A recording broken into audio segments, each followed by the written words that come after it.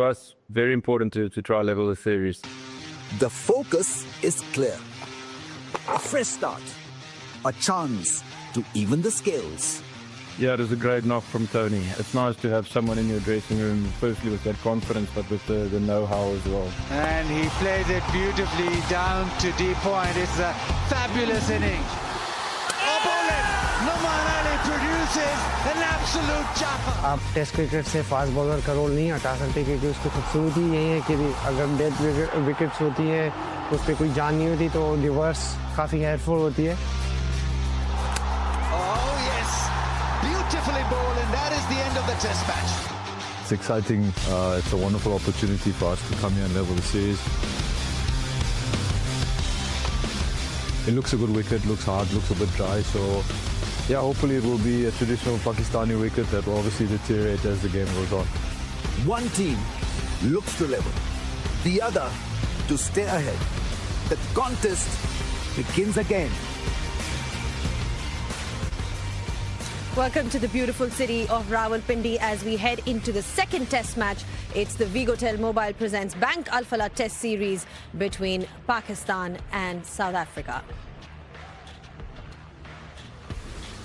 We're great to be back on pitchside. We're here in Rawalpindi. It is an opportunity for South Africa to redeem themselves. Pakistan, of course, will be looking to really win this series, and they seem to be relying on that spin strategy for them. What combinations is South Africa going to go for, or what Pakistan will go for, we'll surely find out, because that's going to be crucial. A quick look at what we had previously as well in that test match. Just a quick reminder of how things went in that first test match at Gaddafi Stadium, Lahore, where Pakistan made 378 in their first innings, with Salman Ali Agha at the top making 93. In response, South Africa were bundled out for 269, with Dazorzi making a fantastic 100. From a Pakistan perspective, the second innings didn't go as well as to plan, but of course it was enough for them to win that test match, Pakistan winning by 93 runs.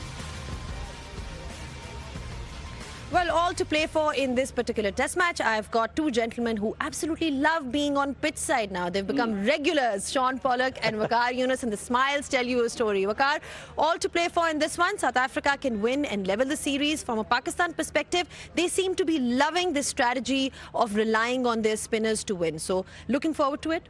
Yeah, very much looking forward to it. And I think Pakistan will be loving it more because of the conditions at home, and they already won up in the series. Only 2 test matches. That's the problem with the 2 test match series, that, once you lose one, you're always catching up. So I think South Africa on the back foot. I don't think it's going to be different to what we see in Lahore. The pitch is going to be helpful to the spinners, and you'll see a lot of spin coming into play very early in the game. What can we expect then from South Africa? How do they come back from that loss and really look to win this one? Yeah, I think they've learned a lot of lessons from that first test. What South Africa's been really good about over the last 2 or 3 years is their character. When they've had their back to the wall, they're showing character, they're fighting back. And in order to go somewhere in this World Test Championship to defend their title, they have to start winning away from home. It's going to be challenging, obviously, this test match, 2 against India, 2 against Sri Lanka in the subcontinent. So they have to find a way. I think they'll change their combinations. Interested to see what teams come out at the toss.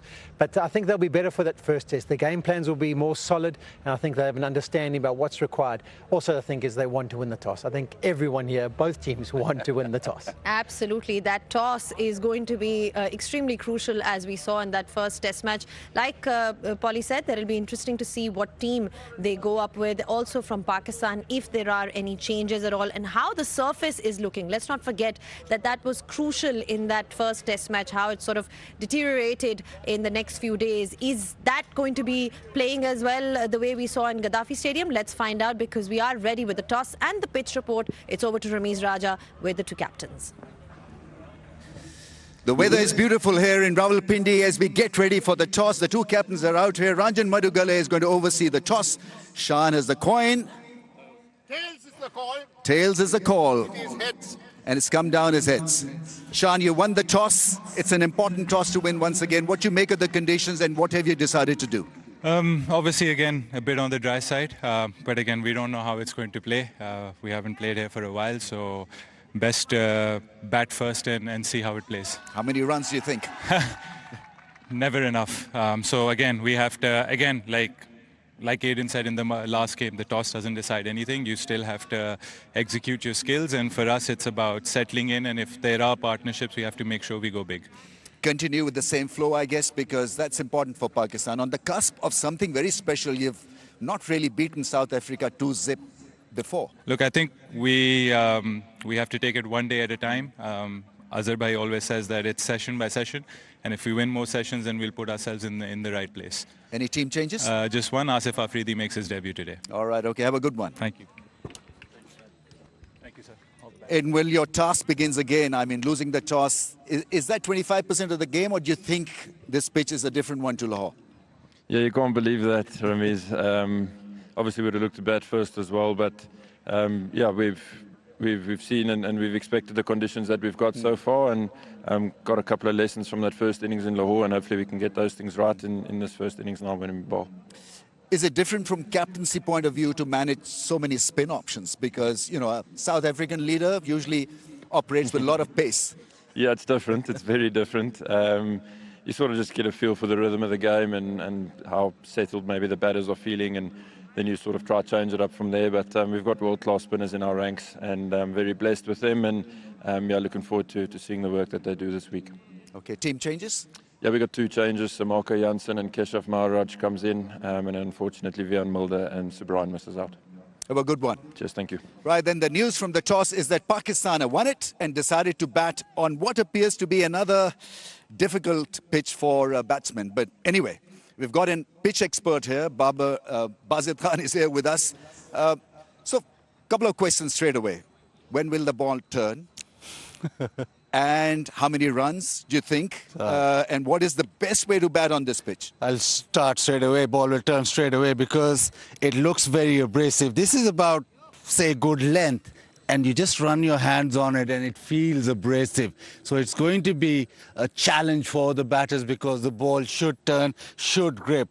I think batting first, obviously, your choice to bat first and then put runs because it'll get probably deteriorate further. You have to be positive. As a batter, especially against spin, you have to be positive. You have to have a couple of shots. I think the sweep shot, again, we saw in the first test as well. The sweep shot, so important. But you have to have a couple of shots where you can either rotate strike or put pressure back on the bowlers. I think this is even more dry than the surface we saw at Lahore, and it's more abrasive. So looking at it, you feel as if this should really help the spinners. You haven't answered the question. How many runs you think? I think the best day would be today. Batting first, you get anything over 275. I think you're ahead of the game. Anything under that, the game does get balanced, but I still feel that it'll be so difficult batting in the fourth. In any sort of total, over 150, you feel in the fourth innings becomes a real challenge. And the fourth innings could be day 3. You've got to manage yourself properly after winning the toss. It's important for Pakistan to get runs on the board. All right, then. Thank you, Ramiz and Bazid. And this is how things are at. Pakistan won the toss and they decided to bat first. One change, Waqar, from their side. Asif Afridi comes in place of Hassan Ali. How do you look at this change? Yeah, I mean, this is a very balanced side. Normally, you don't see any change when team wins the test match, and the conditions are not really changed. Pakistan going with extra spinner in the side. The 3 spinners, Asif Afridi, debutant at the age of 38, plenty of experience. So all these spinners you see at the bottom, Sajid Khan, Noman Ali, Asif Afridi, they all got lots of experience and they know how to bowl on these conditions. But for me, I feel, you know, the team which played at Lahore was perfect, but the captains thinks differently. Maharaj coming in then to strengthen that spin attack, and Jansen. I mean, what do you make of these changes? Yeah, no surprise. Keshav Maharaj has been the #1 spinner for a period of time. So as soon as he's fit, he comes back in. Marco Jansen, I think it's a good call. I like the left-handed option. He'll be effective on any kind of surface and obviously bats really well. Interesting, they'll shift Tristan Stubbs up to #3. But it's all right making changes. Unfortunately, what has to happen is you have to stand up and do your roles. And South Africa will have the challenge of bowling first. I think, as you mentioned, with that surface, it is drier, but definitely harder. So I think you're going to get turn, but it's going to happen a little bit quicker. So those are going to, what the spinners will enjoy, because if the ball does slide on, it'll slide on quicker. And if it does turn, it'll turn quicker. So I think they'll actually be more effective than they were in the last game. I think spinners will play a massive part again. Absolutely. The spinners are going to be in play once again. In case you guys have just tuned in, Pakistan has won the toss and they have decided to bat first. We'll take a breather and we'll catch you guys on the other side.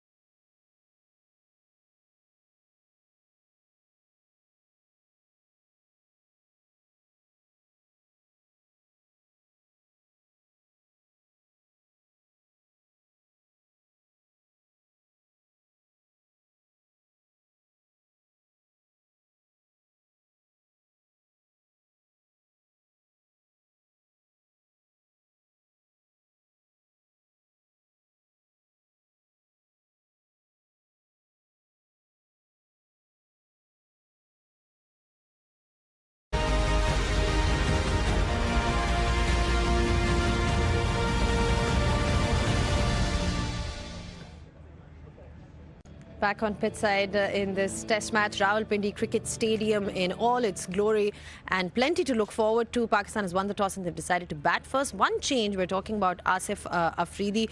Waqar, he's almost like a first-class veteran. You know, so many games under his belt, a very seasoned campaigner, and the second highest to debut in terms of age as well, 38-year-old. So debuting very late. Yeah, I mean, I don't have issues with that. I mean, if someone's performing or someone's really doing well, you should. Misbah played very late. Even Asif Afridi started cricket very late. So, you know, if he's doing well, if he's done well, you know, all the very best. And we all should really pray for him. But looking at the bigger picture, looking at the other side of the coin, I feel, you know, you got good spinners. They have done well. And Abrar was sitting there. Why they didn't bring the mystery spinner who's done extremely well here in here in Rawalpindi against England. So he didn't play. So they brought someone from the first class to play this game. And also, I mean, Pakistan played 2 pacers in the previous match. Yep. And Shaheen Afridi bowled really well. Hassan Ali didn't bowl enough, I feel, that to be recognized that he deserves another game. So I feel for him. I think he should have played this game. And Pakistan got enough spinners in the side with Salman Ali Agha also can bowl that off spin. So, but the captains feel that they just want to go with one pacer. The problem with one pacer is that if God forbid, if Shaheen Afridi breaks down in the first inning, and then you don't have any options. Spinners, you have many options, but pacers, Pakistan known for good pacers, but that can be a problem. The surprise for me is that when you look at his first-class figures, I don't know if we can put his first-class figures up, but he's only got 200 first-class wickets. So he's played 98. He's played a lot of cricket, but if you look at Simon Harmer, I think he's got 992 wickets in his first-class career. So at the age of 38, I'm just surprised actually by how little wickets he's got. But he's obviously been a late bloomer. He's developed his game, and we're interested to see how he goes. I do get the thoughts of wanting to have the second left armour because of the right-handers, but I do get Waka's points as well. And particularly with the surface being quicker, I think that would have suited Hassan Ali better in this match than the surface that he bowled on in Lahore. What about having Janssen then, Polly, in the side? I mean, how do you look at this inclusion in particular, playing instead of Wian Mulder? Yeah, I think it's a tough one on Vion. Obviously, he did well in Zimbabwe. He got wickets, he got runs. So to miss out and have a bad game and then get replaced. But I do understand how important Marco Jansen is. With his height, he's kind of effective on any kind of pitch. He'll also create some nice footholds for the off spinners. Batting-wise, he gets that long stride and he can be quite destructive. So, yeah, I mean, I love to have Jansen back, but I do feel a little bit for Mulder. I think he's been on a good trend. He's been trending in the right direction from his Test career. He'll be disappointed. There would have been discussions. I think Tristan Stubbs might have been under a little bit of pressure as well. He's had 5 or 6 innings where he hasn't quite even got over double figures. Jansen, I wanted to get back in. I just suppose who you left out was maybe the surprise for me. From a Pakistan perspective, you caught up with Shaheen Shah Afridi earlier, and we were watching at the top of the show. He was talking about the fact that how fast bowlers can bowl in any conditions and take wickets. I mean, he was just talking about the role. How important is that to recognize that although these conditions are more favourable for spinners, but he has a role to play? Oh, he's a match winner without a doubt. And, with him playing all formats, it takes a little bit of time for him to get into groove. And first inning was not that great for him, although he didn't bowl that many overs. But second inning, you can see the spring in his feet. And, touching 145 clicks, bowling wide areas, bowling full, and trying to swing that reverse swinging deliveries, and it was wonderful to see him. So I felt that him sort of not playing longer versions for a bit and then coming in the test match, it takes a bit of time. And first inning was that time was taken, and then you saw the rhythm back in the second inning, and he bowled beautifully. I think what I'd say is I think both Rabada and Shaheen Shah Afridi were almost a little bit sulky in the first innings because they thought, oh, look at this surface, what job can we do? But I love the change of attitude for both of them in the second innings. They came in, they had an attitude, they wanted to have a bit of a presence, they ran in, tried to make things happen, and I thought both of them fantastic. So I'm very interested to see what role they play on this pitch. And how do you sort of look at both these spinners when you look at Muthusamy and Maharaj, different in terms of how they approach the game? Yeah, slightly different. I mean, I suppose we always think, well, if you've got one spinner, why play a similar kind of spinner? But if you've got an away swing bowler, there's no real issue with bowling another away swing bowler. They can still be effective. And they'll have their own variations. I think, for example, Keshav Maharaj might have a better ability to get that ball to slide on. He goes wicket to wicket. It'll be slightly different. The actions are slightly different. And as I say, Keshav Maharaj has been unbelievable for South Africa for a long period of time. He's the #1 bowler. He had an injury issue. That's why Muthusamy was in, and he's done brilliantly. I mean, given the opportunity, he performed fantastically with those 11 wickets in that first test. But I think from a pressure perspective, I think Subran didn't quite give South Africa that pressure as much as they would have maybe liked. And I think even with 2 of these left-arm spinners, they can even bowl in tandem. They'll both be effective. And I'm looking to see how the different ones go about their challenge. Pakistan batting then, they got into a good position in that previous test match because they got runs on the board. When you look at that batting lineup, perhaps just the top order, Abdullah Shafiq, need runs from him because that is the key to having a good start. Yeah, he did get 40 odd in the second innings, but the first inning he missed out on a very first over. Rabada got him LBW. So I feel that this batting lineup is really good. I mean, second inning they got a little complacent, I would say. Because they had, such a big lead, so they were not really worried. That's why even 167 they scored in the second inning was enough. But, they've got to be watchful, very careful going into this test match. They cannot be complacent because South Africa, I know and we all know that they're very, very good in bouncing back. So this is a good batting lineup and a good bowling. The only thing missing for me is another pacer. I think South Africa will put them under more pressure. I was chatting with Wakar Ofair before we went on. I don't think South Africa understood what a good score was in that first game. I think they allowed the game to flow too much and ended up giving them 378, was it, in the first innings?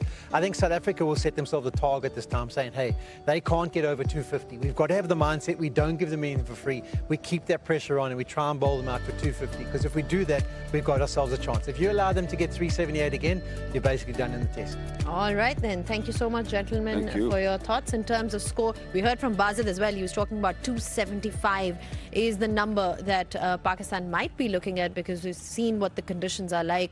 Looks very dry, looks very abrasive, and the one thing is for sure that the spinners are going to be in action once again. Now it's time to take a short break, and when we do come back, we've got all that action lined up for you with Pakistan batting first. They won the toss and they decided to bat first.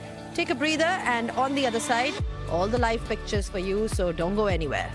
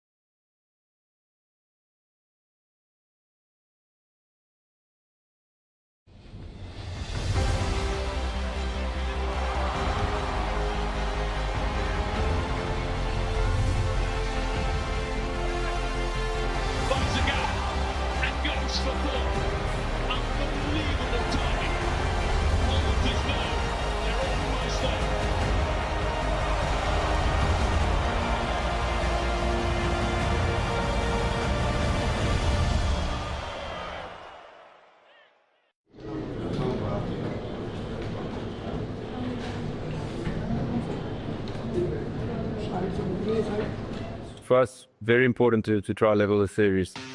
The focus is clear. A fresh start.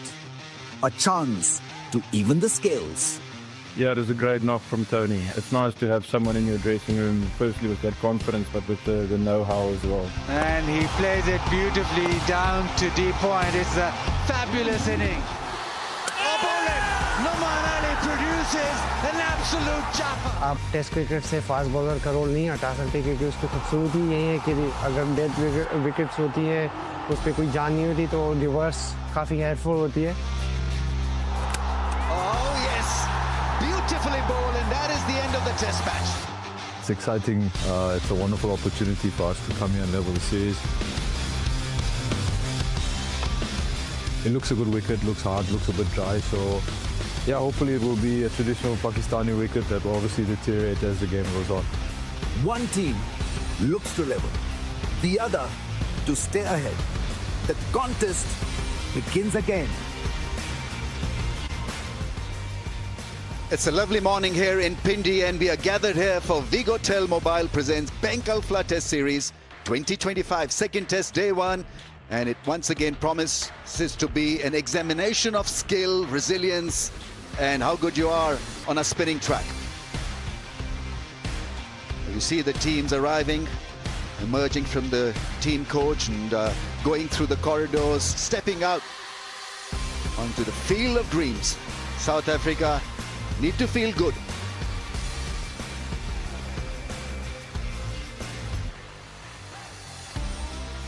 Yeah, Pakistan making a change. And it's Asif Afridi who's making his test match debut. How old is he? 38 plus. And Hassan Ali is the man who's missed out. Otherwise, it looks a well-settled unit. I've got Sean Pollock here with me. Polly, South Africa, all yours. Yeah, they have to find a way to win the next test match, try and level up the series. So the changes, Bjorn Mulder misses out, Stubbs moves to number 3, and then Marco Jansen, the all-rounder, is reintroduced into the national team, and they're hoping he can have an impact with both bat and ball. And Keshav Maharaj has recovered. He did a first-class game back in South Africa, bowled almost 50 overs. So he's passed the fitness test, and with all the performances he's put over the last few years, straight back into the starting unit here for South Africa. Having to bowl first, what impact can those 5 bowlers on the bottom line make in this first innings? A good toss to win for Pakistan. Shan Masood there opting to bat straight away. No hesitations whatsoever. It looks a brittle pitch. It looks a pitch that will offer a lot of assistance to spinners and to some reverse as well. I think it's more brittle than the one that we played on at Lahore. Grassless, few gaps here and there. Overall, ripe for some spin. Right, it was earlier, before the play, that Waqar Yunus caught up with a couple of players. Thank you for your time, Tony, and very, very well played in the previous game. This is your second trip to subcontinent, Bangladesh, and then now. Any different? There's a lot of similarities, but there are obviously differences. I think we saw in that last game that there was a bit more reverse swing on offer for the fast bowlers, but there are a lot of similarities, but obviously there's differences. How hard was the spinners to handle at Lahore?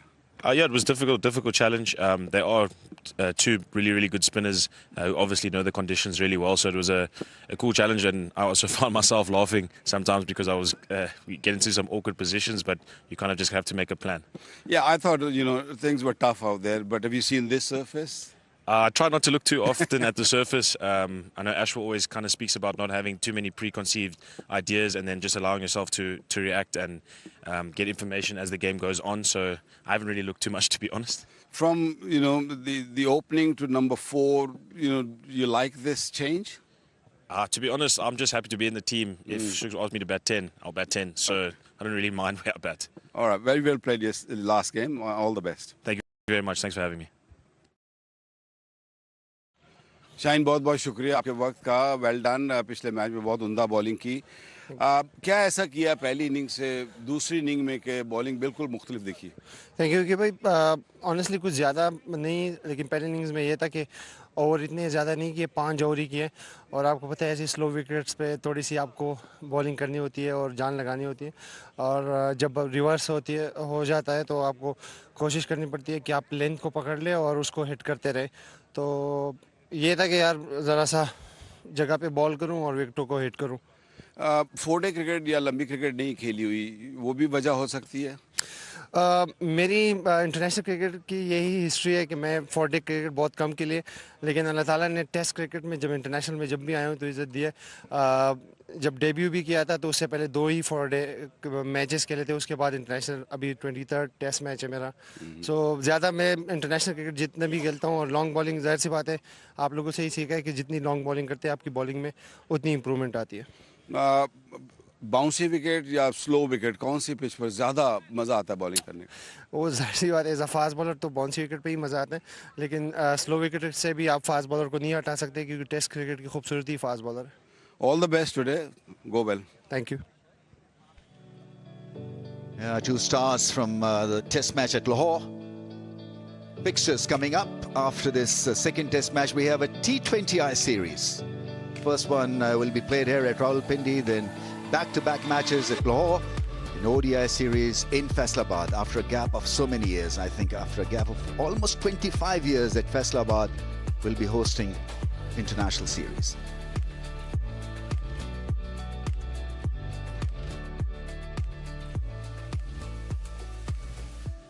South Africa would be hoping to make a comeback by applying the lessons learned from the loss. And they will be led by Aiden Markram. The strategy changes completely on a surface like this. They may begin with a pacer and a spinner from the other end. And how to handle 2 left arm angles, Sean Pollock. So it'll be a first for South Africa. I think after many years, we're seeing 2 left arm spinners playing for South Africa. Yeah, it's not often. I think it might have happened in India with these same 2 spinners in one of the test matches there. But it'll be interesting to see how they get on. I think 2021 was the last time that it happened. Anyway, they'll have to adjust, South Africa. They have to come up with a plan. And the umpire, Christopher Brown, Saikat, Shafadullah, those are the 2 standing umpires on the ground.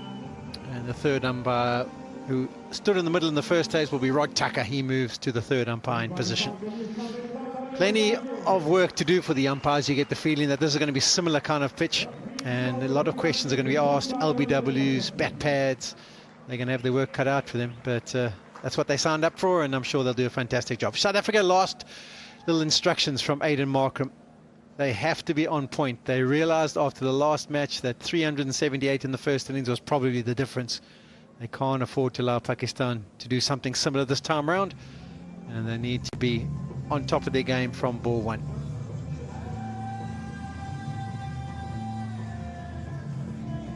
Opening partnerships have been an issue for Pakistan over a period of time now. It's about knitting up partnership.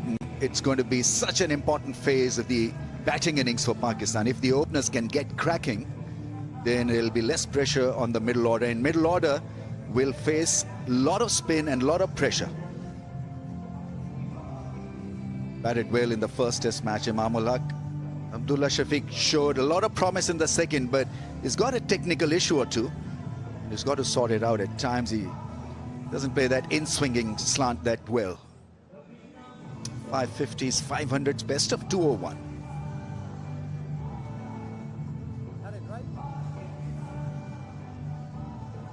Batsmen will have a batting pitch map for themselves.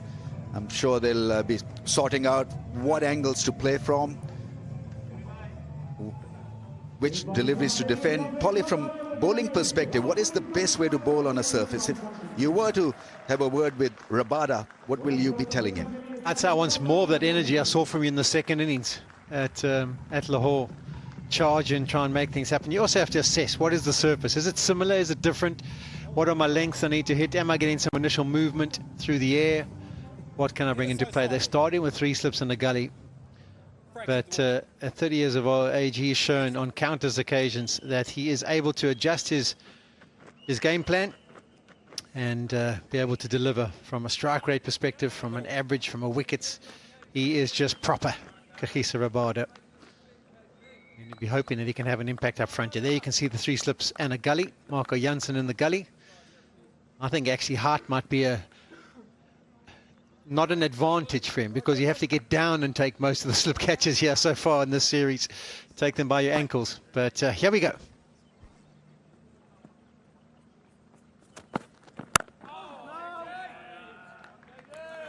I think we're going to get more pace in this surface. It's definitely as abrasive. When you rub your hands on it, it feels like I don't know, trying like a rusty brush. And it's going to have impact on the ball. It's going to scuff it up pretty quickly, and I think there will be turn. But I just think there's going to be more carry, more pace in it. It's drier, but it is harder. So we're going to have to see what impact that has. That first one hit the splice of the bat, so that was good. Be interesting to see the first one that goes through the keeper and hard carries.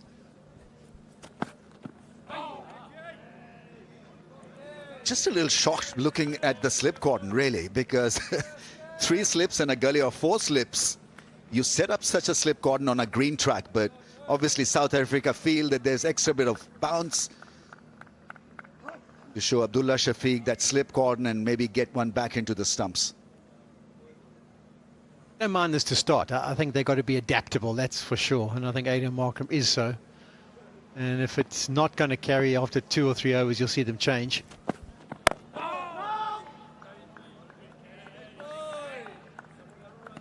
It's going to be interesting to see if Marco Jansen takes the new ball with Rabada. And if he does, whether his extra height extracts more bounce out of the surface. What we've worked out of playing against the West Indies all around the world is that if you're a tall fast bowler, you can have an impact on any surface. Doesn't matter how flat it seems to be.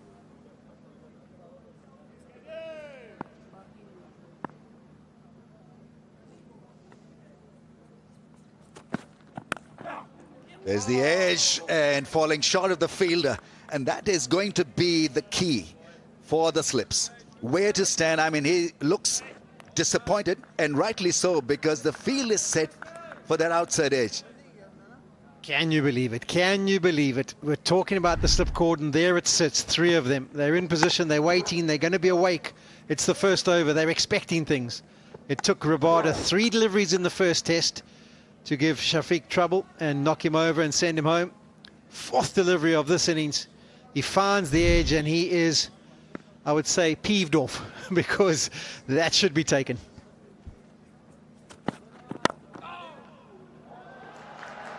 That's gone through the field and probably will hit the fence now.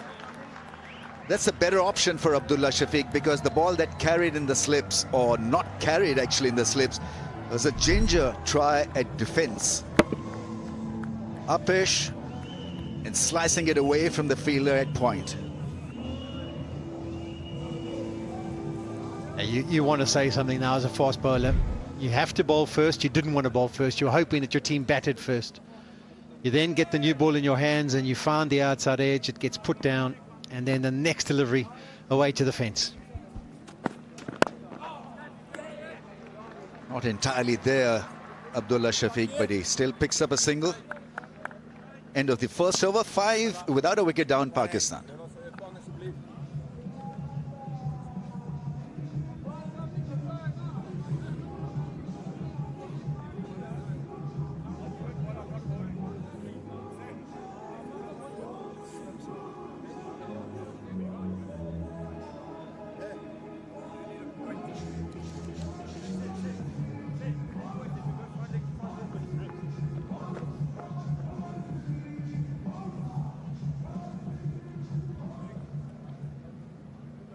Interesting options for both sides. Pakistan opting with 2 left-arm spinners. South Africa also going the same way.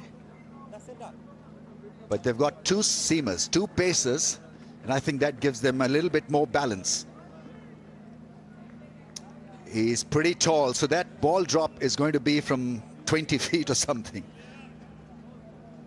The surface is abrasive. He's going to probably get the ball to stick in the pitch and stand up.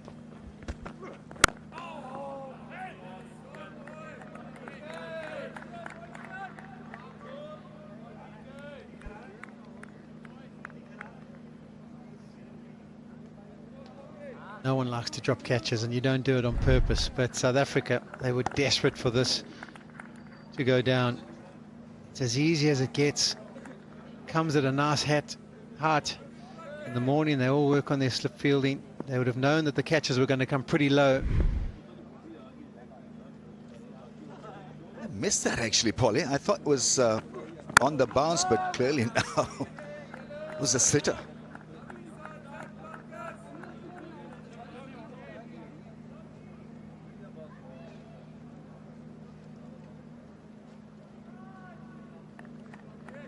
South Africa believe that slip cordon will be in play, and well, Rabada absolutely got it right.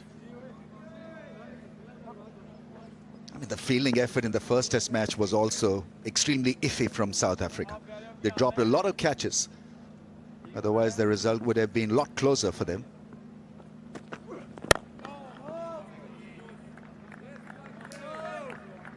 It's too early really to say whether cutters will work on a surface like this. I think right now South Africa will be keen to just bowl the original length and the original seam or swing movement.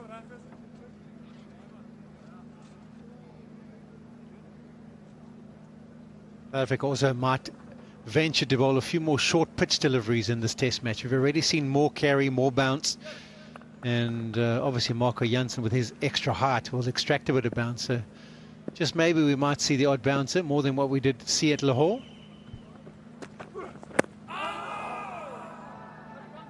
Always have a chance with that angle against Abdullah Shafiq. Any left armer becomes doubly difficult if he can get that ball back into the stumps. Takes a little bit of time and effort really to watch where the ball is coming from. If you're, how tall is he? 6'6", 6'7"? At least that tall. Good seam position. Ball just moving back fractionally. The key to him with that bounce is also the one that just goes straight across. Is difficult to deal with, because if you're drawn into defend it, the extra bounce can sometimes do for you and bring those three slips and gully into play.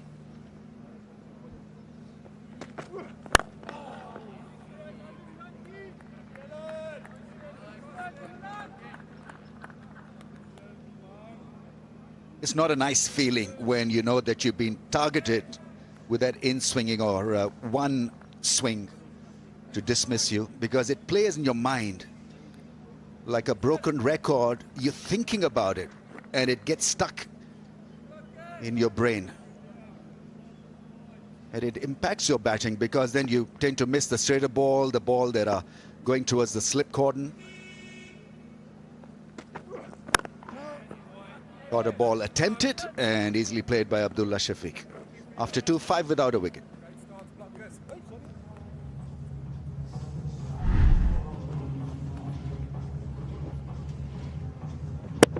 Yeah, I mean, that is not badly played at all. He could have used the crease a bit more. Stuck there on the front foot, and that's the natural tendency, or will be the natural tendency of batsmen on a surface like this. You want to be more on the front foot.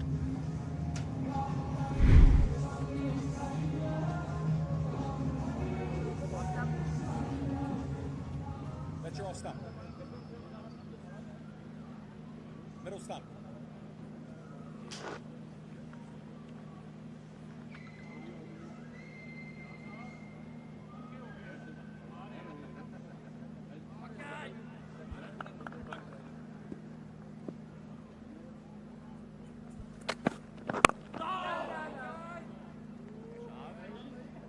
Ball doesn't seem to arrive on that occasion.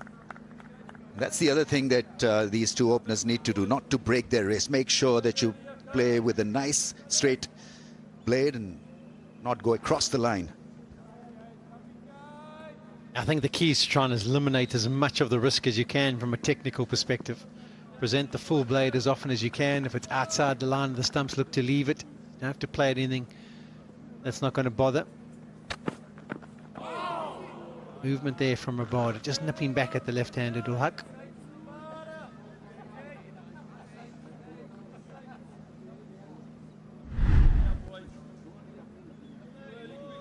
After watching Shaheen Afridi bowl superbly with the old ball, I'm sure South Africa or the South African fast bowlers will have a longer stint now with the ball, because such surfaces do help the paces.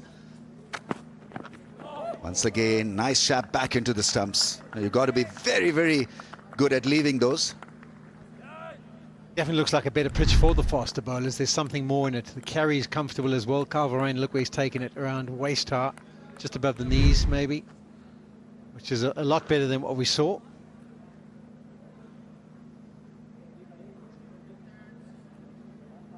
Would you want to have a short leg in place, somebody close to the bat? The movement of him nipping it back at the left-hander, it might be a good idea.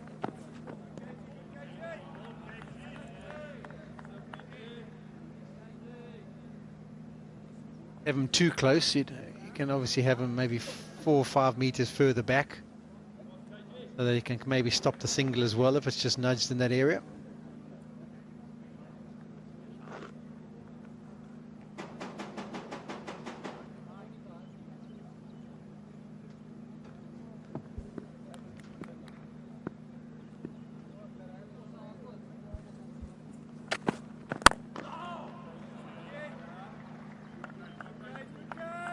You got to make sure that you don't lose playing the odd loose ball, lose out on playing a loose delivery, because that was ripe for that big booming drive. Miscued that one, Imam.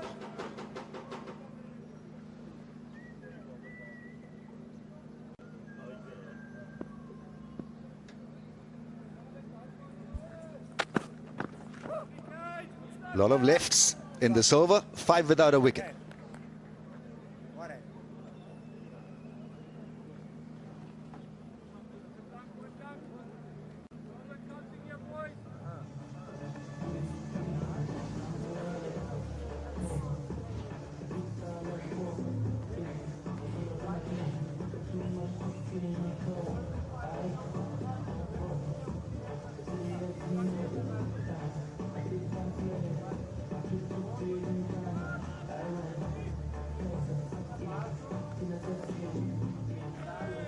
Quite a few players who play spin extremely well. Saud Shakil stands out as someone who's really good against spin. Babar Azam had a good little knock in the second innings. Shan Masood played well in the first. Imam and Abdullah were good as well.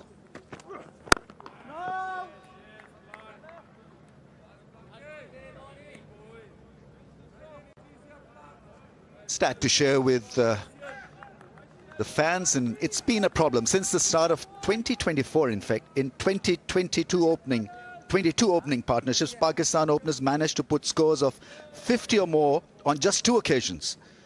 16 of those partnerships ended before the score of 20, and 13 to be exact of them ended before the score of 10. So an issue, and if you want to be the best side in the world, your opening pair has got to deliver.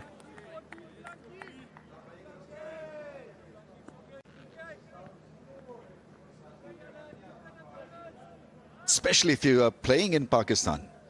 On such surfaces, the ball doesn't really hit you hard from technical aspect, unless you have a surface like this. But even then, for an opener or an opening partnership, batting can be easier for the first 10 overs. You can see the amount of cricket played by India, England and Australia there.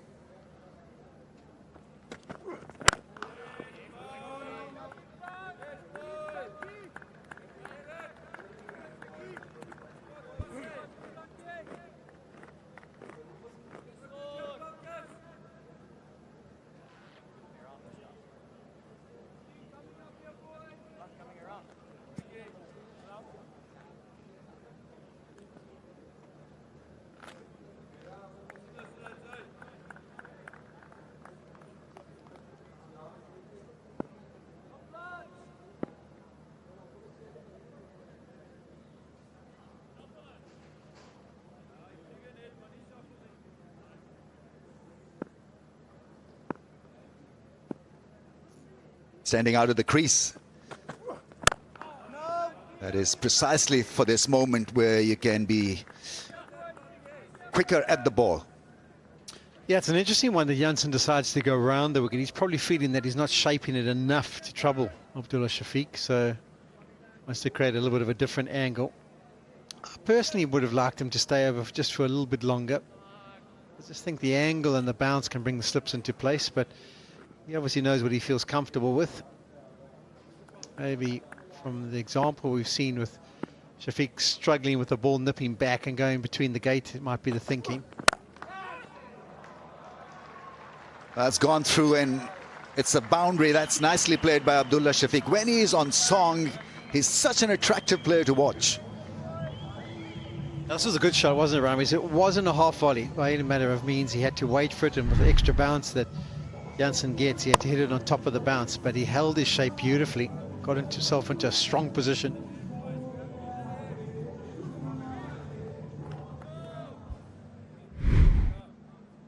In that angle, around the stumps angle, making it easier for Abdullah Shafiq to go for that cracking drive, and after 4, it's 9 without a wicket.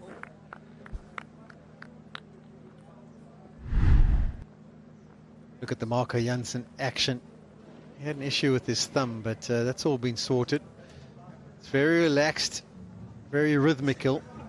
Gets into a nice strong position, and then uses his heart as best he can, bowls from a nice hard point. You've always just thought maybe he could use that right arm just a little bit more, but that's searching for perfection.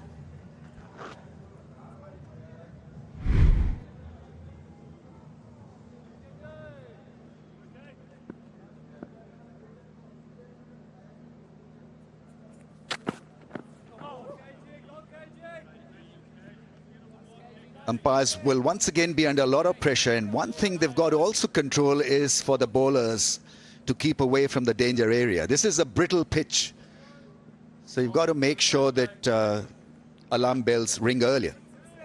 Yeah, they didn't have to worry about it for 2.5, 3 days in the first test, did they? Because the fast bowlers only bowled very limited spells. Milder was 2 overs, Rabada was only about 10, Shane Afridi and Hassan Ali were only about 6 and 3 between them.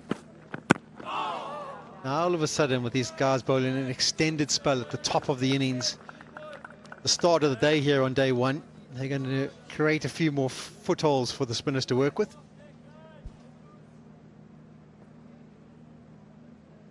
Abrasive, and it's very dry, so it's going to crumble quickly.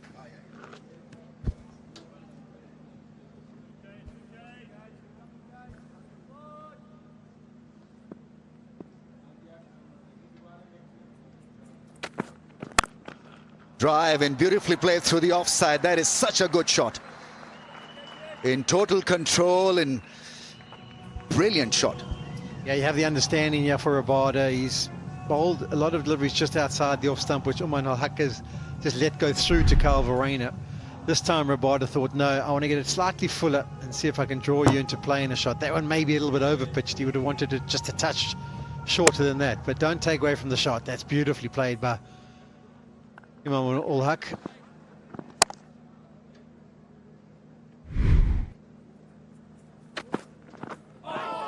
That's a lot better. Very good comeback from Rabada. Hitting the length.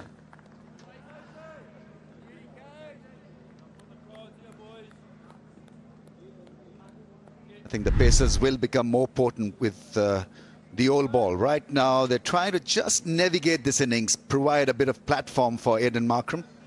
If they can get a wicket or 2 with the new ball, that'll be such a great head start for the spinners.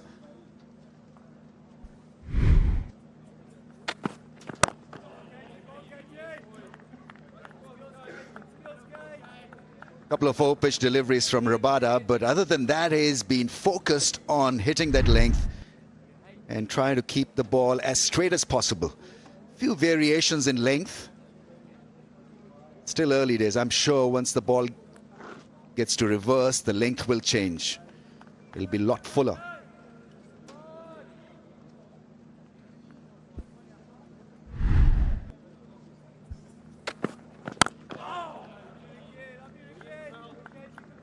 "13 without a wicket after over number 5.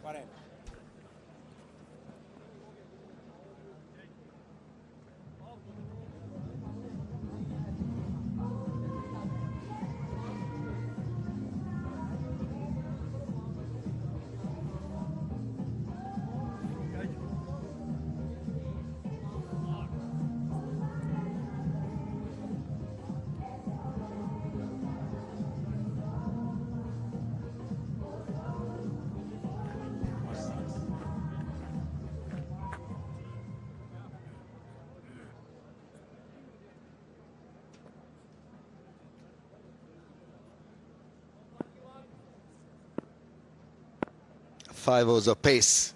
6th over in progress.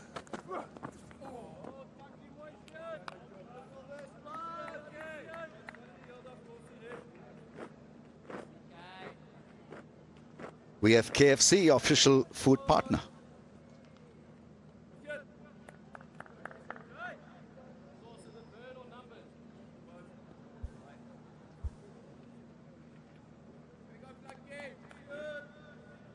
What is the captain thinking? When to bring on a bit of spin?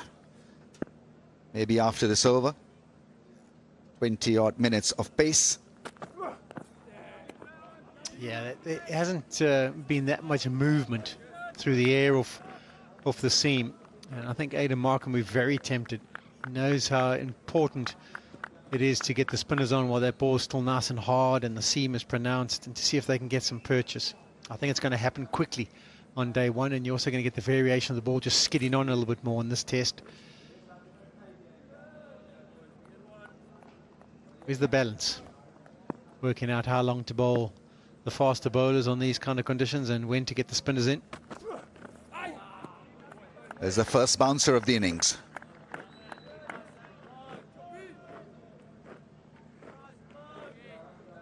Asked him that question at the toss as well. Aidan Markram. How tough is it for a South African captain to manage so many spin options? It can be tough, alien conditions, even though they saw what happened at Lahore, so have a little bit of better, sort of a fairer idea of how to approach the contest. He's going to be the key, Keshav Maharaj. Well, there's also a case of when you decide to go to your left-arm spinner, who do you go to first? Because if you had to say who was the #1 spinner for South Africa, you would say Maharaj, but he's been out injured. And now Mutasami comes off 11 wickets, so it's a bit of a decision, isn't it? Like, who do you throw it to? You've got a left hand and a right hand at the crease, so you could go Harmer as well, who bowls nicely with a relatively new hard ball. I think they're all swinging their arms saying, I'm ready if you need me, Skip. Yeah. Well, the skipper's got to have a clarity in defining their roles. Oh, beat him. That in-swinging angle is not a happy medium for Abdullah Shafiq. Yeah, this is what I suggested. It's the reason why I thought he was going around the wicket, is to create this exact delivery. On the angle, Shafiq has shown a bit of a tendency to struggle with the ball nipping back at him. There was definitely a noise as it went past. I don't know if it made contact with what it hit there, but maybe we'll go up to Ultra Edge and see if we can hear where there's noise. Aidan Markham's going, did that hit something?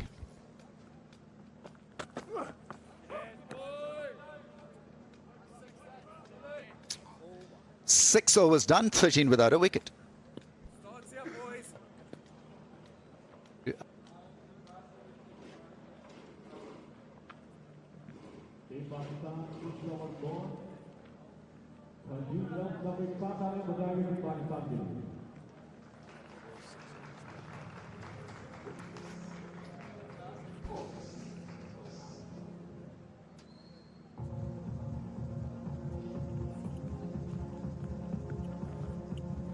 Rabada has been miserly and unlucky. Oh, that did hit the stumps. Ultra Edge, they're confirming that the ball did hit the off stump. Yeah, they've been unlucky. Catch has gone down. Ball has hit the stumps. The zingers have not really shaken at all. Umpire's call. Correct. Inside edge. And the ball is well fielded. Well done. Full length dive. Bit of desperation in the field will help Rabada and company. Mutasami there. Another inside edge. That one may be skidding on, staying a little bit lower than Ul Haq was expecting. Mutasami gets his hand on it. It's just got to check whether he's touching the cushion when the ball makes contact with him. No. Oh, he's done pretty well. Through the legs. Yeah, grabs it. And I mean, he is so close to the cushion. You think that if he did make contact, he would have just said, no, I have touched the cushion. It's 4. So many things he did well there, Polly. I mean, that full length dive, making sure that he had his eye on the ball, very close to the cushion, to the boundary rope, and then he recovered so well. And I think it's a great save. I don't think that Pakistan are going to get 4 runs here.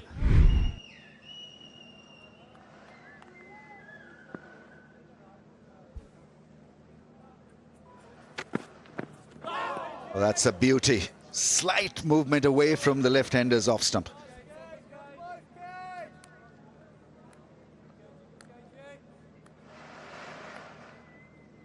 Yeah, we haven't got this replay on the big screen. I think the South Africans might be a bit disappointed if they do see it.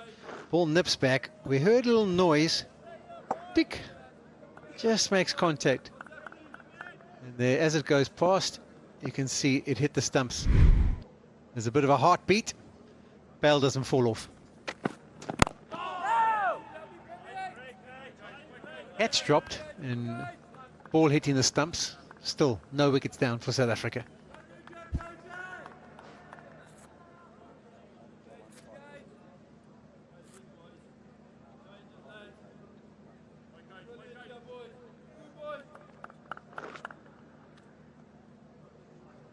South Africa need to just keep at it.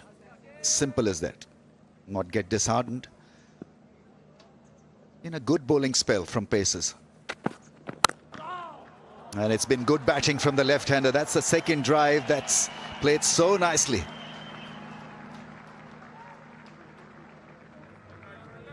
Yeah, once again, nothing wrong with the length of this delivery from Rabada. This is just quality. On a flatter surface like this on day one, you can just play that shot. On something that's got a little bit of seam movement and maybe movement through the air, you're probably looking to shoulder arms and let that go through. But they'll feel like they're in now. It's been over 6 overs, and that's wonderfully played again. Extremely well balanced. Body weight into that drive. We're always looking for a bit of rhythm in batting, and Imam seems to have that rhythm. He's on 10 now.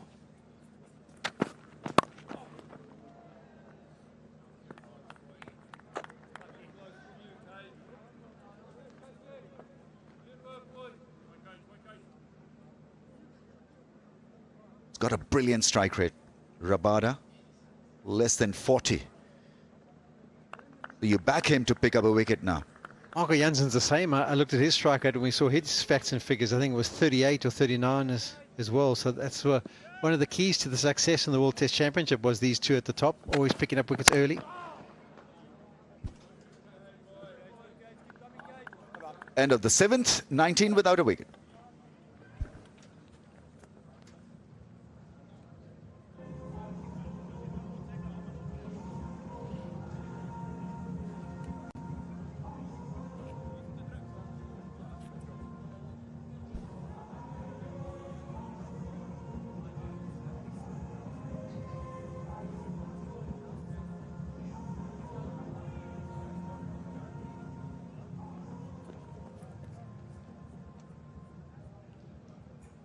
Well, there's a reason why he's in the top 2. Rabada, beautiful player, bowler to watch. Gets the ball to seam and swing and bowls at hard length, adjusts so well to the conditions.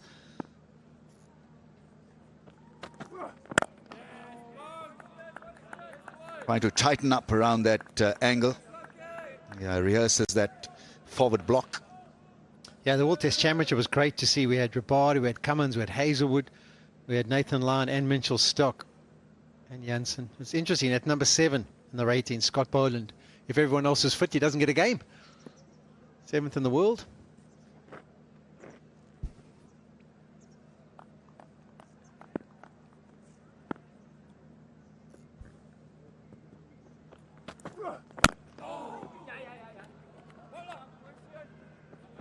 He's driving on the up, Abdullah Shafiq, taking a little bit of risk. But you can see clearly he wants to break the shackles. He wants to be dominating through the offside. He wants to negate that angle.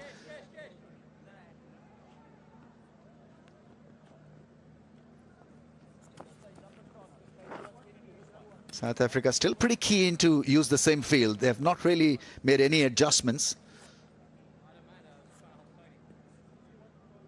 Strong presence of fielders in the slips. Yeah, there's no real need to change it, is there? I mean, there's been a few edges. One obviously went to slip court, and we've seen the one nip back and hit the stumps, and a few play and misses. That's probably why they've also given them an extended spell, because the captain, Markham, feels like there's going to be something happening for these fast bowlers.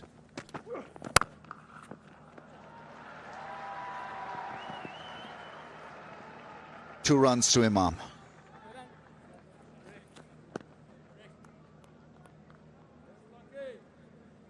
Pakistan's leading home appliances brand, Super Asia.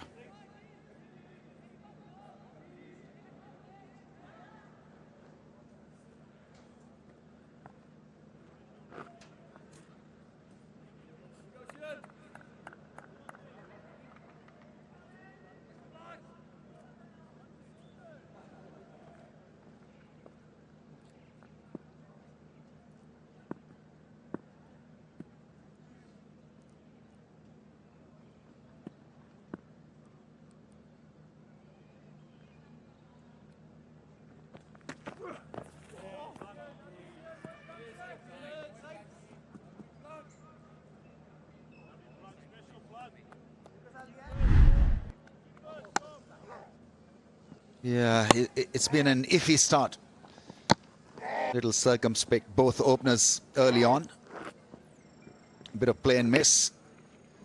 Few inside edges, and then Imam ul Haq warmed up to the task. He's played a couple of great drives since then, on 12 from 20. Pakistan kind of desperately looking for a good solid start here. Excellent running. You've got to do that. Rotate the strike. Those see they are doing well. Full length dive to stop any overthrows.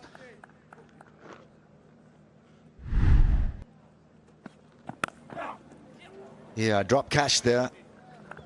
Not a hard one. Had a lot of time to see it, seize it. Then that one nibbling the stumps.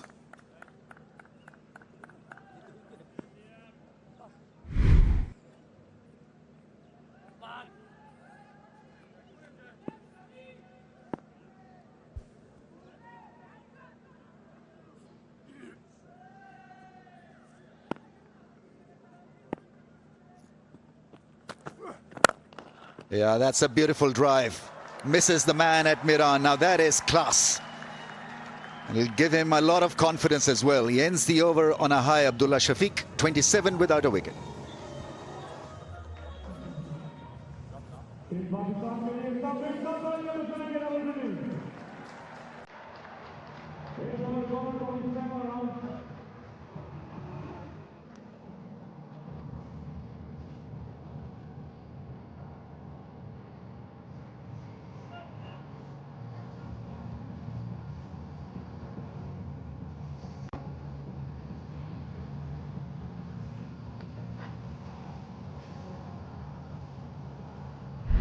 Abdullah Shafiq likes to get on that front foot and hit down the ground. That one didn't seam back in, so it's all good.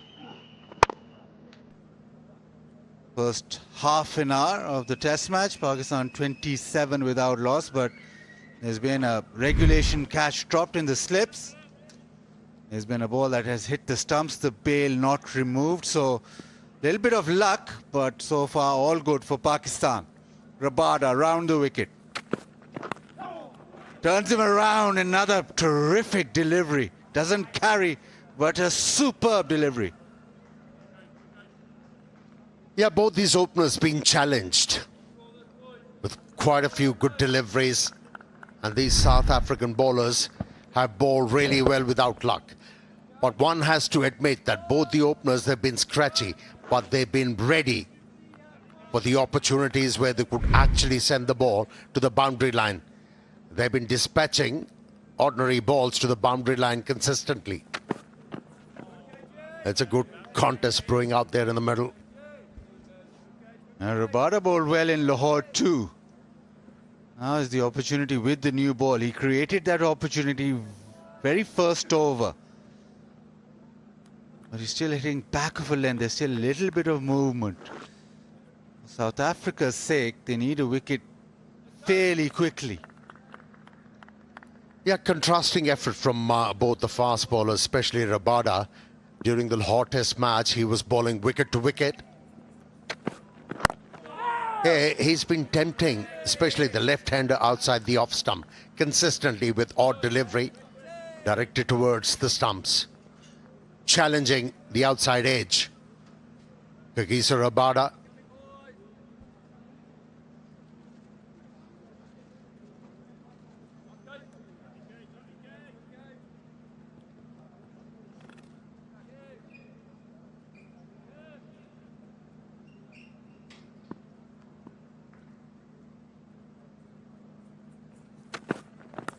Edge and doesn't carry. Yet again, that length consistent from Rabada. Yeah, must be wondering, Kagiso Rabada, what do I have to do special to be able to pick up a wicket here? I bowled so well. Played with the softer hands. This is going to happen consistently. Ball falling short of the slip fieldsman. And during this test match. Amma just had a look at the keeper. But I reckon it's too wide.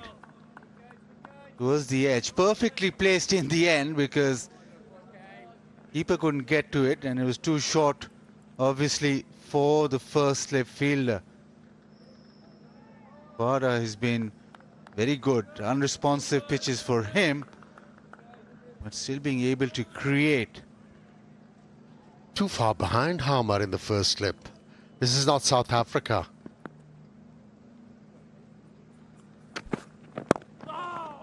This time the inside edge runs away. There'll be a couple of runs. So Imam using all his bat, the outside edge, the inside edge, but still carrying on. It's 29 without loss.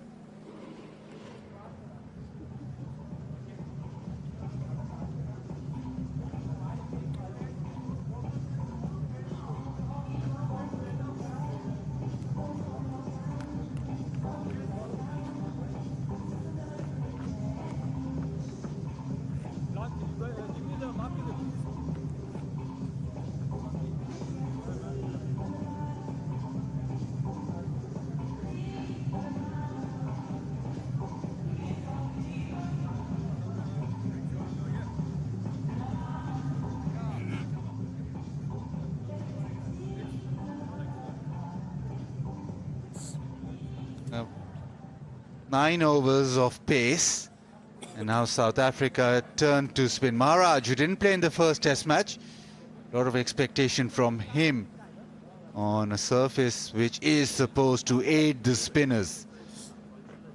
A very accurate left arm spinner. He's got plenty of variations.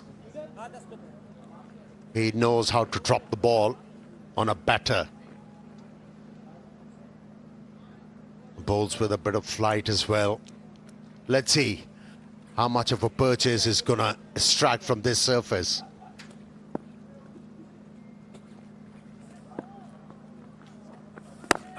Starts off as he does on a length for this test match. He's playing a first-class game, working on his fitness now. South Africa really need him.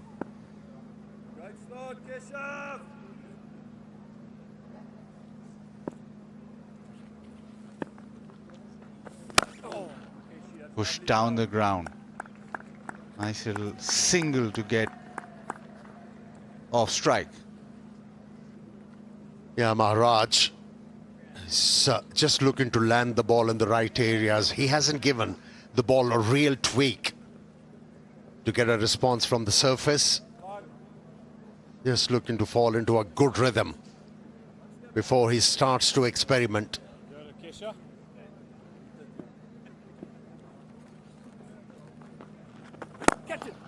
Down the track, Imam does this well. He tried this in the previous game too, where he, in the first inning, was able to just use his feet. That's his way of playing against spin.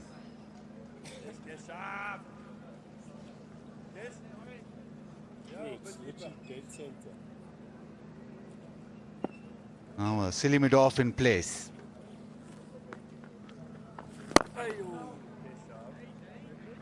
So far, nothing from the surface. It's working into his spell is Maharaj, but no real turn.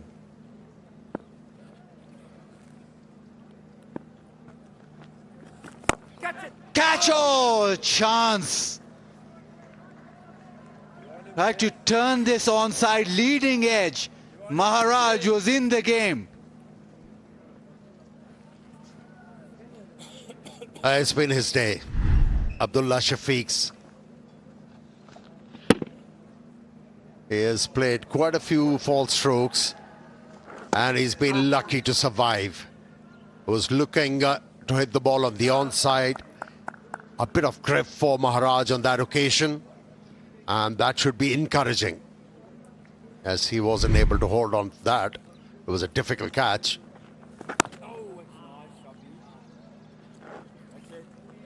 .32 without loss.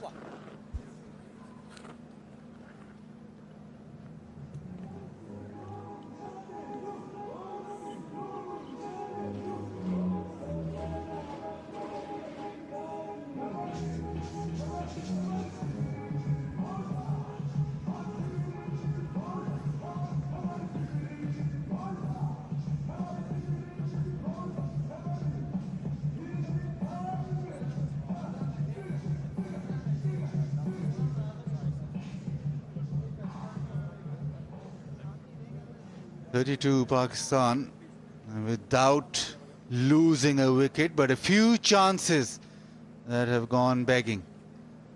A couple of chances, one very straightforward. That last over, Maharaj, well, he could have backed himself to take that cotton bowl. Spinners of their own bowling are superb. Rabada into his 6th over. South Africa uncharacteristically dropping chances which we don't associate with any South African team. There it is, there's that leading edge. He got to it and just went through his hands. I'm very disappointed. A full-length dive, but still couldn't manage to hold on to it. Maharaj. He started to middle the ball, Abdullah Shafiq, which is good for Pakistan. And you have to say it's a reasonable start for Pakistan, especially with the fact opening session of a test match, if you go unscathed, that means foundation being laid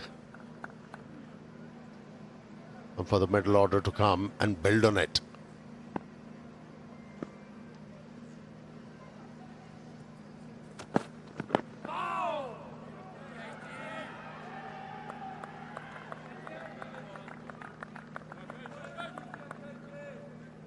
Super Surf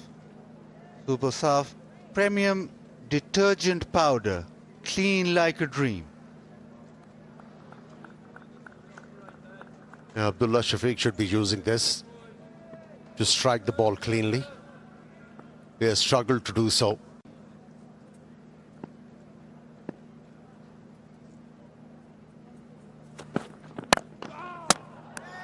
Oh, hits the stumps. Sometimes you can hit it too straight.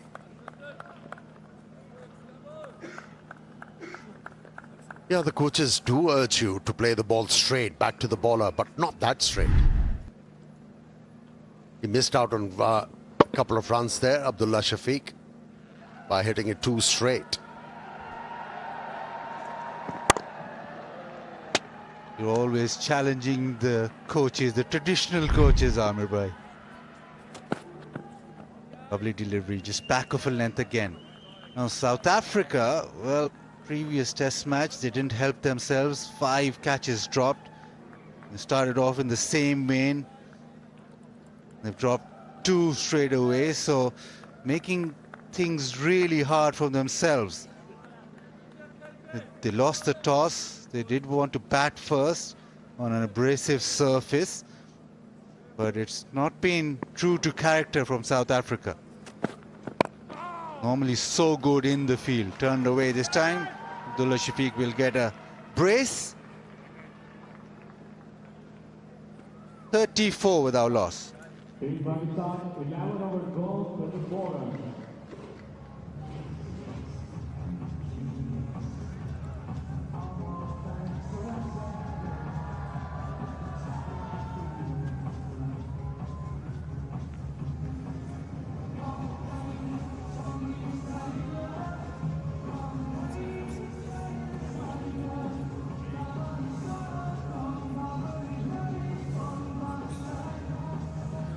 Rawalpindi Cricket Stadium, boutique little stadium, lovely setting.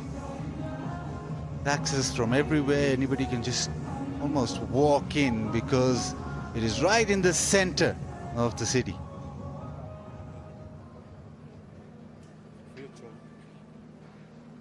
And not too far from the twin city, Islamabad as well.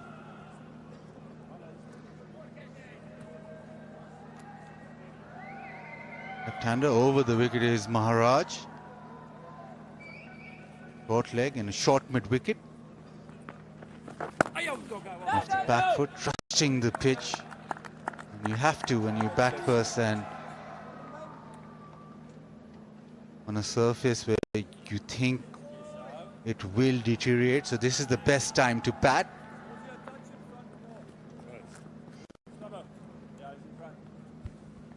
Yeah, as compared to Hall, it doesn't give you the impression of scorched earth.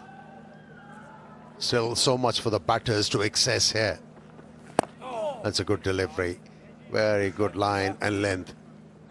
With a bit of flight as well from Maharaj. And tempting the left-hander to hit the ball against the turn. Played it intelligently. And as a batter, Imam has an exceptional record at Rawalpindi Cricket Stadium. Loves to bat here. All 3 test match centuries here. Averages 147. It's the ground that he just wants to play every day on. Did you develop any affinity to a ground where, Bazid, you felt you're going to go there and get runs? I love playing at LCCA. That was the ground where it was quite flat. But throughout your test career, this is the question that you should answer.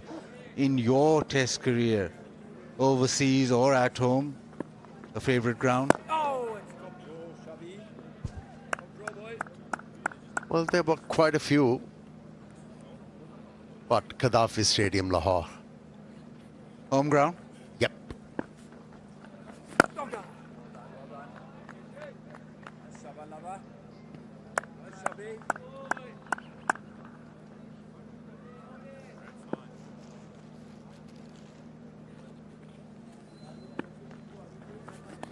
Nicely bowled, doesn't carry again. Little bit of turn, bit of purchase. The edge found, but doesn't carry to Markram at first slip. 35 without loss.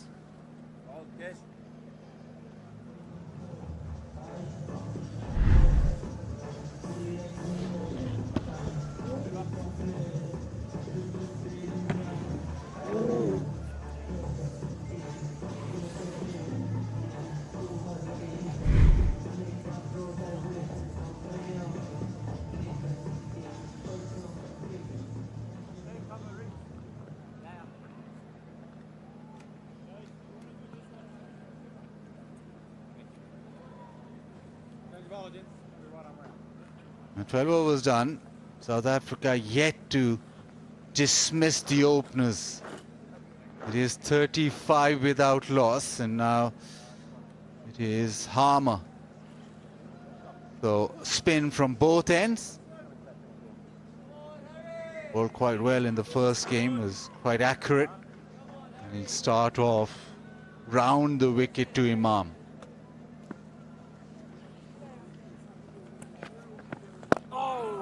On a length straight away.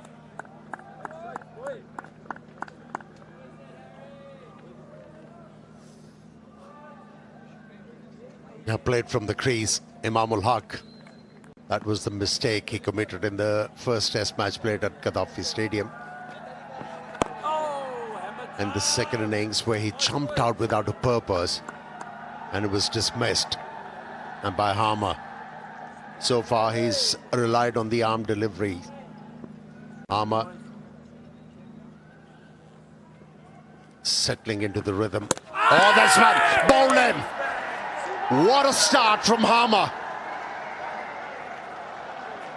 Change the trajectory, give a tweak to the ball, and the pitch responded. This is a big wicket. The faster bowlers struggle to dislodge the openers, and it's the off-spinner who came to the fore. And what a delivery to bowl to a left-hander. Just a little bit of drift back in and then pitches and turns. Pitches leg and hits top of off. Imam, for once, fails at Rawalpindi, out for 17, 35 for 1.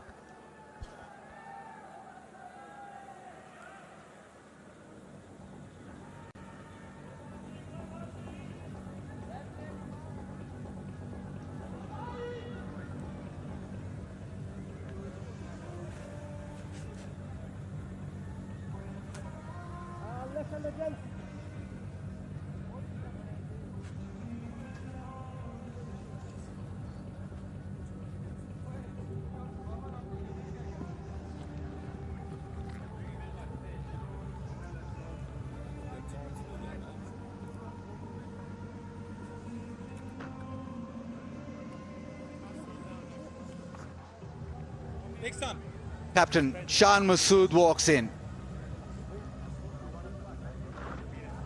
Average of just over 30, best of 156. Will be challenged with the off-spinner straight away. Harmer with a terrific delivery to dismiss Imam. Now how will Shan Masood take on spin? Normally he's quite aggressive, but it is an in-out field. Once you're in the dressing room and you see the ball turn from leg to off and hit top of off, just be a few doubts.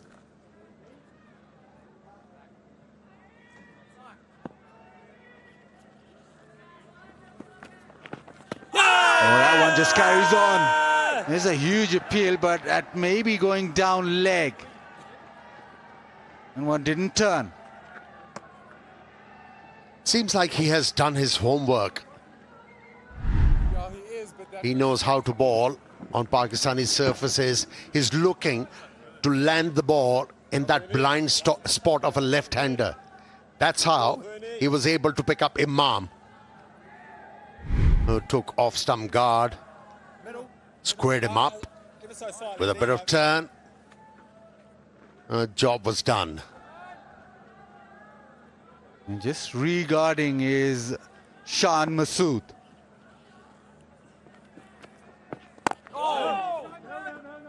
Little poke at that one. Next in, Babar Azam. This is that delivery. It pitches almost leg stump, hits top of off. That is probably the perfect delivery you want an off-spinner to bowl. Especially if you have a guard as a left-hander of middle stump and off stump. You are blinded with that line. Intelligent bowling. Oh, inside edge. He is very good at short leg, almost did carry. A testing over, successful over. 37 for 1.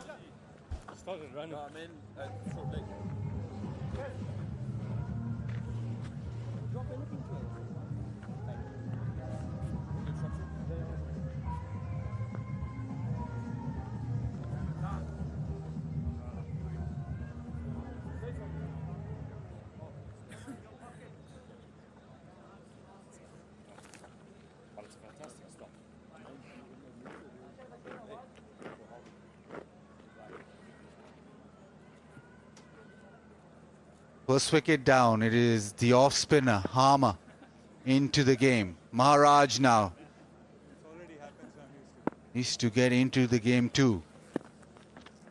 Abdullah Shafiq punches it down the ground. Get a single. Maharaj could have been in the game or dismissed Abdullah Shafiq, but he has to Now try and exert the pressure. Make sure that there are no easy runs. Now Shan Masood with the left arm spinner. He normally is very good down the ground. Hits it over the top. Midoff is saving the single. Midon is hovering almost all the way. But normally Shan Masood will use his feet and try and hit down the ground.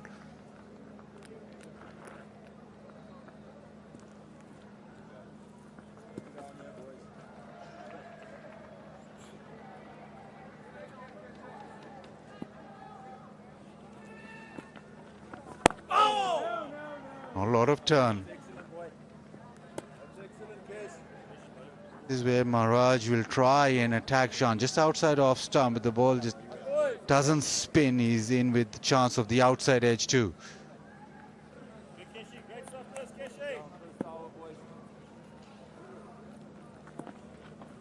Tries to sweep, almost. It's a nervy start. It is. Not looking confident, Shan Masood. Very lucky. Got inside edge of the bat. Another one trying to get after Maharaj. Wants to get out. So the EV car changed the game. Go electric. Go Zeo. Inverect solar energy. Now 7 deliveries and he hasn't got off the mark. So just playing on his nerves a little bit. He's played a couple of shots. Now this is where Maharaj has to hold his nerve, and so does Shan.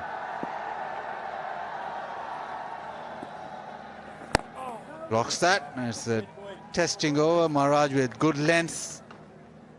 And after 14 overs, Pakistan 38 for 1. And it is time for drinks.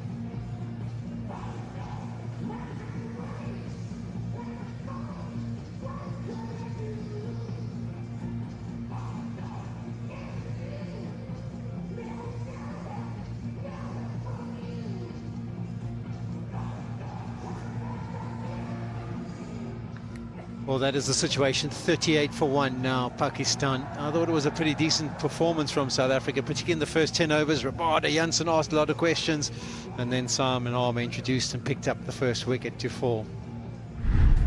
Very good from him. This is the wicket, and that is a feature of delivery. Drifted in, perfect length, bounces, turns, just clips the top of the off stump. Whether you're a fast bowler or a spin bowler, that's the area you want to hit because of the length and what it does to the batters. So that was quality. Here's his other deliveries. No such purchase. And then landing in a similar area. Getting the ball to talk on that one occasion. A bit of variability to his bowling, and that's why he was effective enough to pick up that first wicket. Makai, been impressed with the bowlers so far? Very impressed. Especially with the faster bowlers coming from Lahore and playing on a real slow surface. Came here, one change, Jansen coming into the team, and they're both, Rabada and Jansen's, kept the pressure on Pakistani batters. They shown a lot of disciplines. The areas they hit, they were in the game all the time. But some poor fielding once again from South Africans, especially when you talk of the catching. The cotton ball opportunity was there for Maharaj, that gone begging, and then an easy catch in the slip. Abdullah Shafiq was the man. Yeah, he's been given 2 chances. You know, he'll be hoping to cash in on that. 19 he's got himself to.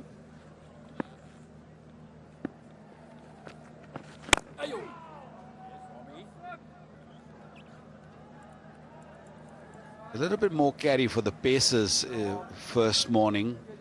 But the spinners, the couple of times ball gone in the slip and it just died. Didn't really carry. But for Rabada, there was a little bit more in it for the first half an hour. I suppose the challenge for the slip cordon is how close can you get? Aiden Markham, he looks like he's very close there at slip. But we always used to have the strategy, rather let it carry and you drop it, than drop short and you never had a chance. But he is relatively close. I think he snuck up a touch. Probably going to get most of the catches below knee height. That one's sliding down. But that is the variation that Harmer possesses. He gets the odd one to turn and then the odd one slides on. That what causes trouble for the left-handers. Coming around the wicket to the left-hander with a newish ball, it's always good for the off-spinner because you never know which one's going to turn. And sometime, you know, we saw to Imam the ball ripping. It is all you need to do is to make sure that you just keep bowling in that region. The one will just skip and hit the pad, and if one spins, that will create a lot of doubts in Shan Masood's mind.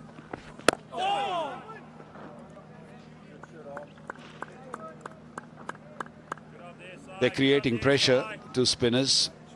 Shan Masood still hasn't opened his account.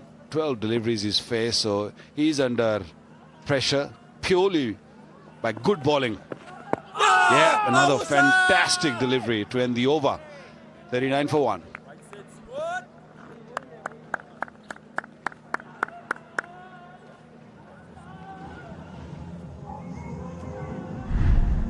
Confirmation of this one, sliding down. Umpire's call on contact, but comfortably missing the stumps. But I do feel South Africa's battle hardened after the first test. I think they were a bit, attitudes-wise, they weren't as sharp as they could have been in that first innings of the first test. I think this time round, it's been much better. What happens in a test series, doesn't it? You learn your lessons, and you've got to learn them quickly. But there's been no free balls to be put away. The pressure's been held. Just 39 in the first hour and a bit. That round on one Keshav Maharaj has developed to try and get the ball to undercut, go on straight, not purchase.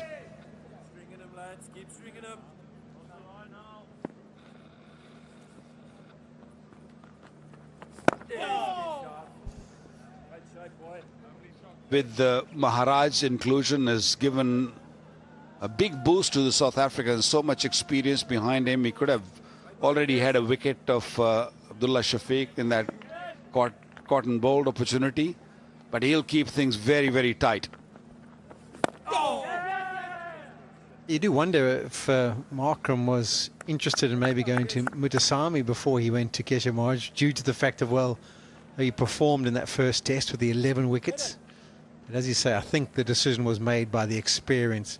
Maharaj hasn't let him down. 3.3 overs, naught for 6, could have had 1 for.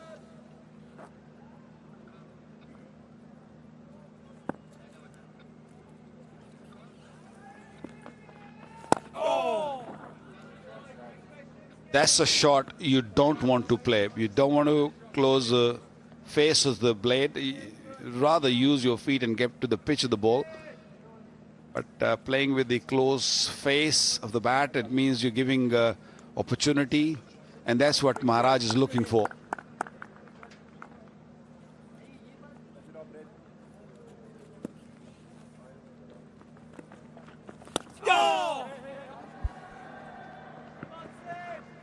Eventually, Shan Masood gets off the mark. Keshav Maharaj never got more than 3 wickets in an innings against Pakistan, which is a bit of a surprise to me. He's picked up 15 wickets in 8 innings. So what did that be? That would be 4 test matches. Hoping to change that in this test match.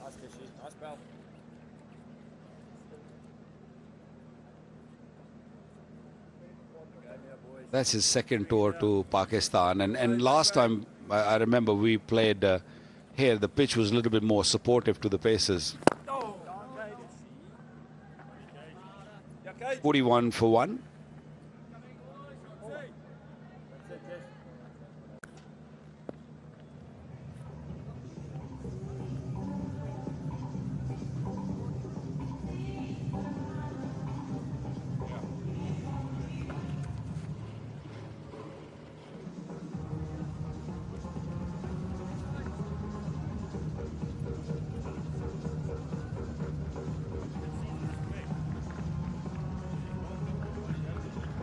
It's a pretty warm day out here. You'll notice if you have a look at the flags, there's not a breath of wind at the moment. It's very still.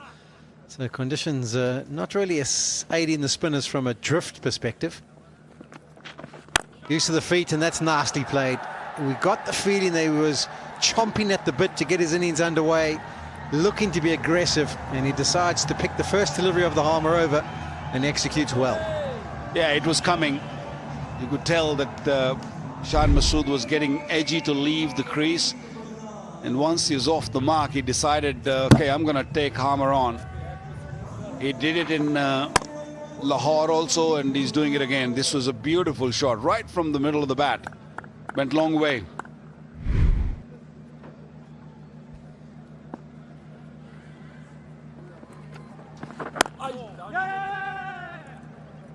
Use your feet often just makes the spinners just bowl a touch flatter. Have a look at the different speeds. First ball of the over, 82 kilometers per hour. That last one, 90 kilometers per hour.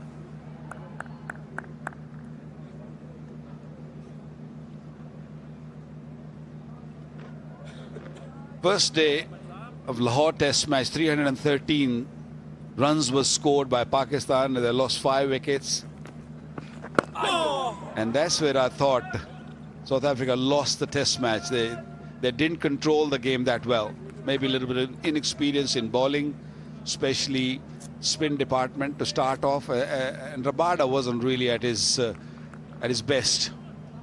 Second inning was much better. And even today we saw him running in hard, hitting the lengths right.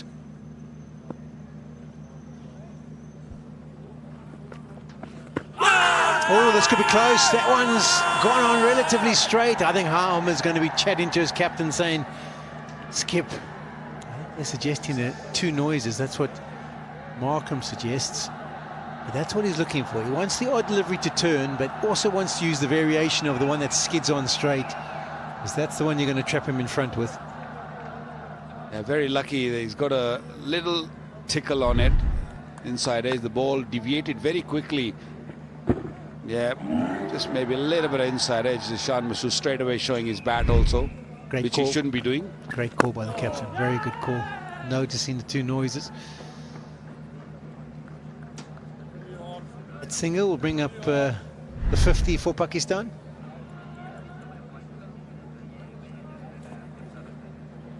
Yeah, normally Markram just have a little word with his wicketkeeper or a bowler, but this time around, no. He was so sure that the ball hit the bat first.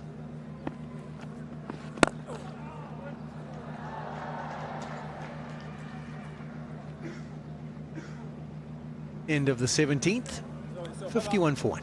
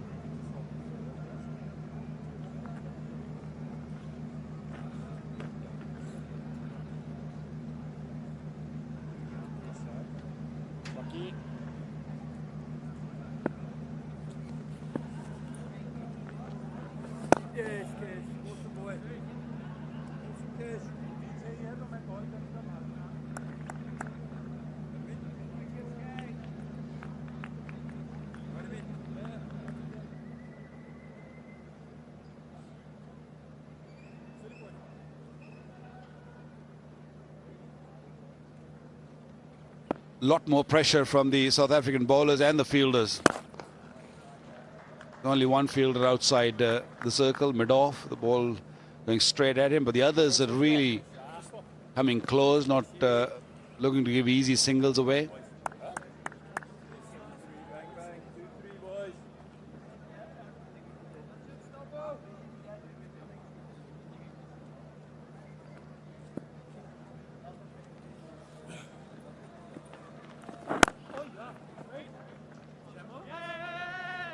Oh, nasty run through. Placed that purposely.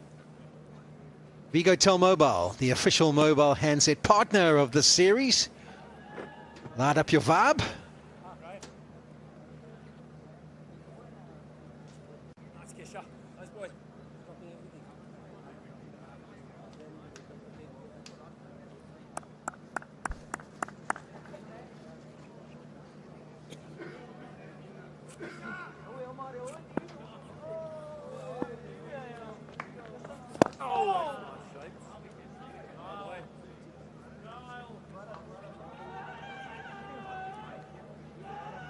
Using the variations, Maharaj slowing the pace down at times and then also a little round arm at times.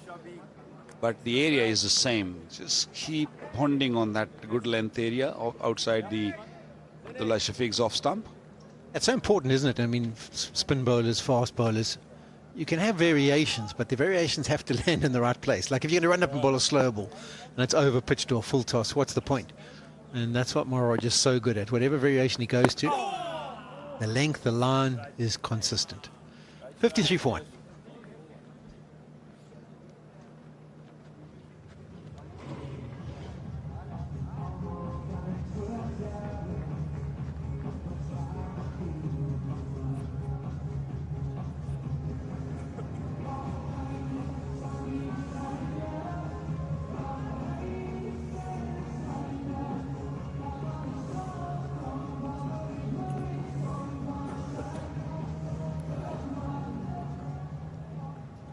Oscar's dropping his standards. Normally has a jacket and tie, but we'll forgive him because... Oh, okay, so it's too hot out there. Well, you're forgiven. But it is there. Oscar, just check. Let's check that you have still got it. Oh, you're going to do some push-ups.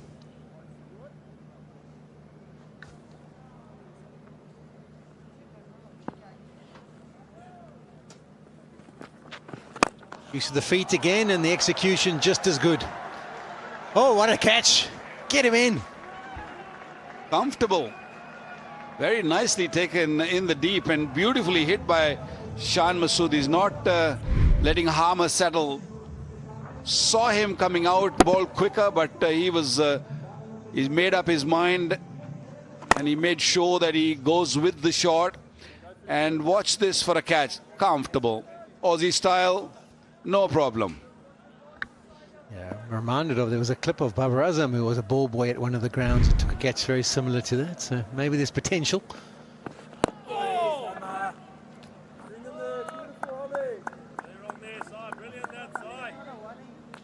DJ keeps telling us that he's doing all these matches. Apparently, officially, it's his 250th test today. We'll have to go and check our stats out. Yeah, we've got to have a book. We've got to put everything in record, that who's done more games, who looks the smartest. And yeah, PJ's been around for a long time. Good man. 250 games. Wow, that's he claims it, which I think he's right, because I've been watching him for a long time. He was full of beans this morning. Manchester United got over the line last night. Yeah, look at him. Go, you good thing.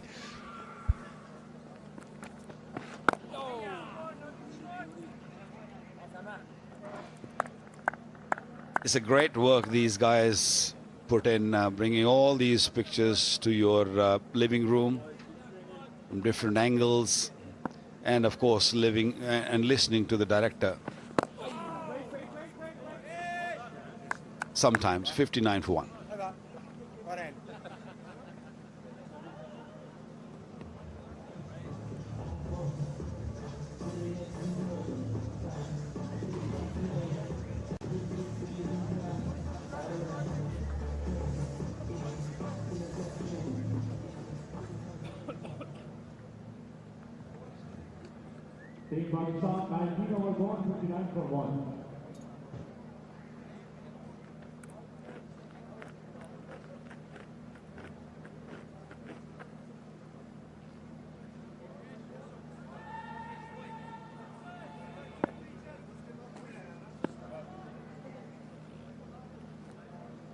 South Africa now just trying to find a way to build a little more pressure.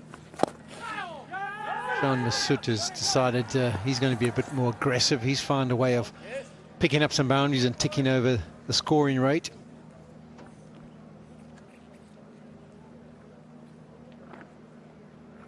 In comparisons, yeah, that's what I thought. I'd actually asked him to delve into the analysis of it downstairs. No doubt there hasn't been as much spin on offer here today as what we saw in the first test. Sweeping very quickly back onto the stumps. That was good glove work by Verreynne. But I can remember in that first test there was probably about 10 deliveries or so before the lunch break that really ragged, really turned and beat the outside edge. We haven't quite seen the same. Maybe just the one wicket that Simon Harmer got would probably be the one who turned the most. So that's good signs for South Africa, thinking that they're having to bat second this time. Maybe the surface isn't going to be as conducive. It's going to offer assistance, but maybe not as much as what we saw in the first. So it gives them a chance to get a big score, even if they bat second. What South Africa can't afford is just keep giving opportunities to these guys. It's a hard work, tough job to bowl on these pitches. And if there's catch come through, you've got to take it. 2 catches already gone down, and that they might have to pay for it. Abdullah Shafiq still out there, so that is something they have to really take care of. Well, at point, Wacker, it's also got to do with conditions. I felt it was conditions and teams. Like, for example, in the subcontinent, you might not get that many chances. You might not create that many opportunities. So if you do take them, if you want to be competitive, you have to take those chances. I also felt like when you played in our day against a team like Australia, they created probably a lot more wicket-taking opportunities. And when you were playing against them, often behind the 8 ball, if you did get a chance, you had to take it because it was the only way you were going to be competitive. That one bounces just short of Dazorzi. That adage of catches win matches didn't come around by accident. Offside, only when it counts. Nasty swept. There's no one back on that leg side. Abdullah Shafiq would have been aware of that and waiting for the right delivery to pop over there, and does it well. 65 for 1. Wasn't a bad delivery. Right at stumps, but Abdullah Shafiq down on his knee very early, and because there was no fielder in the deep, had no sort of fear playing that shot.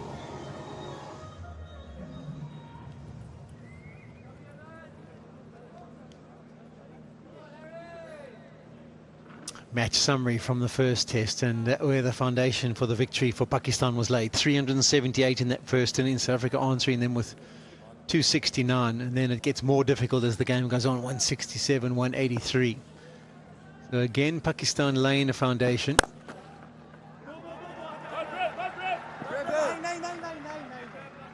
Pakistan scored 378, and that was after the collapse. Pakistan lost 3 wickets in 199, and then they lost wickets right at the end in cluster. So yeah, 17 for 5, I think it was at the back end. Even in the second inning, Pakistan lost wickets, you know, in bunches, and that's what I think Pakistan got to be watchful, careful. When you have game in control, make sure you just grind the opposition. And that's what Pakistan didn't do. That's why I feel the South African, they will say, they'll be thinking that they can win this game, you know. Although Pakistan only lost 1 wicket so far, but they have had issues. South African bowlers have caused problems.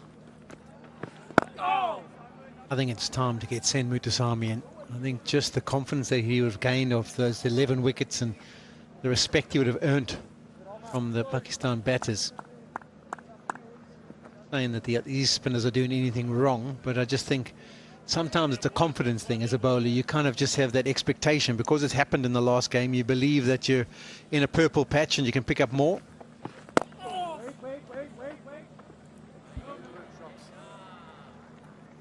And also when the ball is hard, this Kookaburra ball gets soft very quickly. You don't want to hold him for too long. He's been a match winner, or not a match winner, but he's performed so well in the previous match. You want to bring him in and give him the harder ball rather than a softer.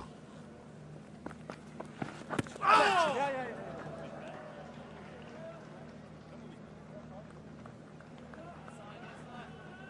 68 for 1.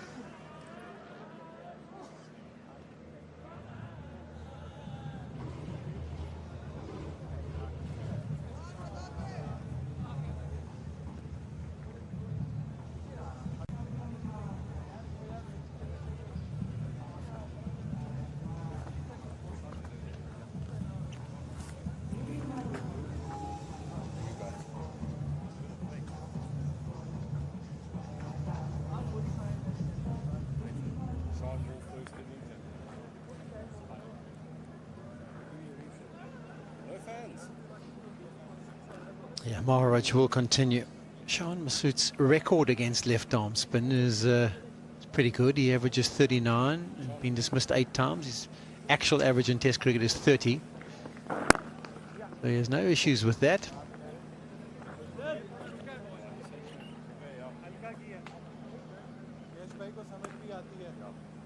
One of our partners for the Test match, Hello Hair, 100% confidence with Dan draft-free hair. Seems better there because we go straight to here or there, it's one.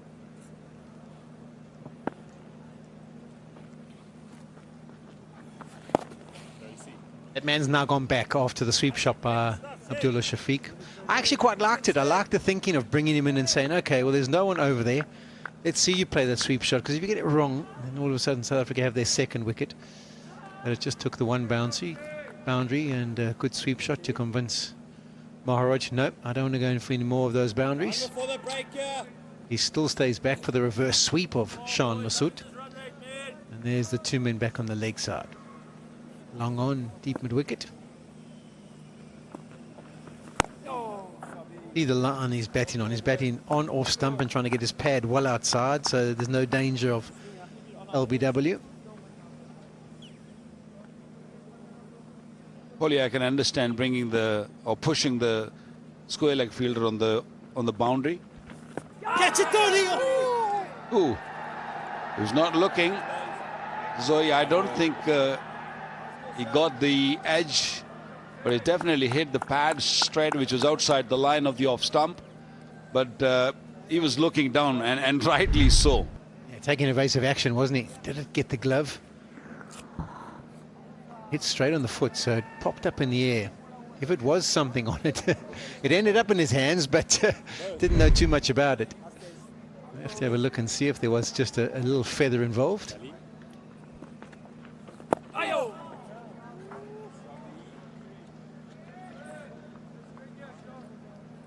And for reverse sweep, I feel that the fielder's got to come in, especially, you know, first morning. You let him take that risk. That's a bigger risk than playing a normal sweep shot. He's got a man right at point on the boundary. Comfortable single to end the 22nd. 71 for 1.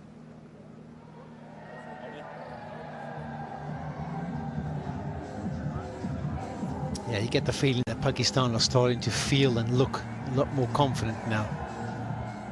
I feel like they've won the toss, they've negated the impact of that new ball and the fast bowlers and the impact they were going to have, and they've come to terms with the spinners. I think this is going to be now tough for South Africa. They have to keep mentally aware and ready for the next opportunity. And the hero for South Africa in the first test match in Lahore is now going to be introduced. 11 wickets for him in that game. And Mutasamy. No, you're outside leg there. A little bit more. There you are, leg stump. Record's good reading now. His test match record is pretty well. Slow left arm. Very experienced, born in Durban, moved to a couple of provinces since then. 22 wickets in 6 matches. This is his 7th test. 2 5-wicket hauls, strike rate 39. That's up there with Rabada, averaging 25. So that's all good reading. Too early to compare him with anyone at this stage. It's the previous game where he did perform like a hero. But comparing him with Rabada or anyone else who's played more 50 or more games, yeah, but you got to take the clips and then just keep them. You know, so at this stage of my career, I was the same as KG. But the stage has to be proper. Yeah, Marco Jansen's the same. I think he averages or strikes at just under 40.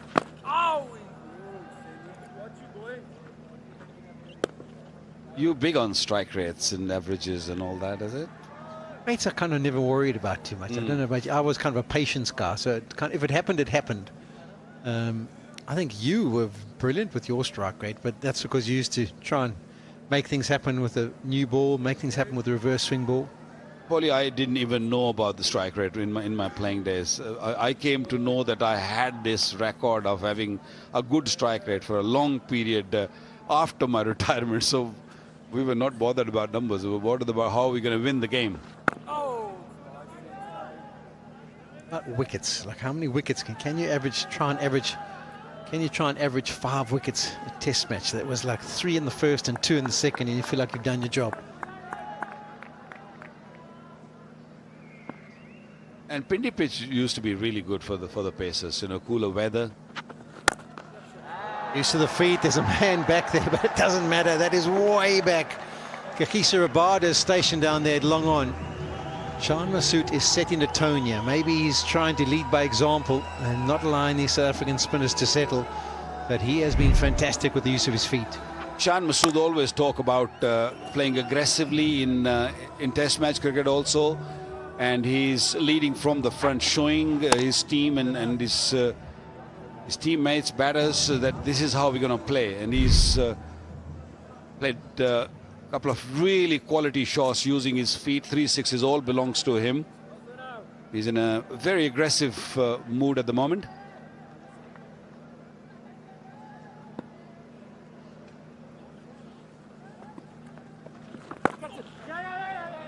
Yeah, they've basically been going at 5 and over for the last 5 overs. And there's definitely been a spark in the scoring rate. And that's pretty impressive. That's what they need to do. There you go. Look how good your strike rate was, Waki. Yeah, but you played way too many games. You know, 108 games, more wickets. Come on, you won more games than me. Conditions in South Africa were easier than bowling here in Pakistan. I wish I could have learned the reverse swing. If you had taught me that at the start of my career, I probably could have been a bit better from a strike rate perspective. Well, we've been told from behind us that we were rubbish. Okay, fair enough. And that too from an opener. From Ramiz Raja. Absolutely no respect for the bowlers, is there? No respect for the bowlers. And that's because we're not playing anymore. 78 for 1.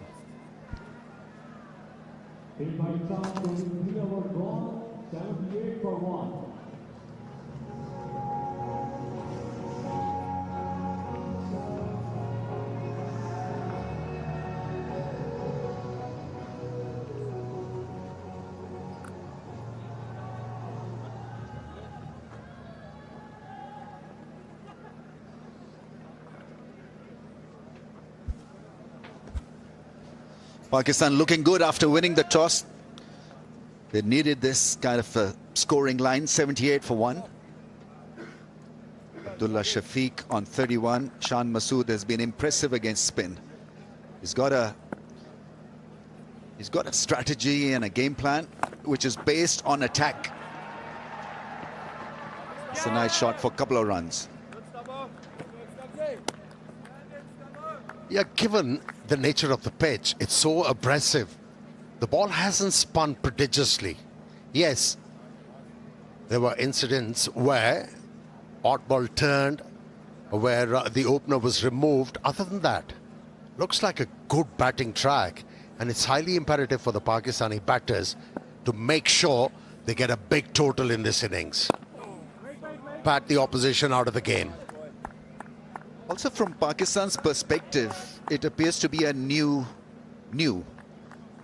because now you're playing to win all the time. So, you know, for a subcontinent, for an Asian batsman to bat on such a surface and not get those big hundreds can be challenging to your DNA, to your batting DNA. But now I think the plans have been clarified, well-defined plans that winning matters, and this is how we're going to win on pitches that may not give you those big hundreds.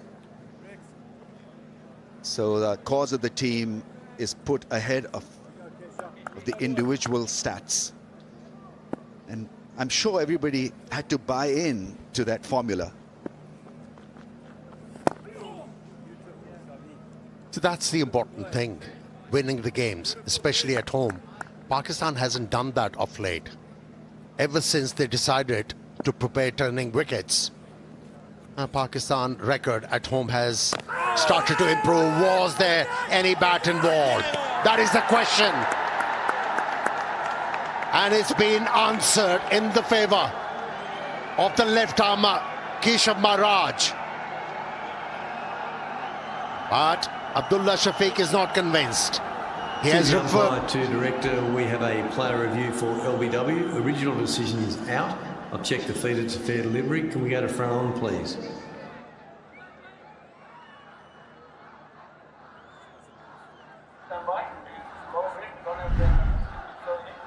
Thank you.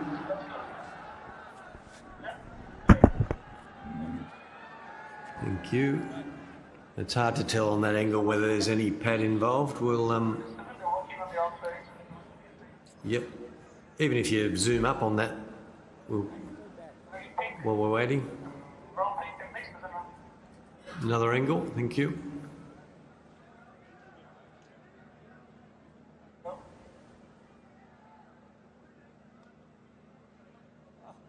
Okay, it doesn't, it's gone close to the pad there, but okay. Yeah, ultra edge, thank you. Ultra edge coming up. Yeah, just go back a few frames there for me, please, Alvin. Just make sure, a couple more frames backwards so that I can make sure it hasn't clipped any other pad. Yeah, that's okay, that's far enough. Yep, it appears it's missing the pad. Yep, I've got a flat line as it goes past and there's bat involved. So there's bat involved, just carry it through, make sure the ball was not caught off the bat onto the pad. Thank you, the ball goes straight onto the ground, thank you. Yep, I'll go back to Sycat on field. Sycat, there's no pad involved, it's straight onto the bat, so you'll be overturning your decision to not out. You're on screen now, signal now. That's a very good review taken by Abdullah Shafiq. But it was a tough one for the umpire also, because if that had been bat first, I think Abdullah Shafiq would have been out, I think so.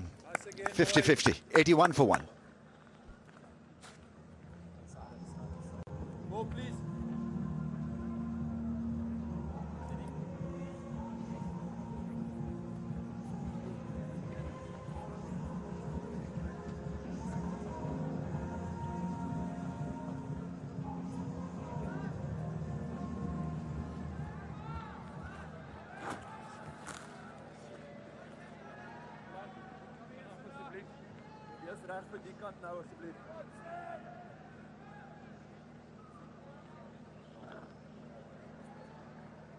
Over the wicket. Partnership of 46 from 69.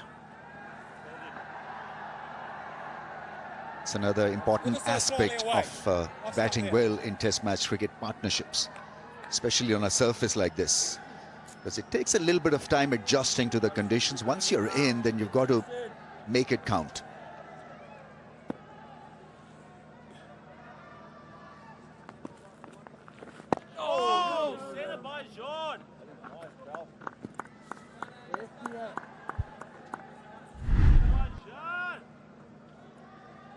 Muthuswamy was so good in that Lahore Test match, attacked the stumps, got the ball to spin and didn't look like a rookie.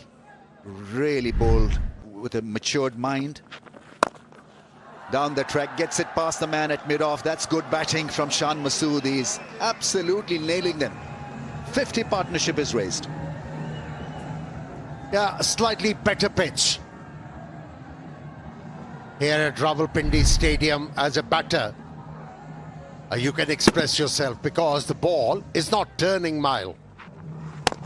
And if you use your feet against a left armour as a left-handed batsman, you'll get benefit. 50 partnership from 71 deliveries. That's good going. Very positive, these two.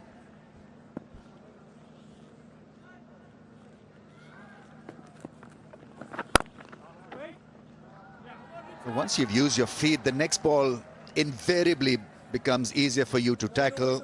Muthuswamy a little flatter, shorter length. Allowed an easy passage to Shan Masood to be at the non-striker's end. Proving a point. Playing on what is supposed to be a difficult track and making a strong statement, Pakistan captain.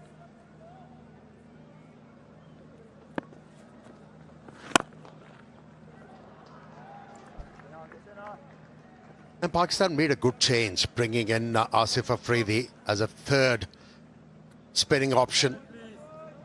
And the reason for me, yes, Hassan Ali didn't bowl that badly during Lahore Test match, but he didn't look like picking up wickets.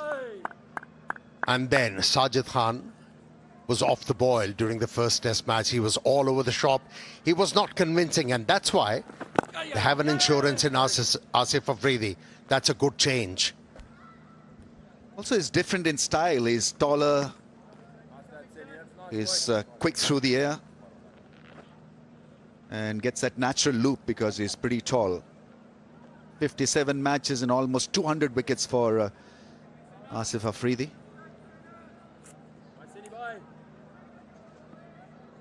How he's used. It'll be interesting whether he comes on to bowl first up with the new ball. It's been a major success in white ball cricket, Asif Afridi. Let's see how he does the job in Test cricket. 88 for 1.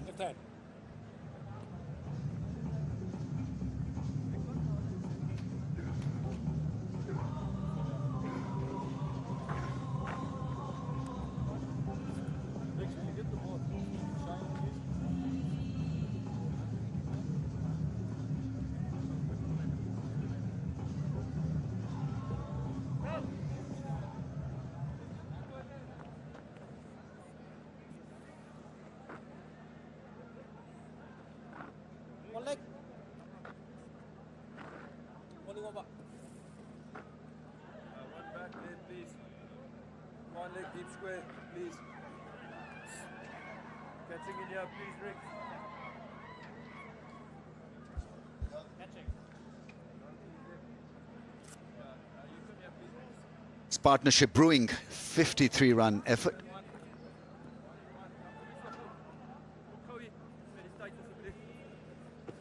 Not a bad choice. See whether the ball reverses a little bit, whether there is some variation in bounce. He's pretty tall, so if there's anything in the surface regarding variation, he'll be able to exploit it.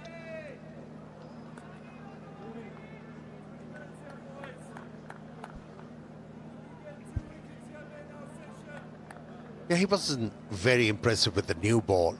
Yes, he maintained good lines and lengths, but he never looked like picking up a wicket. Maybe there is a reverse swing like you suggested. Now become effective. And that is the need of the hour. They need to break this partnership, South Africa.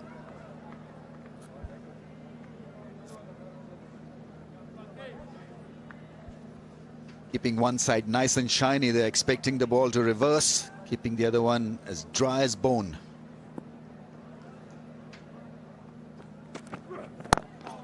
A little bit of suggestion that the ball tail back.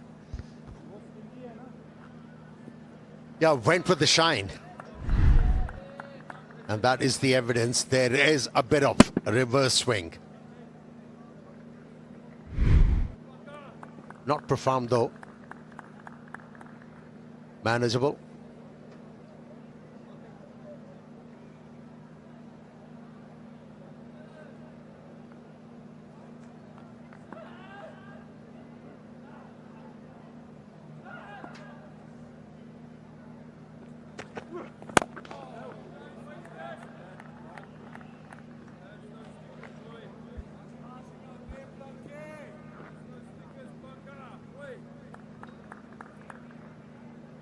Pakistan fielding two left-arm spinners who are almost 40-year-olds. Mira Baksh, by the way, is the oldest Pakistan to make Test match debut at age 47. Debut versus India in 1955. Hailed from Pindi. You were the 12th man, weren't you? Oh, that's extremely well bowled once again. Let's move on.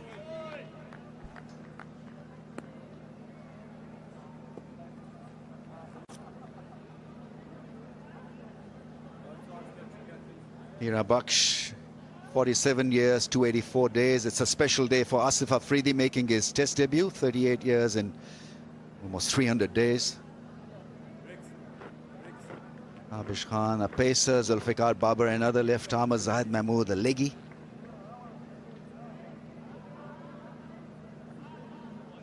A lot of spinners in that in that stat.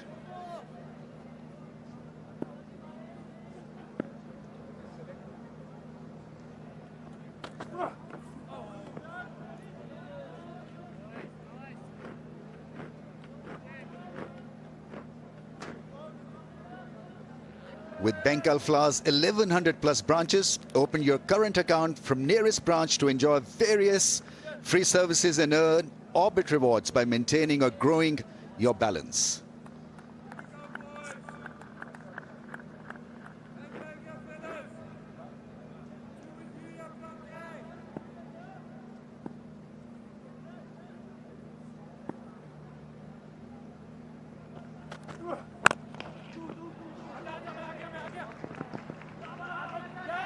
Two runs.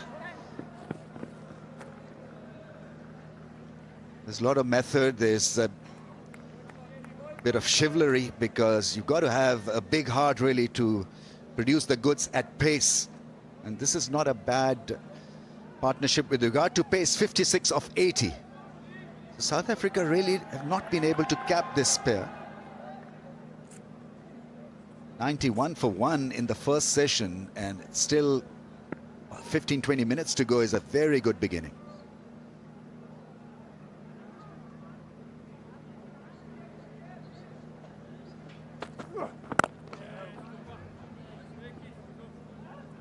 .91 for 1.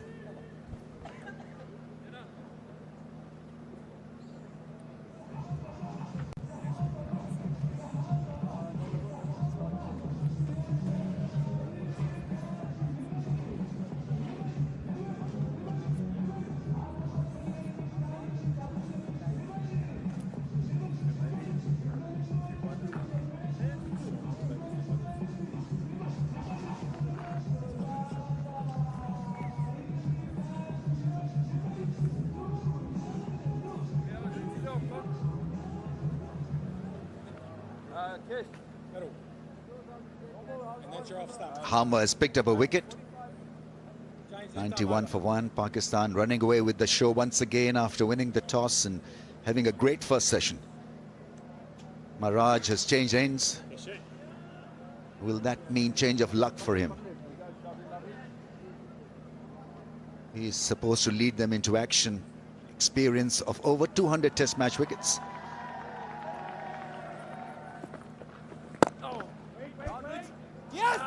He's got plenty of experience bowling in test match cricket, and it surprises me that he's looking to bowl to a left-hander from over the stumps. If he goes around the stumps, what he'll do is have the left-hander open his stance, and if he's looking to pitch the ball outside the off stump, from there, that arm delivery is going to become very effective. This angle is very easy for the left-hander. He might be able to pick up a wicket or two from this angle. Well, let me tell you, it's easy for the left-handers.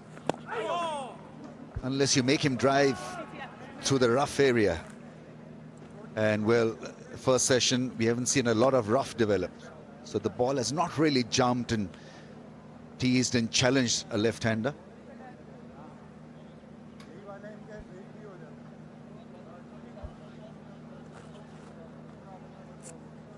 A lucky beginning. Abdullah Shafiq now looks settled. 34 of 69.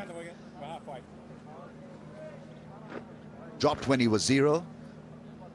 Then on 15, there was an incident where the ball hit his off stump, but the bails did not shake.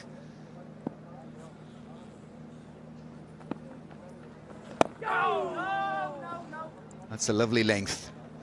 Engaging him into playing away from the front pad. Yeah, he has tempted his fate so many times, Abdullah Shafiq. Fate hasn't found him as yet. He has to cash in after getting those opportunities.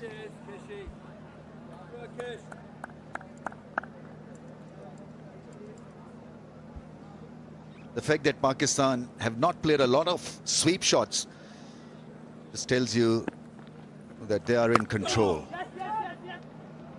And nothing special from the spinners really to make them into playing indifferently. 93 for 1.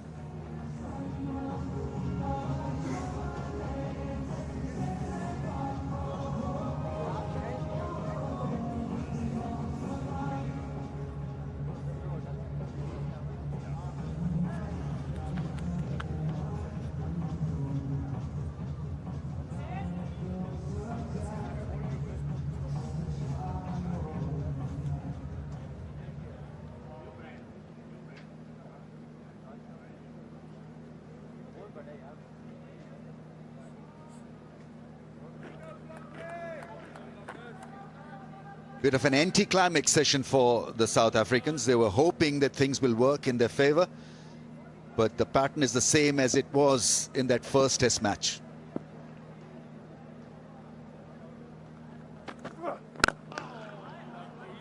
They were 107 for 1 at Lahore on day 1 of the test match. They've not done too badly here. 93 for 1. Probably end up with over 100 runs once again in the first session. Yeah, the second wicket partnership, even in Lahore, was very productive. And that's what we are witnessing here. Number 1 and number 3 batter featuring in a partnership and scoring at a good rate, keeping the opposition under pressure.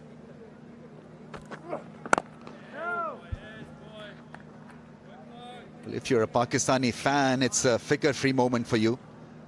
Absolutely. Laid back and relaxed. You can watch Pakistan dominate South Africa. Your ultimate insurance partner, by the way. Download Figure Free app now.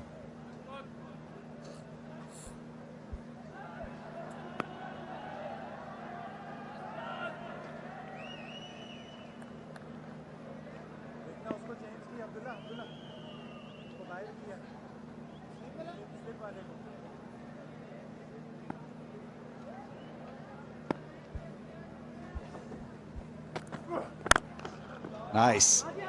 Partly stopped.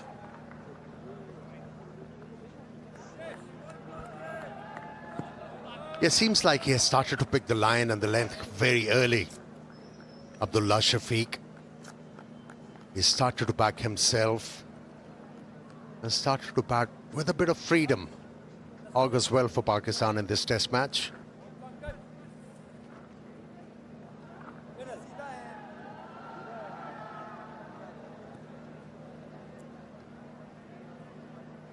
Fikr-free moment for Pakistani fans and Fikrmand moment for South African fans.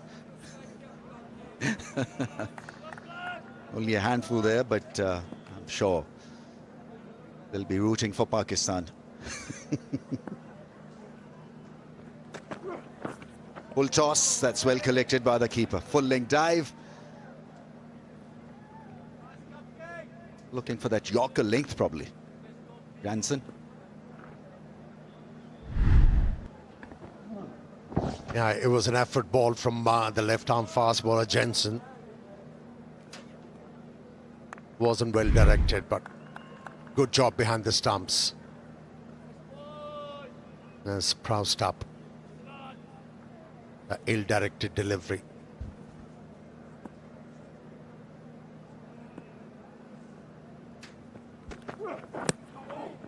Another attempt at that fuller length, once again misses the target.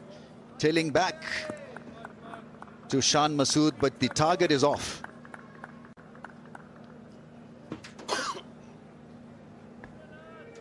He's trying to reverse swing the ball with similar kind of wrist position where you look to swing the ball conventionally. It's not going to work. He has to make an adjustment. The left-arm fast bowler Jensen.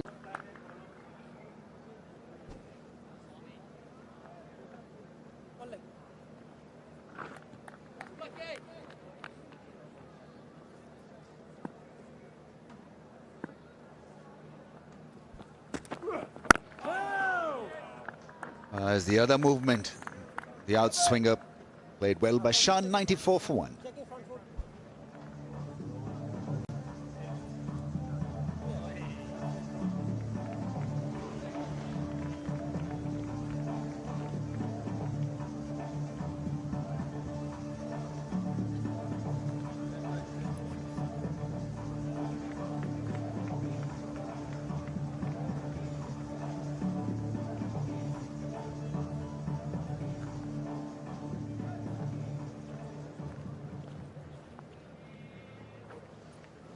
A towering session for Pakistan, 94 runs in 28 overs. The over rate has been very good. 1 wicket has gone down, run rate is decent, 3.36. Good thing about this partnership is that they haven't played the pitch. Normally you try to preempt, try a few things out there. And Abdullah Shafiq could easily have done that. He had a very, very uneasy time of it up front. But he is hung in there. And so from that aspect, Ahmed, this really has been a very good knock. Yeah, it was a scratchy start from Abdullah Shafiq. But what Pakistani batters have done well so far, they've been vigilant about those scoring opportunities. Every time it was presented, they pounced on it. And that's why they've been able to keep the opposition at bay and under pressure.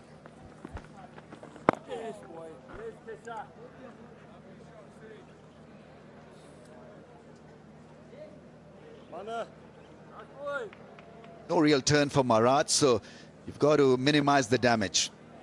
South Africa 95 for 1 is a huge start. So got to have simple plans based on discipline, based on resilience, and hope that the batsman will make a mistake and get out. So right now it's Pakistan all the way, so you've got to respect that and make sure that you fall back on good discipline, good lines. Yeah, he's reluctant to flight the ball. The last delivery, he bowled with appropriate flight and had a drop as well. The reason why he hasn't been able to do it consistently, because Shan has shown intent. He's not shy or reluctant to use his feet. He's been hitting the ball beautifully down the ground. It's been challenging, that's for sure, for the bowlers.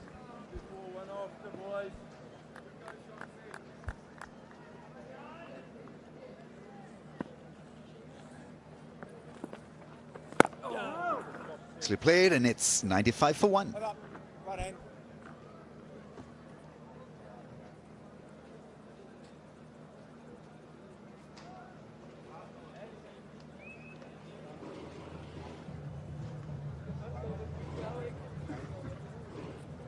In Pakistan, joining line number 490, 5 for 1.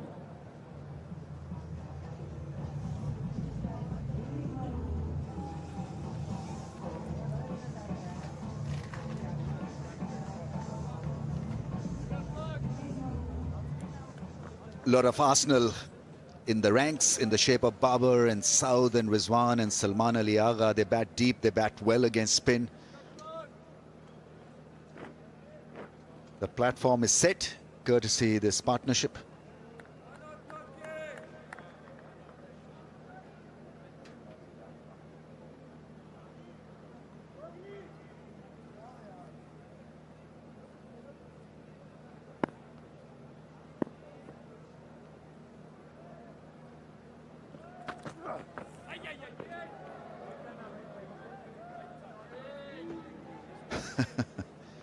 Nothing to write home about regarding bouncer.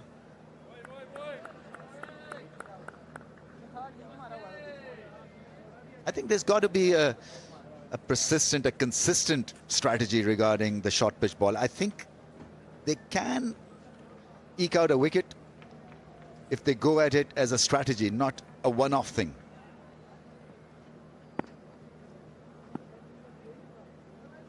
Difficult to hook or pull the ball when the ball is dying on you.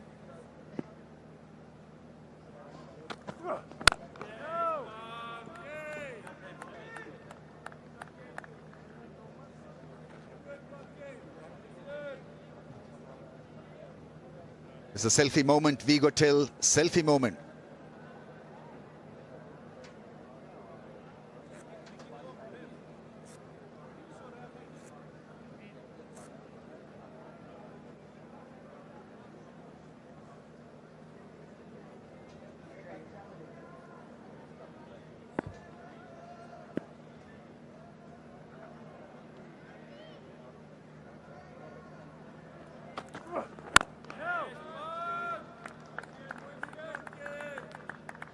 Yeah, you spoke about using the bouncer on a pitch like this with some effect.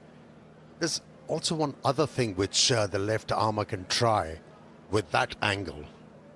Try to take the ball away from the right-hander. He's been angling the ball in, and he has become predictable, and he has become manageable.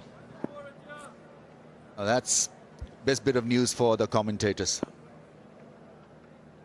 The lunch is on its way.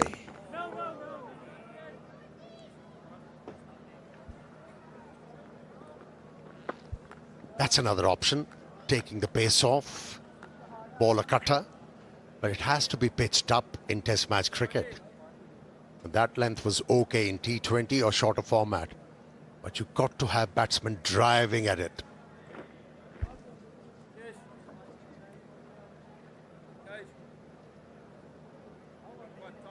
Change in the field. A man under the helmet. So maybe they're going to try their luck with that shorter length, or maybe a few cutters. There's 2 balls left in this over. 2 more balls before lunch. And, well, Abdullah Shafiq has been crowded by close in field.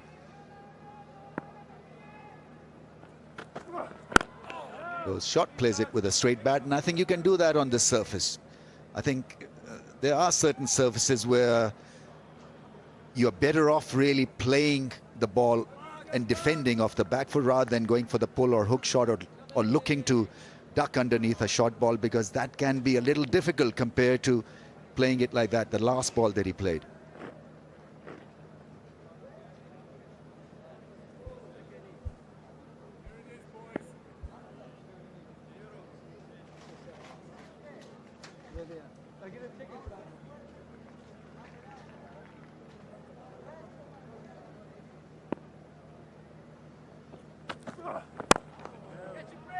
Almost a bodyline field, and that is the last ball of the over, and umpires will call lunch. Pakistan safely placed, brilliantly placed in fact. After winning the toss, they needed this start and they've got one. And South Africa once again under the cosh. They need to bring their A game after lunch, pick up a few wickets to have a good contest. Otherwise, Pakistan will once again run away with the test match win here, because we saw in Lahore, the first innings did matter. And it was a difference in the scores of first innings that won Pakistan the contest. Yeah, if you win the toss and decide to bat first, that's where you want to be in a test match at the end of first session. Not losing too many wickets, scoring at a good rate. And that's what Pakistani batters have done.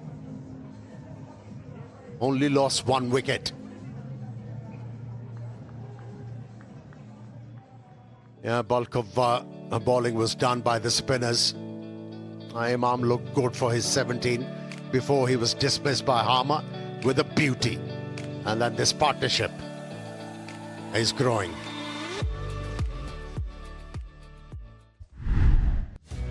Pakistan started off a bit edgy. Few misses. This was a chance that was grasped by Stubbs. Sitter missed.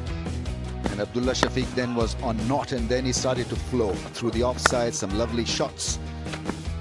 Abdullah Shafiq played a couple of handsome drives before he got a good one from Harmer. That was a beauty as well from Abdullah Shafiq. And a hard chance to Keshav Maharaj. Once again, South Africa shoddy in the field, dropping chances and killing their hopes. What a delivery. What a delivery that was. Bachan Masood showing intent. Meddled everything. Whenever he came out of the crease, it was very effective. In fact, a couple of sixes. Beautiful use of the feet. And at lunch, Pakistan bossing South Africa. Just a wicket down and runs on the board. 17 overs were bowled by South African spinners. Rabada bowled just 1 spell. Jansen came back for the second one. But it's Pakistan all the way. And South Africa will have to find form come the second and the third session. Right now it's lunch break, and we'll come back once we have live action for you.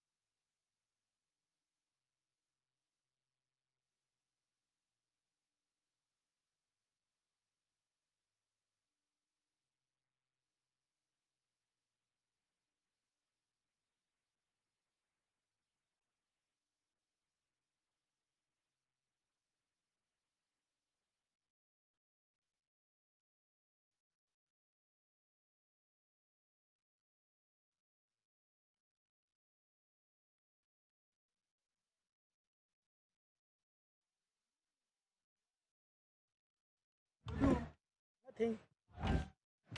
I was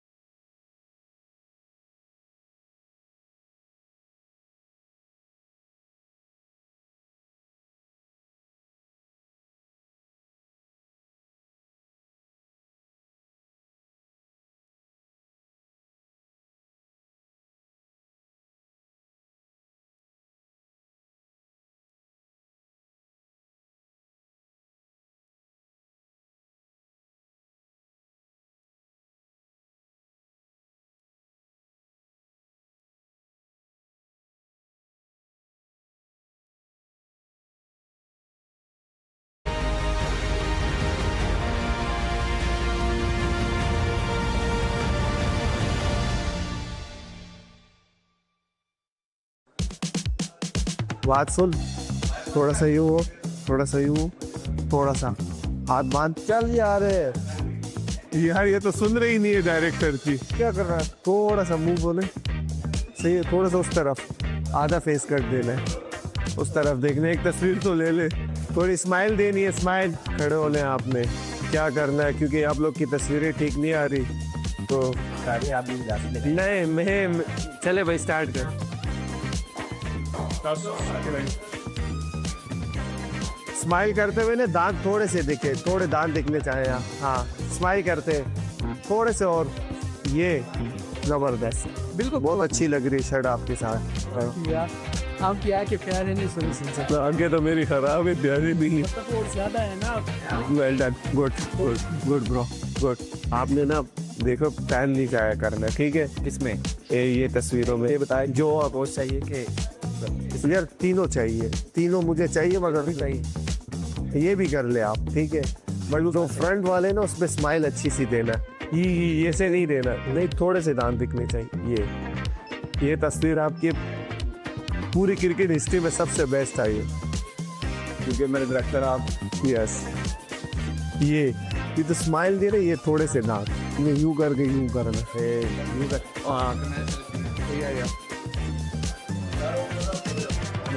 thank you. और क्या अपनी जब movie बनाएंगे इसमें आप जरूर जरूर, thank you. हाथ नीचे, ये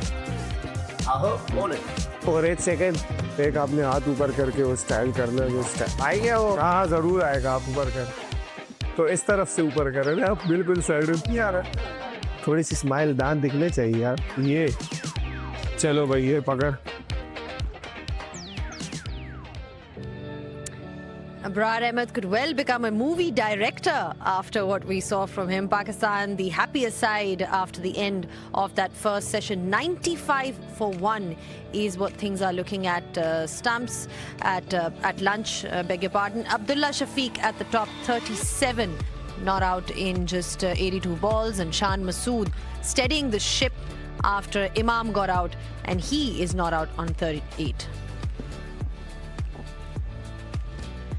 From a bowler's perspective, South Africa had their chances. We saw a couple of chances put down. Overall fielding, again, a concern for them. Rabada creating some chances. Let's not forget, Janssen has also been brought in. He is the change, apart from Maharaj, that has been brought into this South African side to really get them some wickets. Simon Harmer was perhaps the pick of the bowlers, picking up, taking that 1 wicket of Imamul Haq. Currently, as things stand, it's 95 for 1. Well, we're back on pitch side and just discussing how that first session went. Pakistan firmly in control of the situation. South Africa had their opportunities. Talk all about that. I've got with me Amir Sohail and Sean Pollock. Amir, how did you think that first session went for Pakistan? Perhaps the happier side going into lunch? Obviously, when you win the toss on a surface like this, you want to be in a position where is Pakistan at the moment. And with the fact that they have only lost 1 wicket, an encouraging aspect was scoring at a good rate. And that has kept South Africa under pressure. Things could have been different if those chances were taken, but it happens in cricket and Pakistan are making the most of it.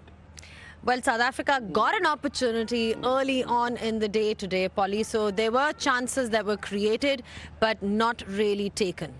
Yeah, it was disappointing that first over, particularly for Rabada. There could have been 4 balls in and they could have had a breakthrough. Adil Shafiq would have been on his way. But I think surface-wise, it's a better pitch. There's no doubt about that. Not as much turn. We saw the degree of turn is not nearly as pronounced as what we saw in that first test match. I thought the effort of Rabada and Janssen, I thought was very good up front. I think those 10 overs that they bowled together, I think they were fantastic. The scoring rate, they kind of went nowhere, Pakistan. But I think the counter-attack by Shan Masood would have most impressed me. He came out, what was he, a naught off about 13 deliveries. And then once he got going, he's already got himself to 38. So I've liked that approach from the Pakistan captain. I think it is a better surface. I think it's going to stick together and be a better surface for longer periods in this game. I think into day 2, maybe even to day 3, it's going to be very battable and then maybe deteriorate as the game goes on. So no doubt Pakistan win the toss, get to nearly 100 for 1. They're in charge. But I don't think South Africa will be that upset but for that drop catch. Yeah, Janssen did create another chance when the ball hit the stumps, but we didn't really see the bails moving at all. I mean, when fortune is on your side, as we saw in this case with Abdullah Shafiq, he's obviously got a chance once again. Yeah, I mean, I heard a comment once when I toured the subcontinent. The guy said it was just a faint tip. And that's exactly what that one was, just a faint tip of the stumps, and that's why the bails weren't disturbed. But you feel like the world's against you as a bowler when that happens.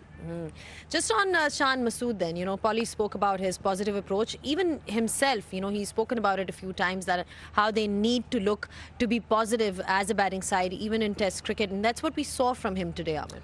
He's improved his batting, that's for sure. Since he has improved his technique, you could see the intent. He's not a reluctant batter to come out of the crease and deal with spinning deliveries. What we saw from him during that English series against England and then against West Indies, he's been batting like this. And as a captain, he's growing in confidence, and also his decision-making, because of his good batting, has improved. I didn't see much of him in his younger part of his career, but I don't get how he averages 30. Every time I've seen him play, I think this guy is quality. I mean, the way he goes about it today, his use of his feet in particular to the spinners, I thought was fantastic. He didn't look bothered at all, and even on the tour of South Africa that he came on last year, he looked accomplished. So very surprised by the fact that he averages just over 30. And I think even at the latter part of his career, I think it's going to go from strength to strength, and he's taken on that captaincy responsibility well as well. I just want to add something to it. Initially when we saw Shan Masood came to the Pakistani side, if he met, difficulties in a series and all that, the next series, he came out with a different technique. He kept on going to different coaches and all that, kept on changing his technique. But in last 2 years, he's been batting consistently with this technique, and it's working for him. I hope he keeps on batting like this, and he will improve his averages and everything. Also, he's coming like one down. That's another thing that we've seen him as an opener as well. Perhaps that move, Amir, is something that sometimes a change in position can make a difference. It's a similar kind of thing, and especially given the record of the Pakistani team in past 2 years, he's been batting, I think, in second or third over consistently. So it hasn't made a huge difference, but for his own performances, it has.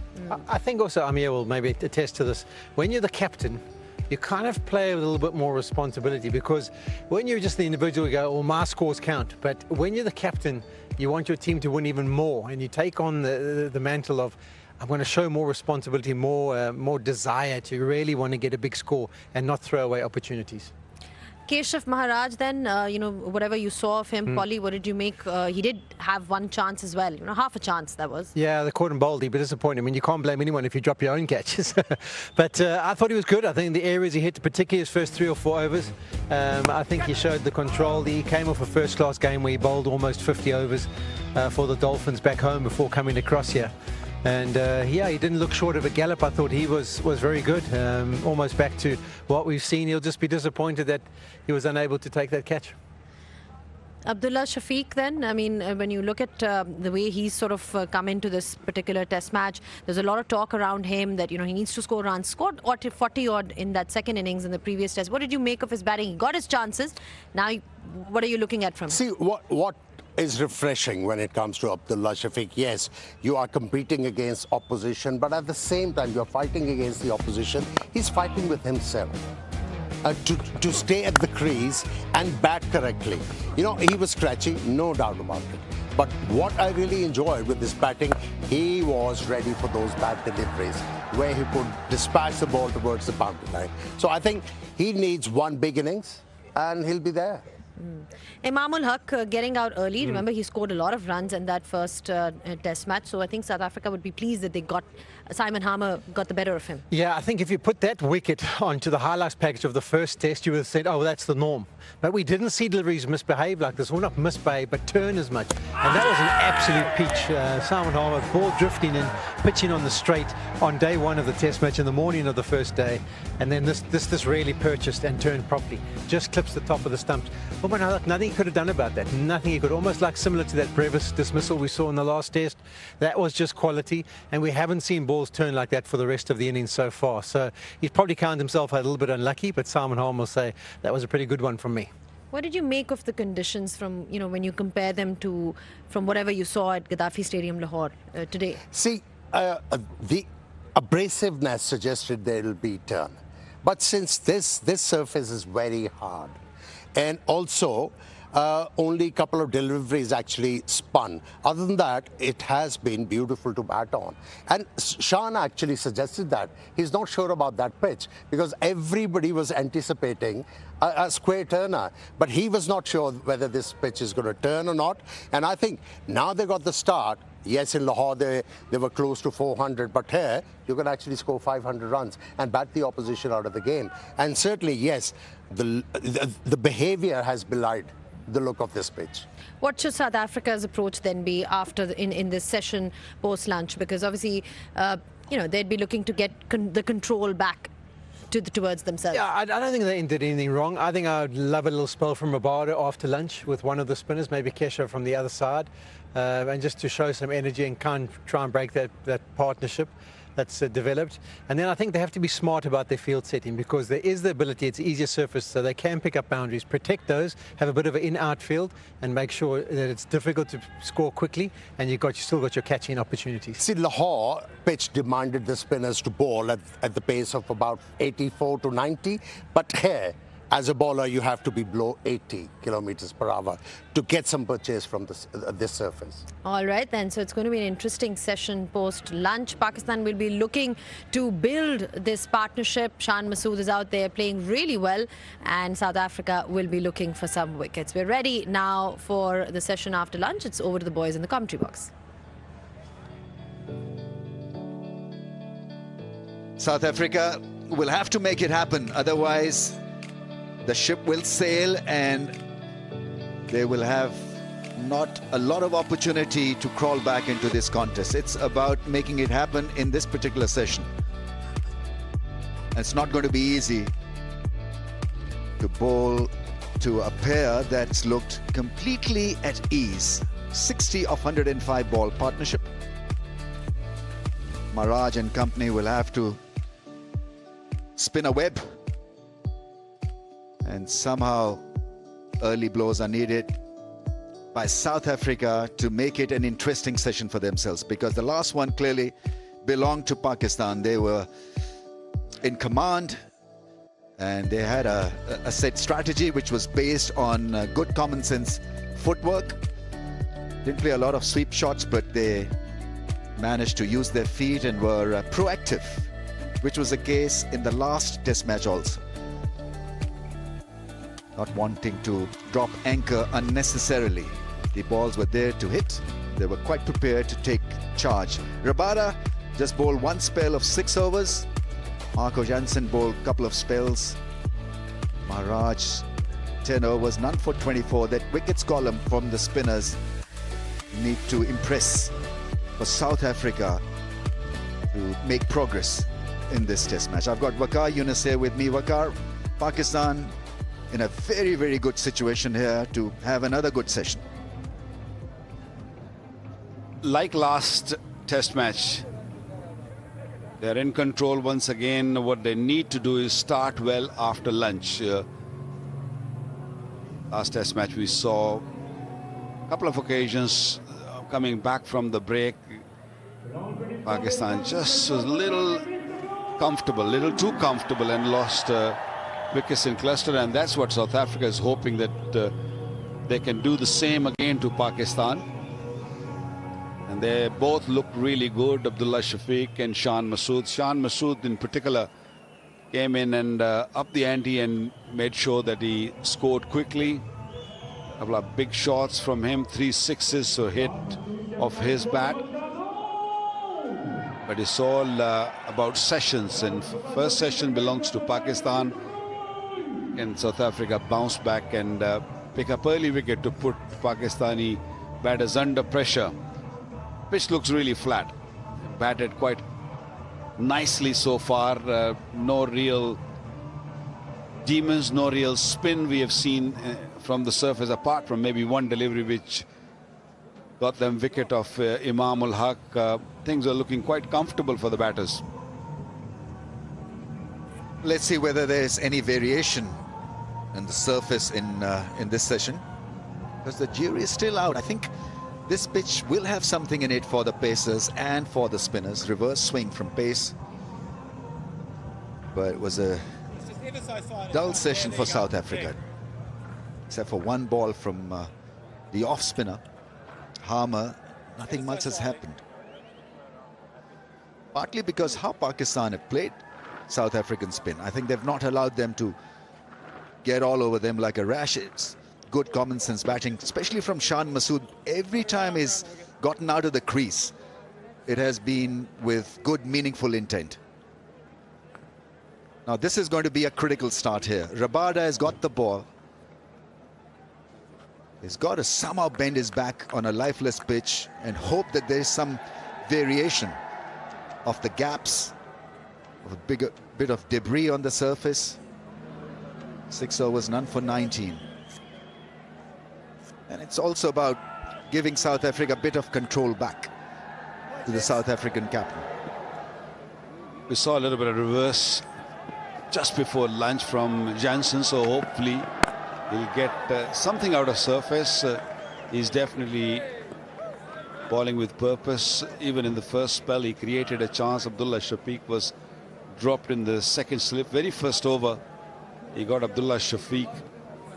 LBW in the previous match, first over.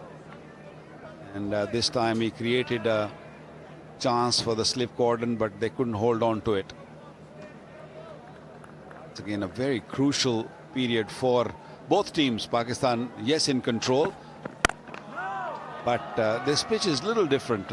Not seen the ball keeping that low. Even in the previous game, first day, this ball was not really coming onto the bat. It was odd one were keeping low. It was a hard work for the batters, not only for the bowlers, but you can see the difference from the previous game, that this pitch is a lot harder. And I guess with the cooler weather, a little bit cooler weather, is staying quite hard.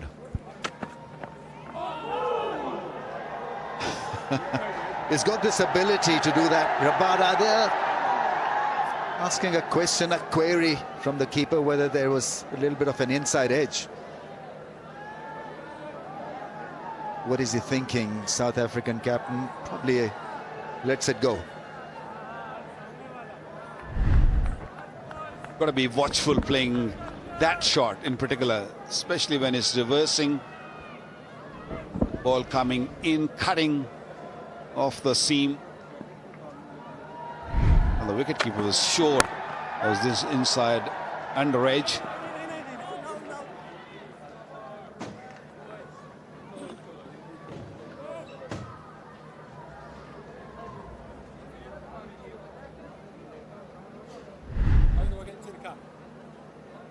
Ultra edge shows nothing. It's a dead beat.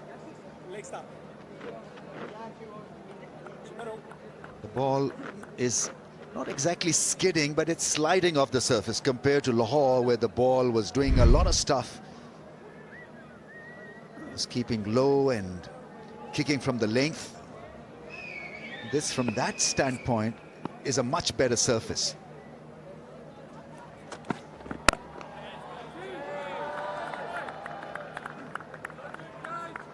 It always takes a little bit extra time for overseas teams to come in Pakistan and understand these pitches and get the right lines and right lengths. And I feel, watching the first session, South Africans were pretty good. Apart from Shan Masood's couple of big blows, they were spot on. Again, a perfect length. End of the over, 96 for 1.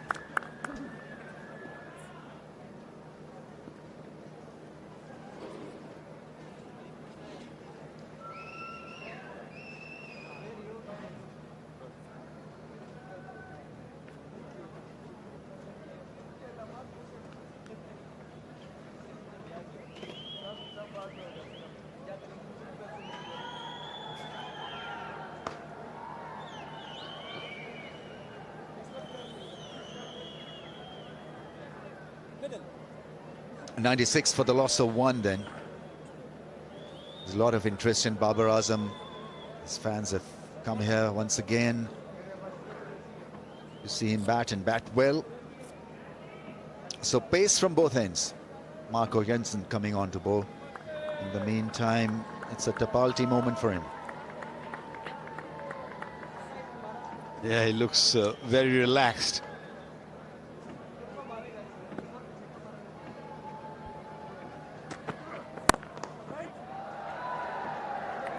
What has been surprising from South Africa is their lack of ability to catch the ball, really. I mean, so many catches went down in Lahore and here as well. It just makes their effort so much more difficult.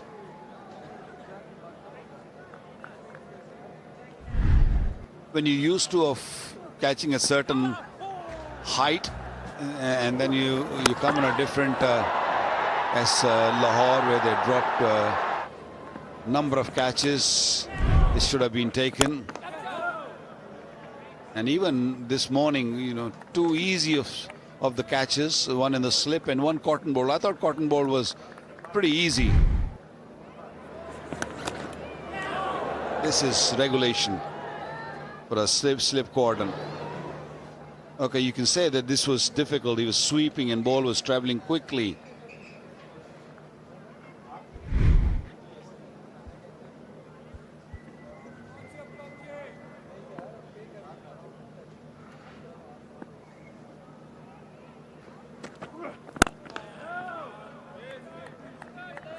Nice delivery back into the stumps.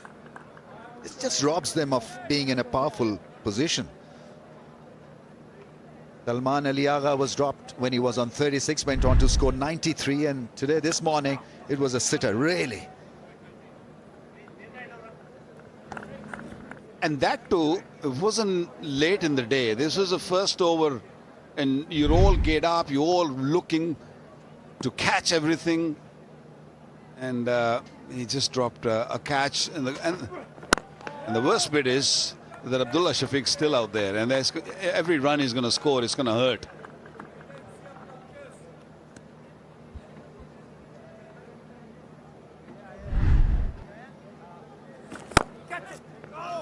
Yasha Maharaj, he's allowed that, maybe jet lagged, who knows, but really he was there.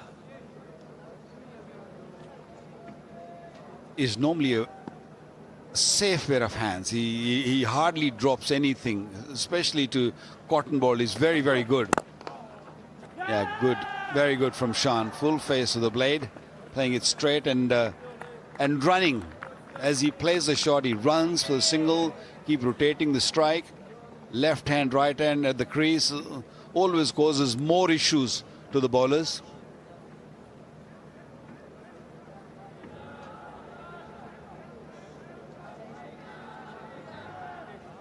It's got to be together now, South Africa. Make sure that the spirit is not hurt.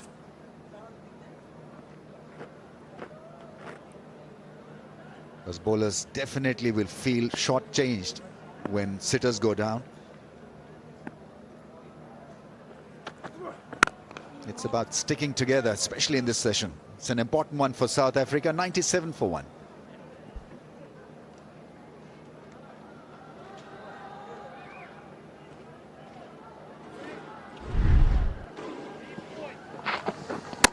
Yeah, he's batted well against spin. Good use of the feet. Yeah, lovely, neat swing of the bat and clearing the field regularly.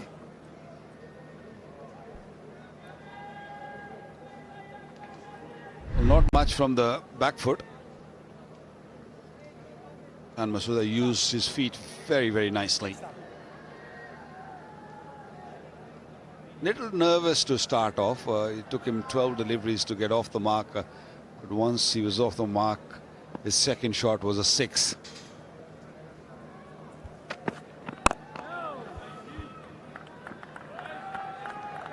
Watch Rabada use the crease. He's smart enough really to do that. This was wider of the stumps, that last ball. This is some of the batting of Shan Masood never allowed the spinners to settle. So every now and then he used the feet down the track. Good ability to hit the ball in the air with firm intention. I think that is where he's been different, refreshingly good. This time closer to the stumps, just poking his bat at that one. It's a testing line from round the stumps. He's looking to swing it away from left-handers off stumps. So the slip, there's one slip only in place. It's got to be in the right position. Rabada is looking to target that off stump. He's coming from what, 4th or 5th stump and trying to bring the ball back into the left-hander Shan Masood.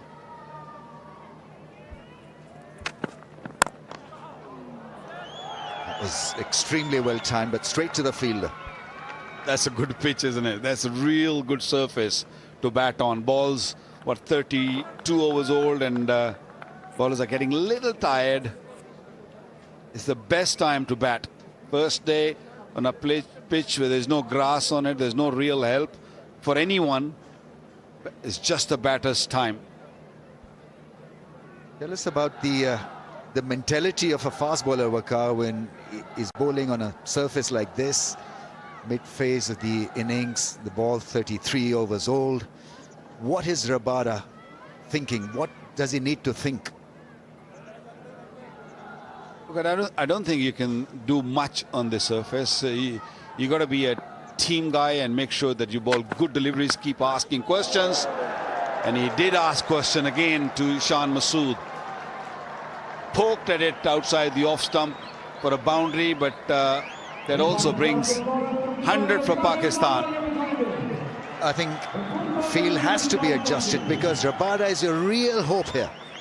So you've got to back him by employing more men in the slip cordon, because that is where he's trying to hurt Shan Masood. Beautiful delivery, just that creating that angle, and Shan Masood fell for it. But there's no one in the slips really to take that. And that happens when the score is 100. You think a bit differently. And South Africa thinking defense right now. But you've got to mark Rabada as a real hope to uncouple this pair. Modern day captains, they're always very conservative. They just don't want the game to just get out of hands, and they don't like giving runs away. Back in the 90s was a little different. We just got to go attack. When you're attacking, you leak runs, that's fine, as long as you keep picking wickets. But if the wicket's not coming nowadays and you're leaking runs, the captains aren't too happy.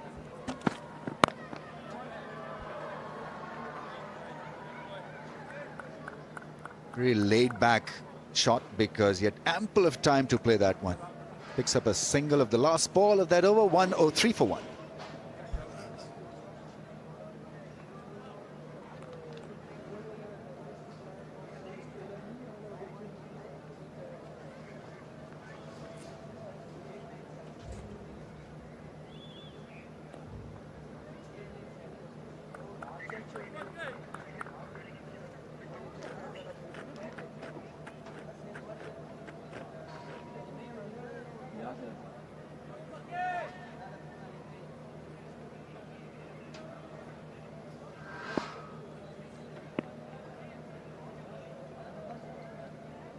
Tremendous first session by Pakistan.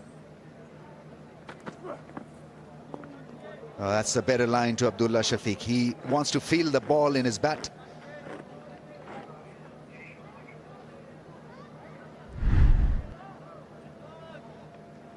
Just an invite. Your reflexes are just a little bit slow after a break in the session. Takes a little bit of time to settle down, so just luring him or trying to lure him into driving one away from his body.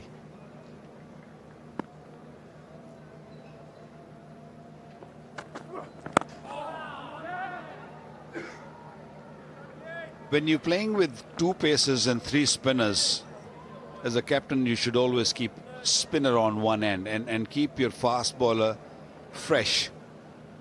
bowling both in tandem sometime can be a little dicey, because Markram might be needing one of their fast bowlers later on in the day or maybe tomorrow morning. So you want to keep legs a little fresher. But once you bowl both of them, they bowled early in the day also one spell, and now again Jensen has bowled 2 spells already. So it's better to just have one spinner, one end, and then keep rotating your pacer, because not much is happening from the pitch.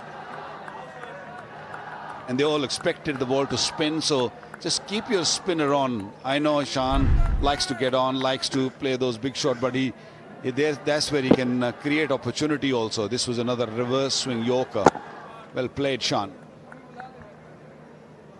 Well, you've got to be just a little bit more pacey to go through the defence. That Yorker bowled at 138.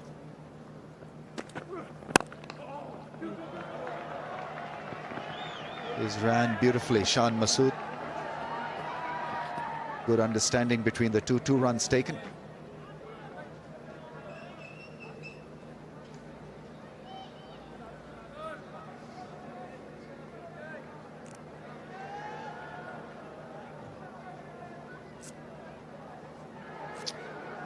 %100% confidence with dandruff-free hair. Hello, hair. Hello, hello.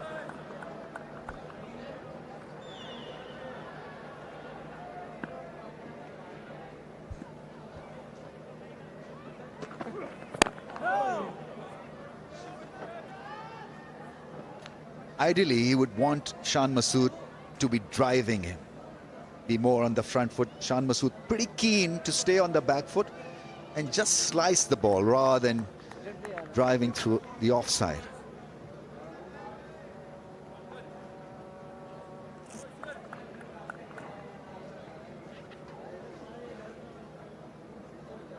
It's 2 versus 1.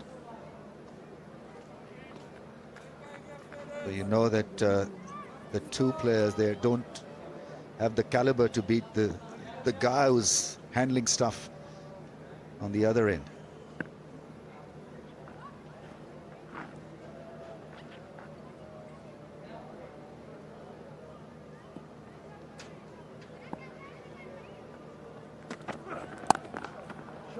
He plays the pull shot well. This is more a guided shot than a full bludgeoned, blooded pull shot. Nearing a 50, Shan on 48, 107 for 1.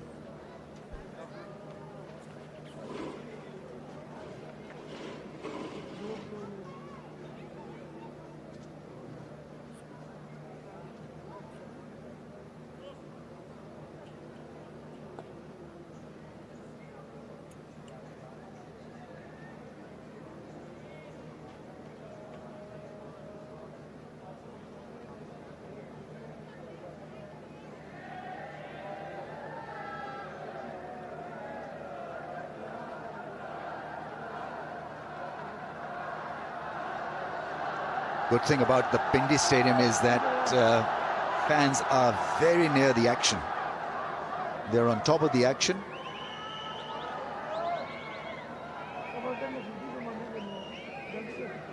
Rabada will be at Shan Masood once again. Beautifully bowled and well played. Played it down.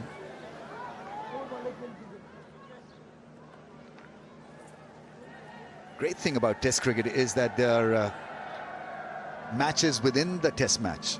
So you have this period right now where Rabada is trying to boss Shan Masood, and Shan Masood has got this little battle with Rabada. And he would know that he's in for maybe another 2-3 overs max, maybe 4. You've got to wear him down and make sure that you don't provide him with a breakthrough.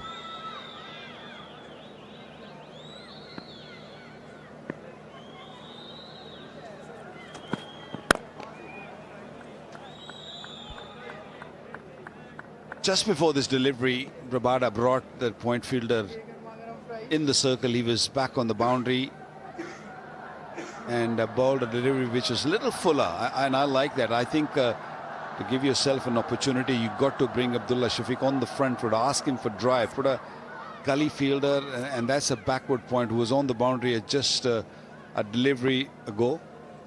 So you have to have fielders on the catching position.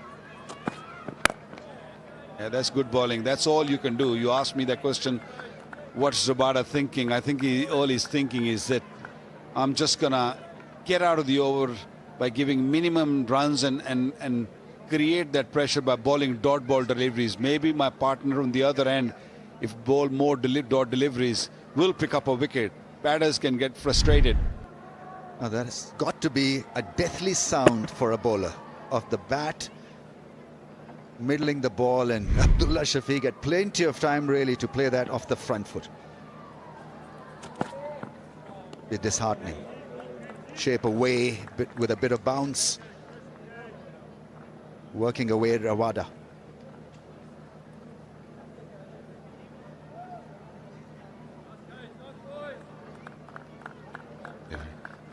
And that's the length I think Rabada should operate more often.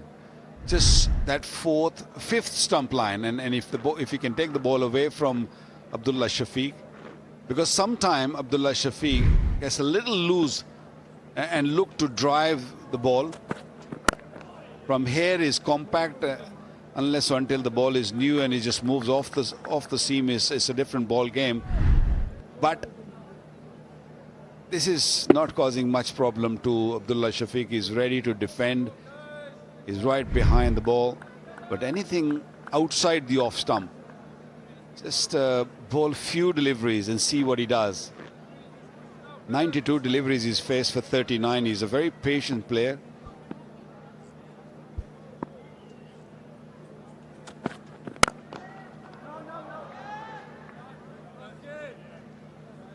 Another Rabada over negotiated cleverly.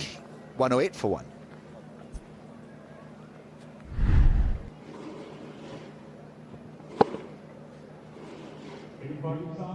Moving into that one quite nicely. Not rushed, not hurried at all.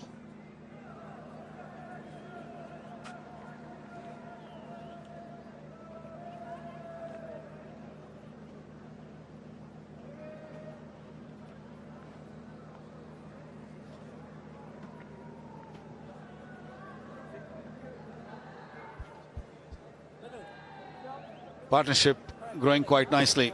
73 over 135 deliveries. First morning belonged to Pakistan, and Pakistan started very, very well after lunch. Right, the field is in. He's on 49. Gets it away for a single, maybe two for Shan Masood. And a lovely 50 from Pakistan captain. His fourth 50-plus score in last 8 Test match innings. Leading from the front. And he's adding value to the dugout. Scoring runs, if you're a batting skipper, is so important. And this has been a tough pitch once again. But he's weathered the storm. He's got a plan. And he's followed it through. Yeah, equally good against spin and pace. In good form, very busy player.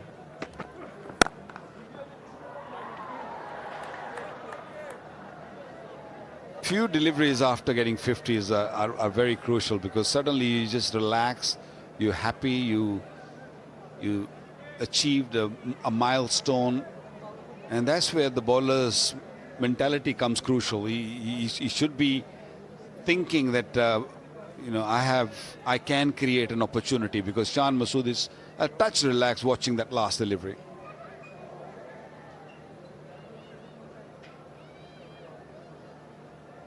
I think the ball seems to have lost a bit of shape.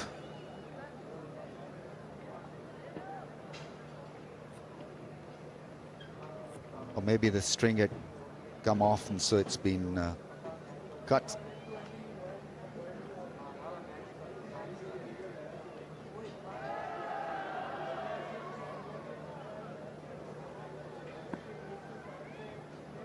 He's a tall man, isn't he? he gets that extra bounce. On a slow pitches like that, sometimes it's difficult for this sort of height to cope things, because him growing in South Africa on those bouncy pitches, enjoying his bowling, and suddenly comes to Pakistan on a slow docile pitch. It's not easy. He's still smiling, which is good. Well, he's made him play away from the body, but there's no pace in the surface, so the ball just goes down every time it's edged, or almost every time it's edged.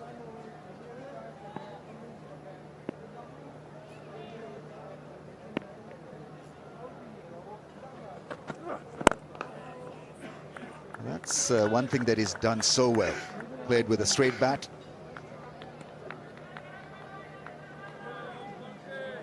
A lot to like about this 50 from Shan Masood, because it had everything. Command against spin. The process was a very good one. Every now and then he did that, launching himself.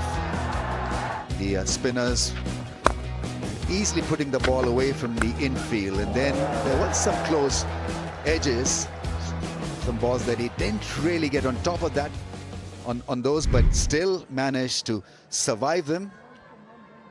And it's a 50 for Pakistan's skipper.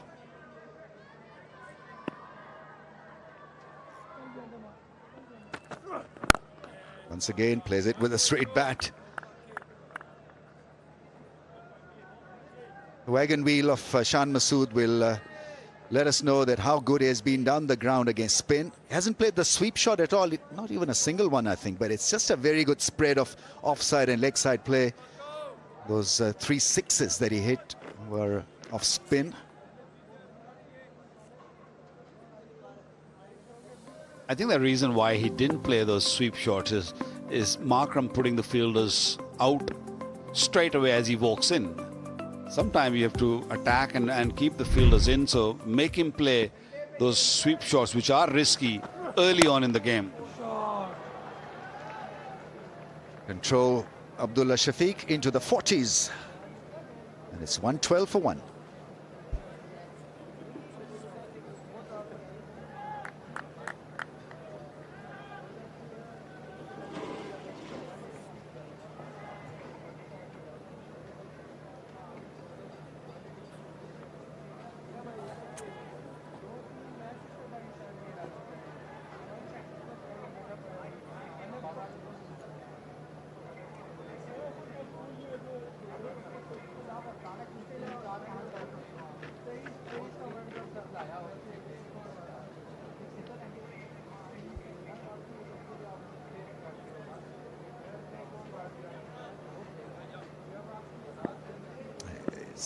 It's a decent record when you see the 50s and the 100s.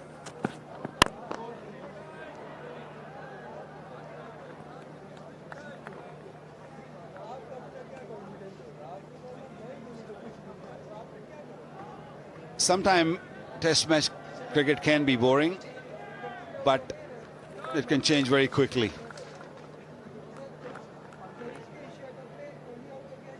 That's the beauty of the game. You're not fighting physically out there. You're also fighting mentally against each other. Nice from Abdullah Shafiq. Good roll of the wrist.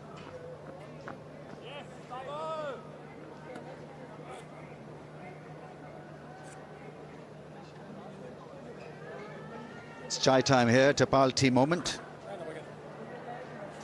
Tapal, the #1 tea brand of Pakistan.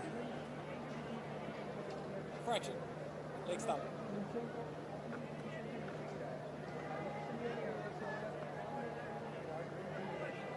Slow going for Pakistan, but they've only lost 1 wicket. Bit of variation will not hurt.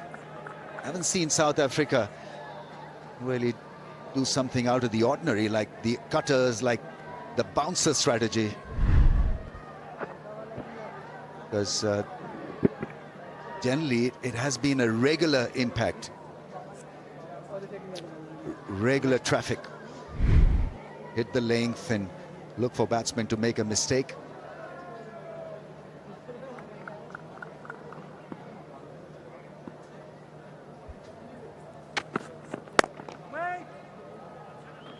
Once again, slackening the pace. We've seen some speed variations in this over. 133.9, 135.1, 115, 121. Modern day bowlers, they can change their pace, whatever pace they want to, at will. Nowadays, it was more like either quick or very slow. Nothing in the middle, but Rabada doing it nicely.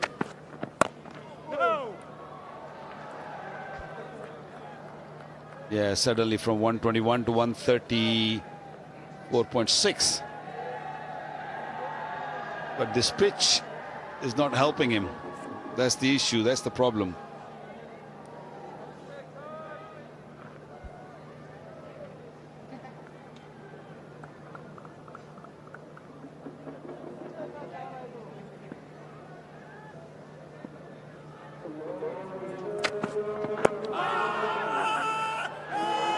Not to be.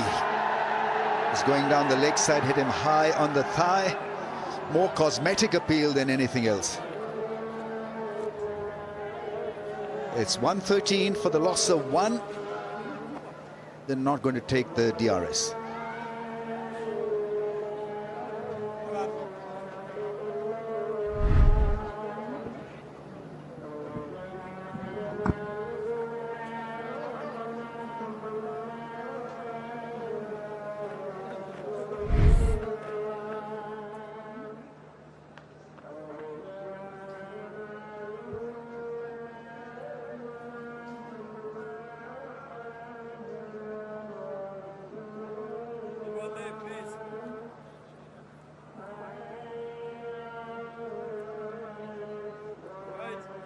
Quarter 78, Pakistan building steadily, and no alarms with the two batters.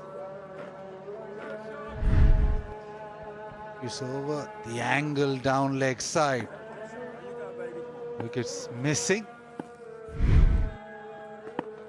Maharaj. South Africa playing three spinners, but so far we've seen 10 overs each from Rabada and Jansen.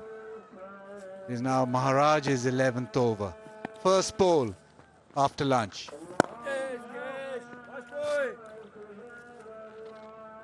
Yeah, it's going to be interesting to see what Pakistan decide to do. They've negated this fast bowling pair of Jansen and Rabada, and now they look to put pressure on these spinners. They were very good at doing that in the first session of the day. Particularly Shan Masood, I thought his approach was wonderful. Once he'd got himself in, slow to get off the mark, but used his feet with great effect. Good crowd in here in Rawalpindi. And he just carries on that one, the arm ball, the undercutter, almost through.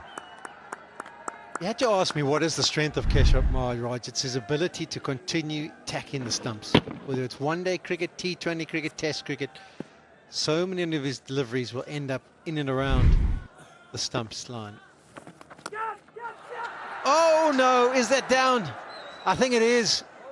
It was a difficult one for Markham because it took the glove of Kyle Verreynne, but he had 2 or 3 grabs at it, and he'll actually be disappointed.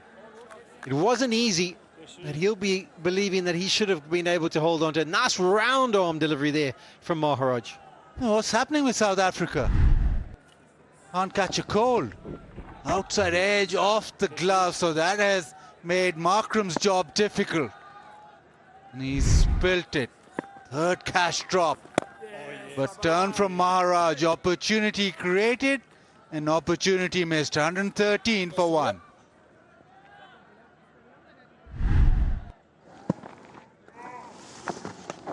You have a look at it. Markham had his hands going into the perfect direction to take it. Verreynne went at it, and that just caused a few problems because it hit him underneath the armpit, and then he never really was able to recover.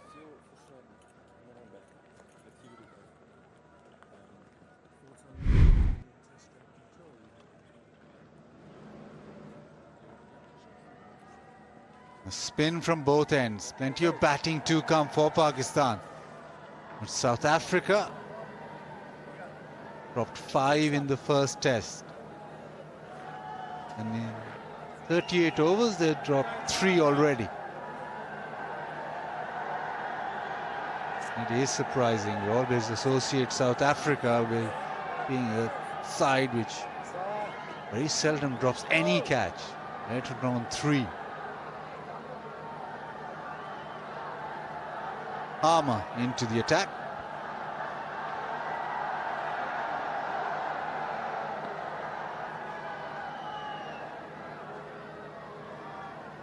And from the media, and here's where he got his wicket. Masood into the leg side, gets a single, but his chances being missed, really hurting South Africa. Yeah, on the replay you could see that Aidan Markham was going to get his hands into the perfect position. If it was just clear of Vereina's gloves, he would have lined himself up perfectly. Very difficult to be able to just, once it makes contact with the gloves. Can't really fault the keeper, they kind of have to go for it. Doesn't know whether it's going to carry comfortably or not to the first slip. But there's no doubt that by him going and getting just something on it. Just watch, here he goes and then the nick is, and then Markham can't, and he tried 2 or 3 times. I think they maybe need to put Vereina's gloves in the practice session as well.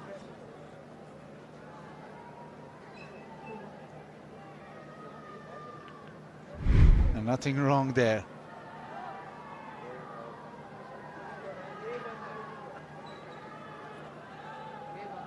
Probably heard Sean just mentioned the glove.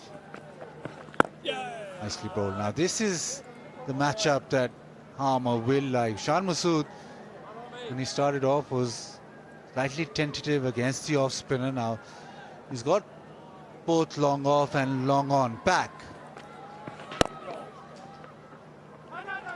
That is not good. Again, just little misfield allows Shan Masood the single. What South Africa wanted was Shan Masood to stay at that end and then be forced to try and hit something down the ground with the field setting, but you just allow him the single via a misfield, no good. Cut away, too short, and Abdullah Shafiq rocks back. He's looked very solid, especially after lunch. This outfield not as quick as what we saw at Lahore. That one just holding up quickly.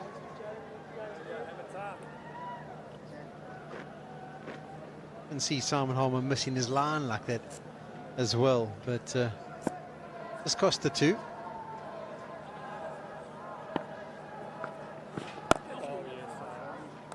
Abdullah Shafiq, 44 not out, courtesy 4 chances, 118 for 1.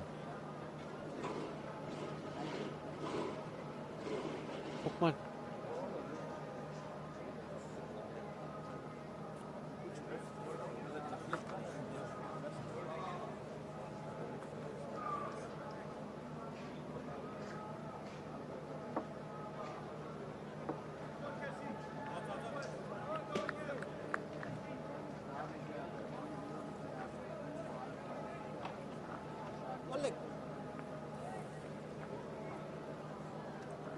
That could have been so much better.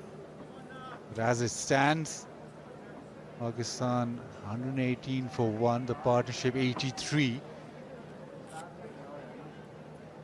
Winning the toss, batting first, that seems to be the way to go, and it's working.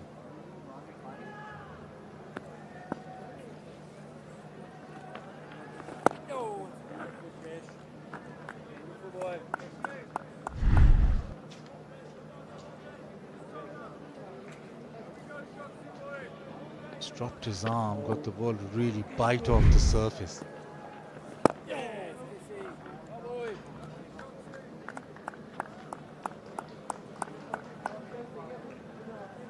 Haven't bowled too badly, but as was the case in Lahore. Not being able to hang on, and that allowed Pakistan a decent first inning total.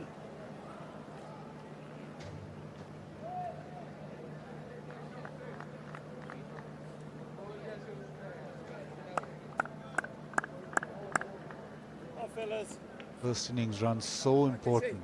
Even though Pakistan collapsed in the second innings in Lahore, they still had a handsome lead. Two little collapses in the first innings. 199, lost 3 wickets, and then lost their last 5 for I think 16 runs in that first innings. They'll try and not make that same mistake again. In a dominant position to start.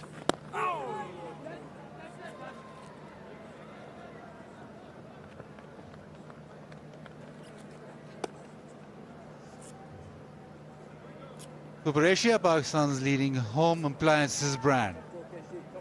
Magic of one touch.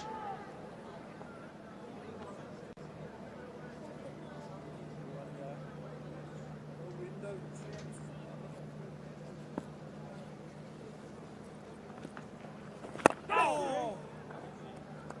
120 for 1.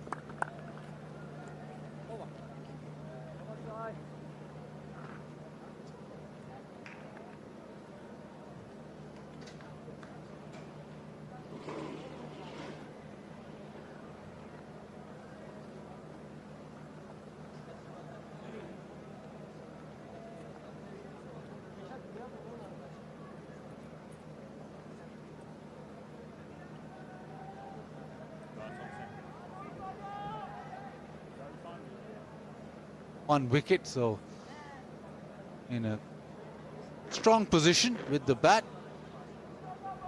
A surface which is expected to turn. The odd ball has turned today, but nothing alarming.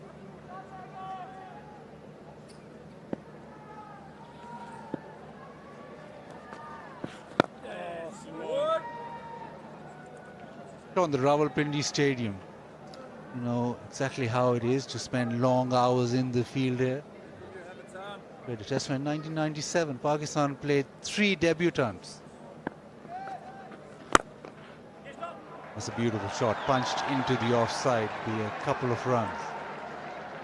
Yeah, Pakistan played 3 debutants and you still had to spend hours and hours in the field. What's going on there? Yeah, all part of a cunning plan. All part of a cunning plan. Make them tired and lure them into a bit of belief, and then in the last test match just make sure you win the series 1-0. That was the plan. 162 overs Pakistan batted in that test match. Exactly, that's why Bazball came up, because it was so slow the way Pakistan batted, we couldn't get a result in the game. Yeah, Pakistan's team's head coach right now, he got 100 there. Match referee Ali Naqvi got 100. Yeah, everybody. Ali Naqvi, I remember him. As a Mahmood smashed us. Waka got some runs. Mushi got some runs. Yeah, he got a 50. Mushi got 59 or something.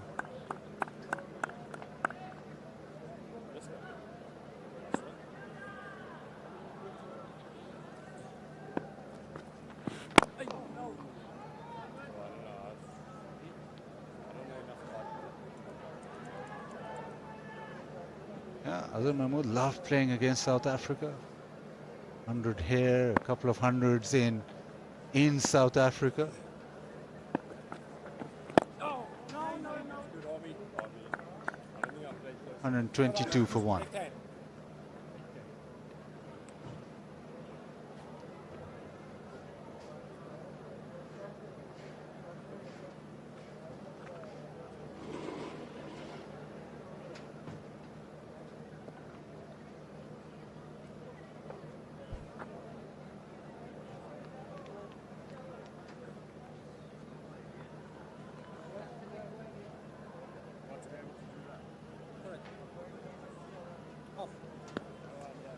Javed Akhtar. A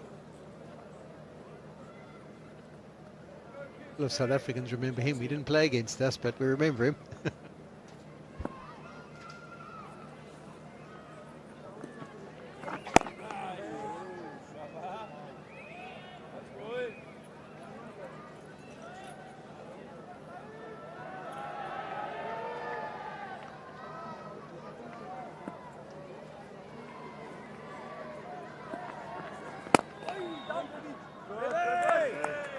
It's moving across, wants to get to that off-stump line and try and work it leg side. Maharaj will be looking at that, maybe just drop his arm again. get one to just straighten. Tap it. Keep holding, boys. Keep going out. Keep going out, Sled. Right, we push now.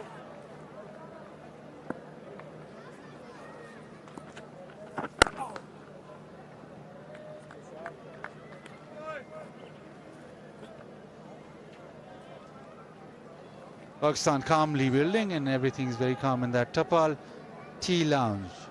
And for the fans to enjoy cricket with Pakistan's own brand. Pakistan's #1 tea brand.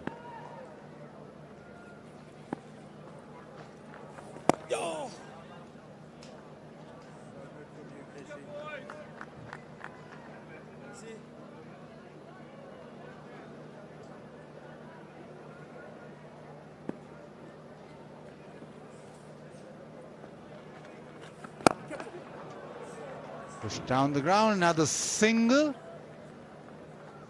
It is 1-2-4 for one.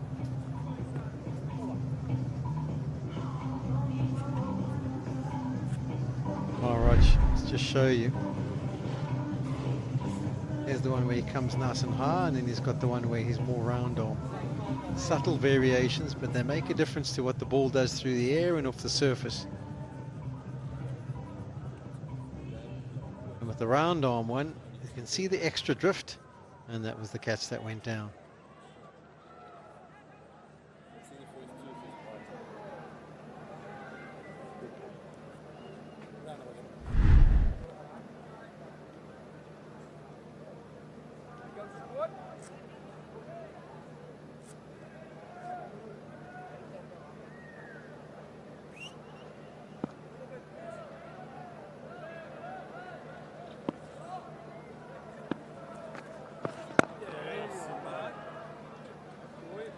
Sean, this is probably the most difficult session just after lunch to tea for the fielding side, where they're not getting a lot of wickets.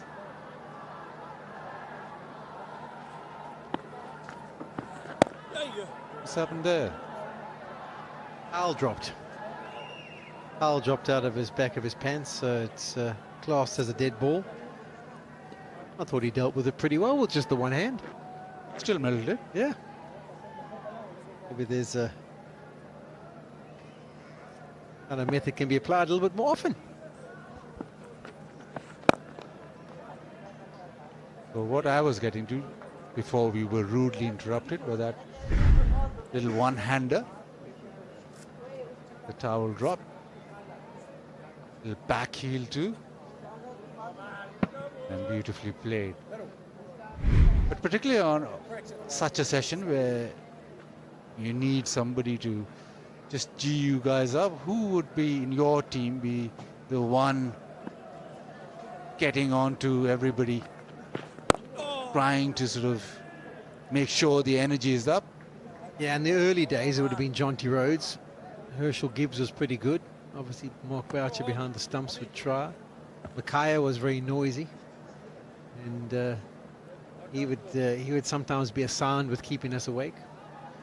And, full of energy. But yeah, anyone really, anyone who would take on the role. Abdullah Shafiq into the offside, gets to his 56th test match, 50 for him. But importantly, it's the first score of 50 or more after 7 test innings. He's had his luck, but it's a ground where he likes to bat on his Rawalpindi. And you want to convert this even further. I played nicely. He would have been very determined coming into this match. Didn't have much success in Lahore, and he would have been dead keen, given a laugh or two, and he's made them pay, South Africa.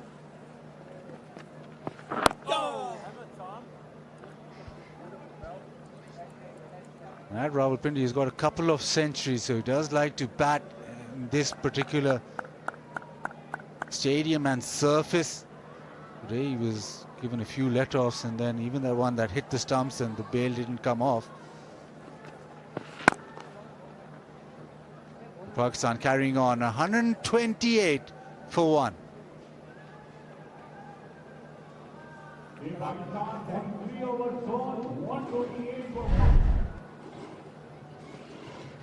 And just a little push into the offside. Was very aware. And the dressing room also, they backed him. He had a couple of technical issues, but runs will solve that.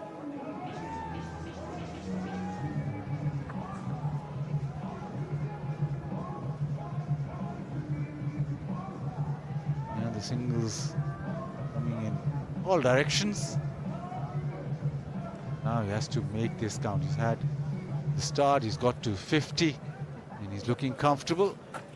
Doesn't want to throw this away. It's been a bit of a lean patch for him recently, so once you get a start and get to where he's at now, he needs to carry on. The helmet is off. Particularly when you've had the lives. What's it, 3 drop catches, 1 ball hitting the stumps. He's the batter with 9 lives at the moment, so definitely make this innings count. He's decided to have a change of headwear, taken the helmet off and gone to the cap option, which sometimes suggests that he's not going to sweep.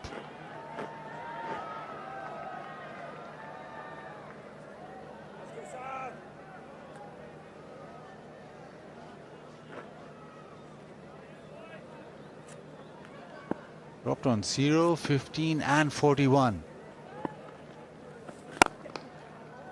Lovely shot through the offside. This is where he really bats well. Down the ground. Full face off the bat.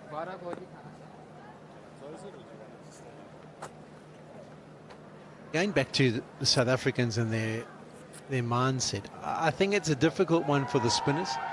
I think they came into this game thinking same kind of surface, abrasive, we're going to get plenty of turn. I don't think it's been the case. I don't think there's been nearly as much on offer. It's been hard work. They have created a few opportunities, but I think the wear and tear of the surface is going to only happen maybe day 3, 4 and 5, and the match might speed up then. South Africa will still be thinking that when they get a chance to bat, that it's a better surface, even on day 2, maybe even day 3. But they are now trying to find a way of breaking partnerships, picking up wickets, and making sure Pakistan don't get that massive innings, first innings score. You're predicting runs from your batting unit, from the South African batting unit. I'm predicting lots of runs for both teams in the first innings, and then the match speeding up as the surface wears and the footholds develop. Have to wait and see.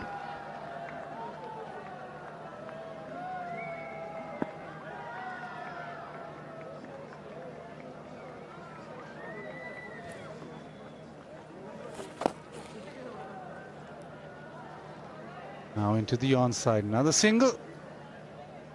132 for 1.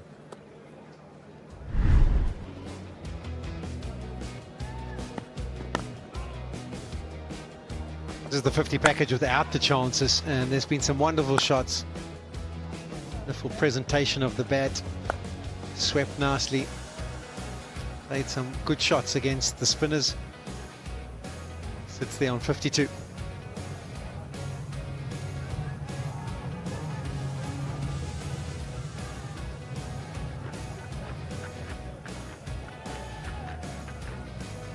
Important 50 for Abdullah Shafiq. Needed these runs. Normally when he does well at Rawalpindi, he makes sure that he makes it big.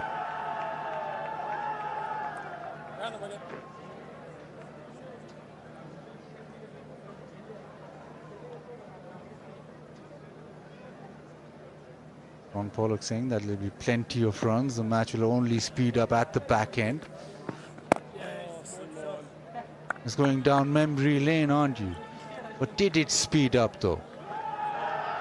Game didn't speed up. I can't see how many overs it took. It was 160 for you guys to get your 450.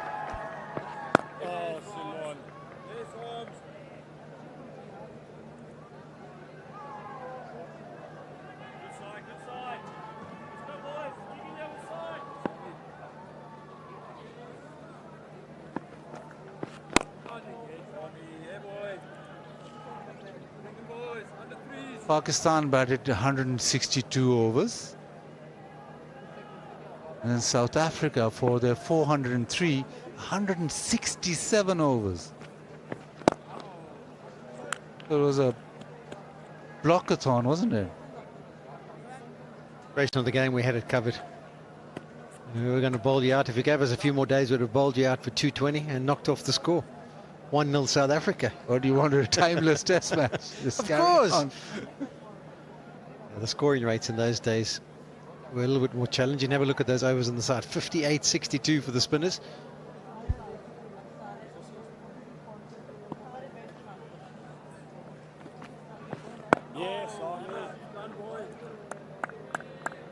So you want more of the same, this test match?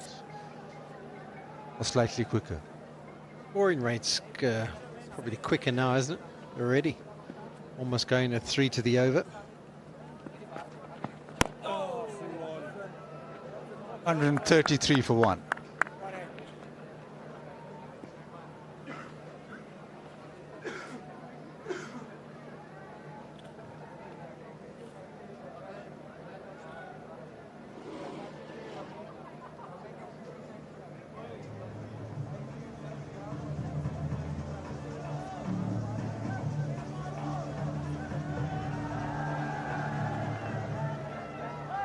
Team Pakistan 45 overs, 133 for 1.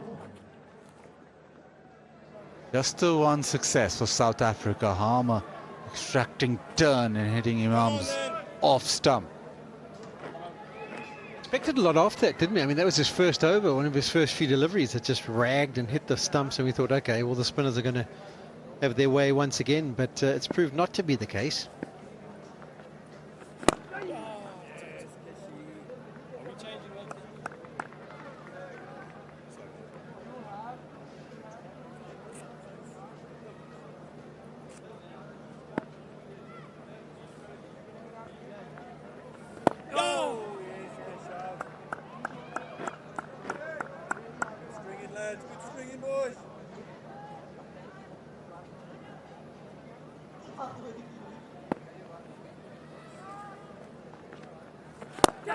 In the air, chance, no, didn't carry.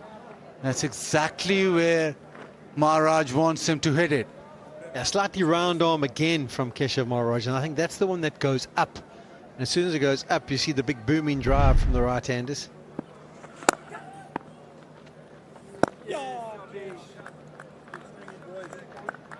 Boys, I got a good feeling with this period, yeah. Swinging, boys. He's hit it hard, just on the bounce. Almost. This time, oh, another chance. Another one. He just can't hold on. That one turned and bounced. Stumping chance missed. It's given us bars. I actually thought there was an edge involved there. That's why I'd missed by Kyle Verreynne, but he'll be disappointed because with the batter using his feet, with Shafiq going down, he's got plenty of time. He should definitely grab that. Yes, it's probably bounced more than he expected. Maybe it landed in one of the footholds. There's another opportunity. He really is living on the edge here. That's his 5th opportunity. The batter with 5 lives. Maybe it's just his day. Maybe. Oh yeah, South Africa again.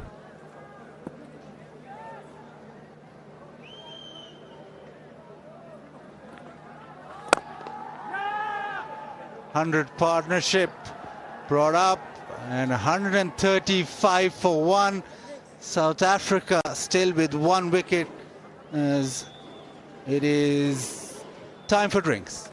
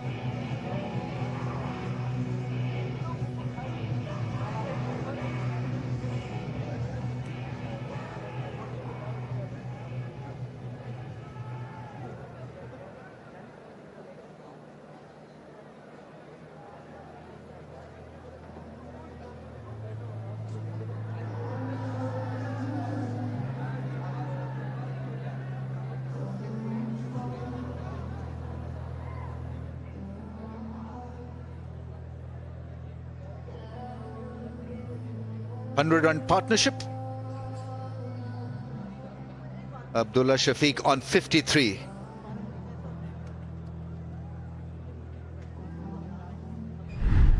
And we don't want to mar his triumphant moment, but he's been grasped 5 times. This was a tough one, but actually he just carried on, testing South Africa in the slip cotton mostly. This is off the keeper's glove. Then stumping chance missed. Once again, ball getting a little big on the keeper. He had no idea in the end, but it's just a story of missed chances as far as South Africans are concerned. It must be a major concern because they needed breakthrough. It came, it wasn't taken, it wasn't accepted, and so Pakistan now with an advantage of 135 for the loss of 1. Especially on a pitch like this where fast bowlers are finding it very hard to get the ball skidding through or anything off the pitch. And then the spinners created few chances and squandered them with impulse. But on the other hand, Shan Masood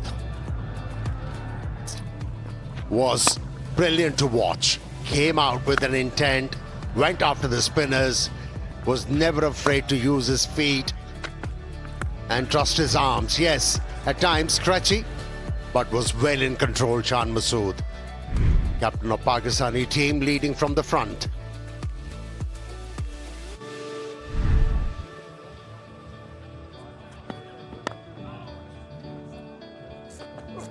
I don't want to spoil the highlights of his 50, but he was dropped on 0, 9, 15, 41, 53. And that's why the celebrations were low-keyed. But that's not his problem. That's South Africa's problem of grasping so many chances. He's got to just buckle down and make sure now that he gets a big 100. Well, that slip cordon is kind of a ventilator for Abdullah Shafiq. But good thing, he got it out of the system. He was ready for the next delivery.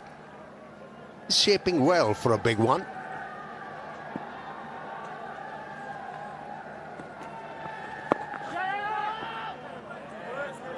You know, Amir, I mean, we've opened for Pakistan and we know that at times openers have got to be thick-skinned.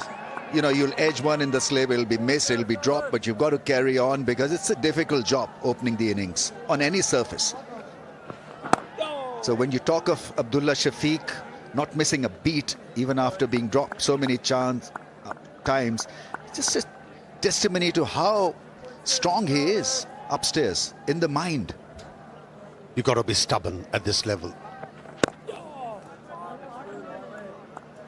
And you have to cash on the opportunities come in the way.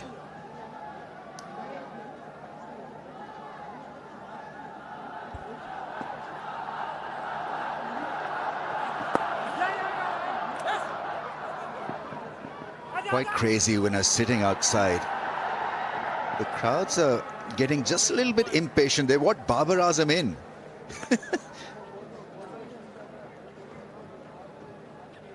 And you can hear them quite clearly. I don't know whether you're hearing what we're hearing through our microphone or through our earpiece.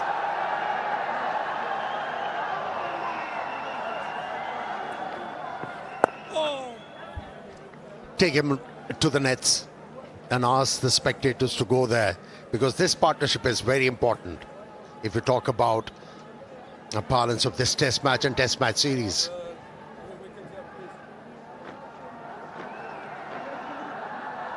That's the other thing that this pair is dealing with. Shouts of Babar Azam, Babar Azam. 55 singles in that partnership of 103. Got to say that's been the base of this wonderful effort. 138 for 1.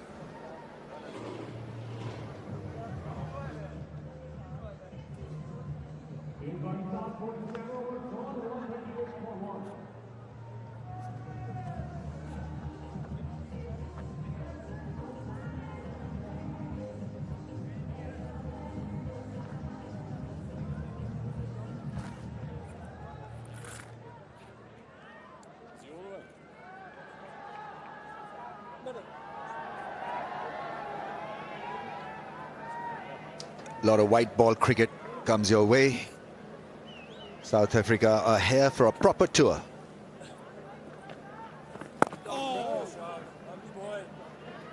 Mentioned it earlier, would have been great if this test series would have been 3 test matches.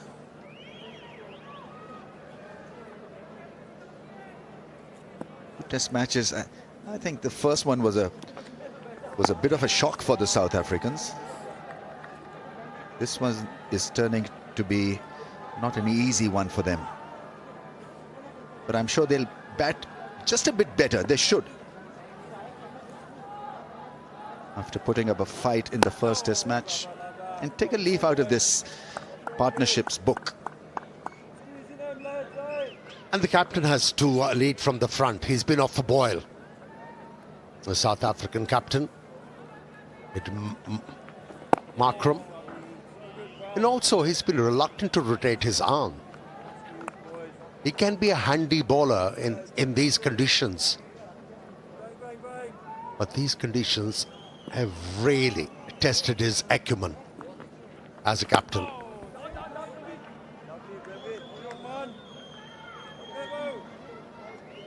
The fact that the catching has been lackluster, that's where they've been pinned, really been wronged.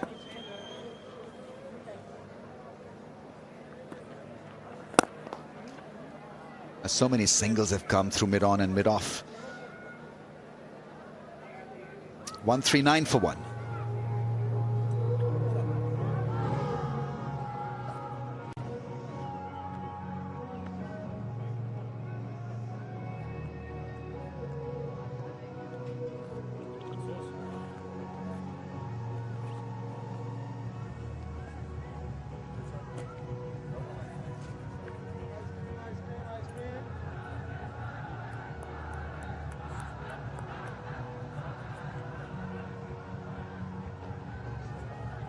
The T20I series after this test match, and then the ODI series.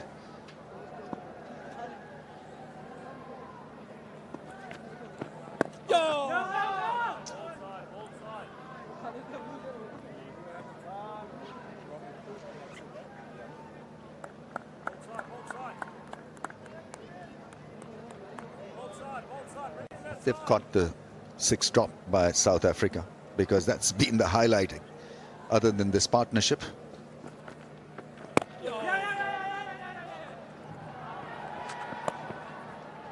What about these singles? I think it's become a regular practice now. And so to cut off the rhythm, I think it's important for South Africa to think just a little bit actively with regard to field positions. They can adjust a fielder or two to make it, or to make this pair think about hitting a different zone, different angle. It's the most irritating aspect for the bowlers when singles are scored frequently. And I think Pakistan is bettering their play in this regard, and they have to do it more often in limited cricket as well.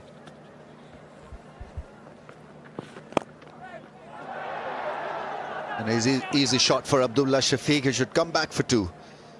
Nice roll of the wrist.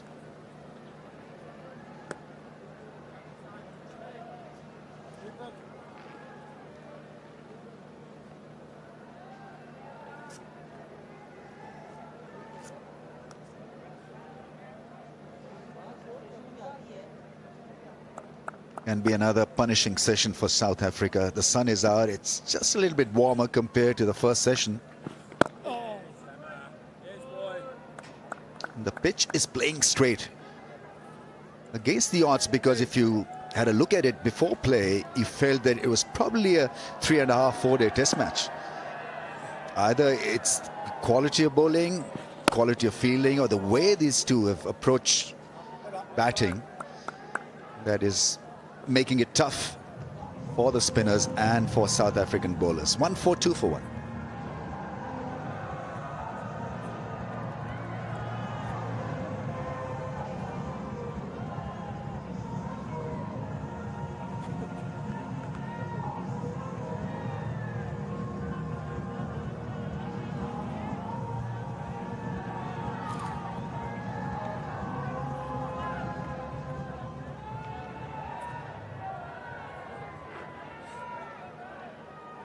It's a very good spread of ones and twos and fours, 8 fours and 3 sixes.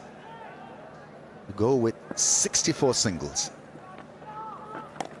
I've been told that Muthuswamy has only bowled 2 overs. Someone who picked 11 wickets in the last test match. I think he's been hard done by. 2 overs, none for 14. Yes, it was manhandled by Shan Masood when he bowled those overs, picked up a 6 and a 4. But as a captain, you have to stick with a bowler who has gained a lot of confidence, picked up 11 wickets. He needs to give him a run.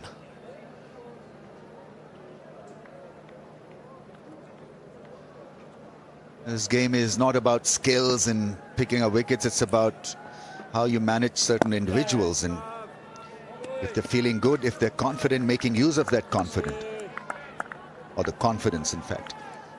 I think you ask him an appropriate question at the toss, the South African captain. Is it difficult to use 3 spinners? You know, never in their history they had a chance to play 3 spinners. It becomes difficult, even for Shan Masood at times. When to get in your 3rd spinner bowling. Nicely driven.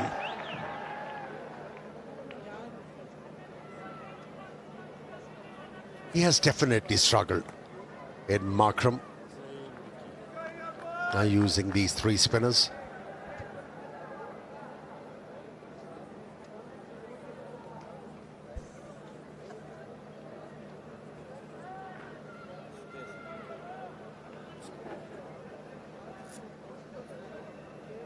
Well, there's got to be a better plan than this, because singles are leaking. Either you defend properly. South African coach is feeling the pitch, and it has an abrasive feel to it. That's well played. 144 for 1.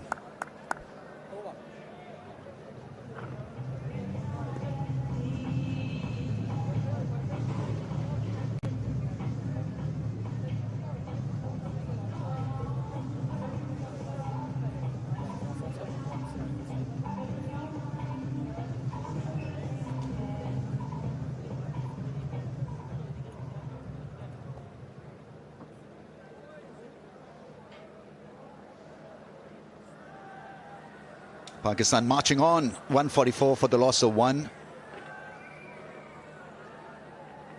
This is hard test match grind for South Africa. 144 for 1. Nobody was expecting them to be in this shape.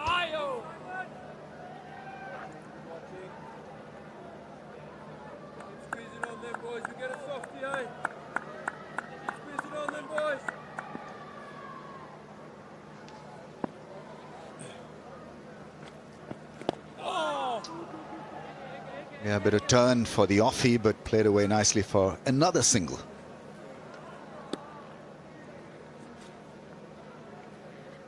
It's a flip the bucket contest. KFC flip the bucket challenge. It's a good job done. South Africa could have flipped the bucket by taking those opportunities created by the bowlers.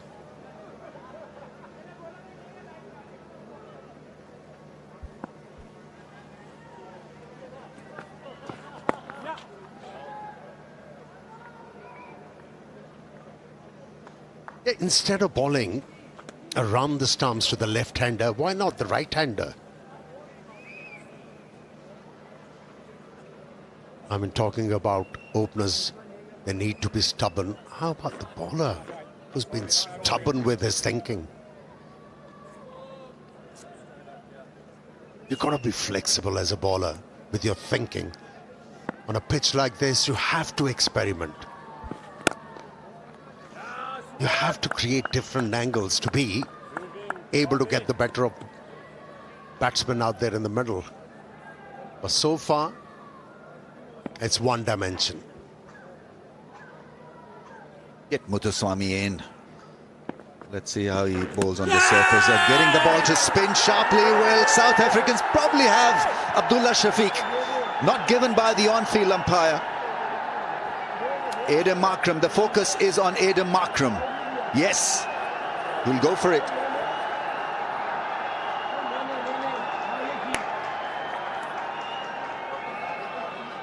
Umpire to director, we have a player review for caught behind.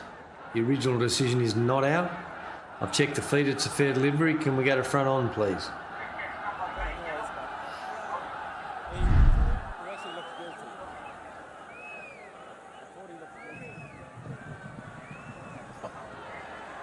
Thank you. It's gone very close to the bat. Can we go to ultra edge when it's ready, please?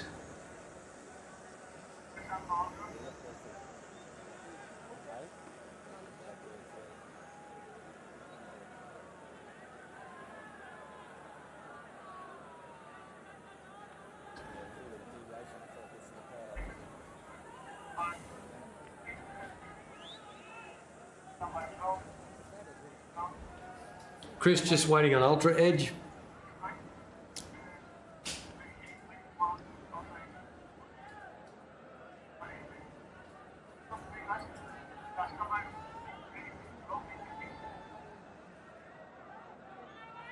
Yep, coming up from behind. It's not ultra edge at the moment, Chris, but it's a replay from behind.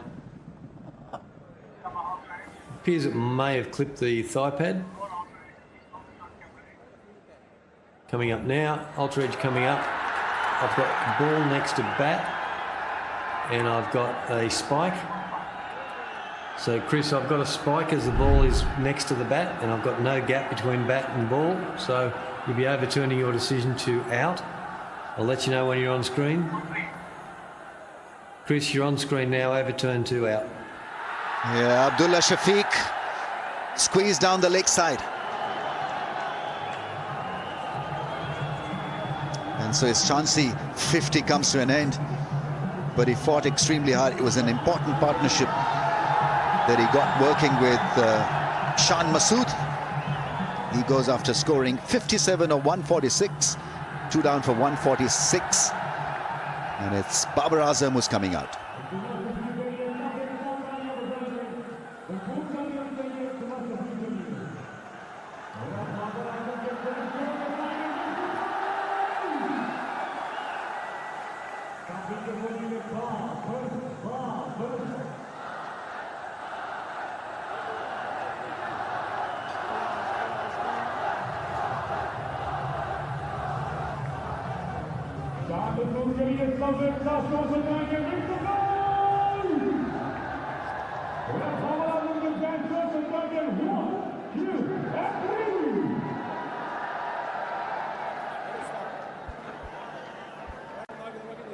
Yeah, there's certainly this buzz and energy in the aisles.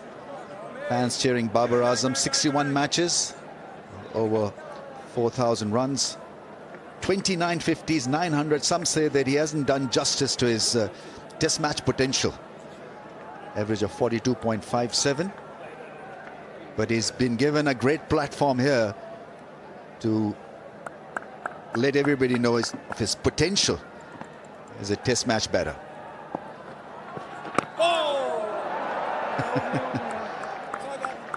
Played it awkwardly. 146 for 2.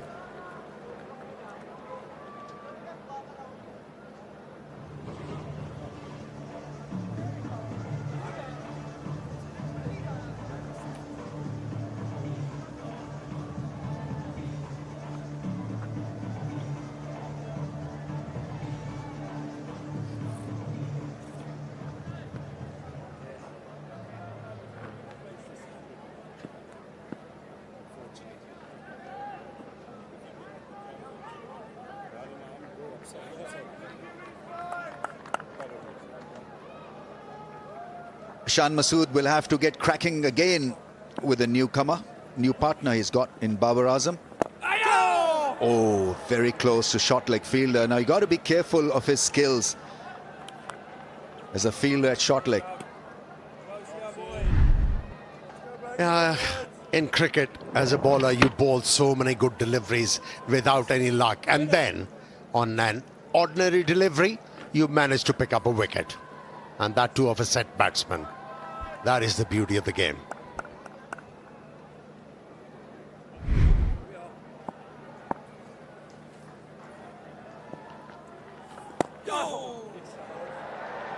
Maharaj has dismissed him a few times, 3 times to be precise.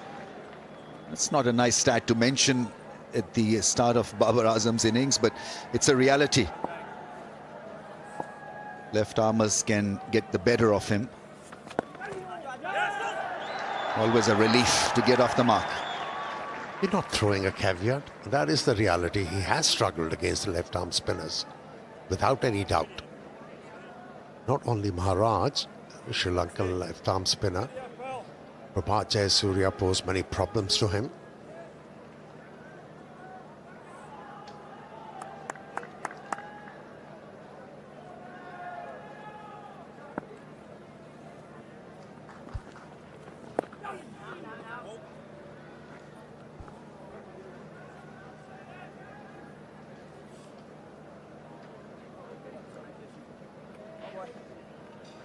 He's just got to remain in the bubble.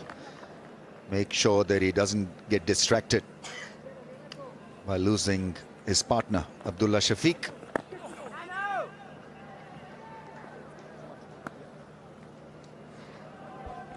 It's amazing, isn't it? Every time Maharaj has lowered his arm, he got the pitch to respond to him. Got a bit of turn, a bit of grip as well. Why not sticking to that? Keep on bowling round Amish. Shan will retain the strike. It's 149 for 2.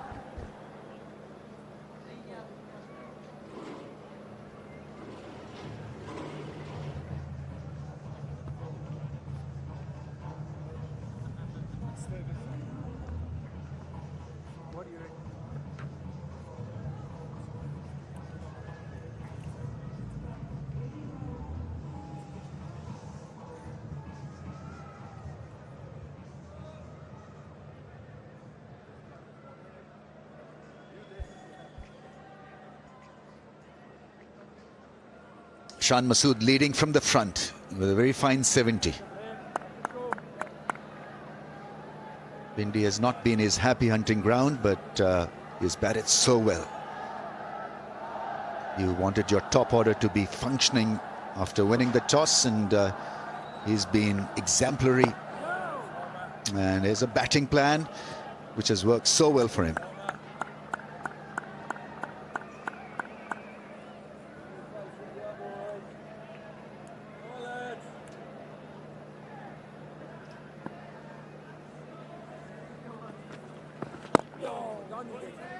Good thing about this knock is that he's not really gone at one pace, so whenever he's got to be careful, he's dropped anchor. 150 comes up for Pakistan. They're in a great position here. At the start he was belligerent, he was aggressive, he was taking on the spinners, and then he quietened down because he felt that he had the game in control.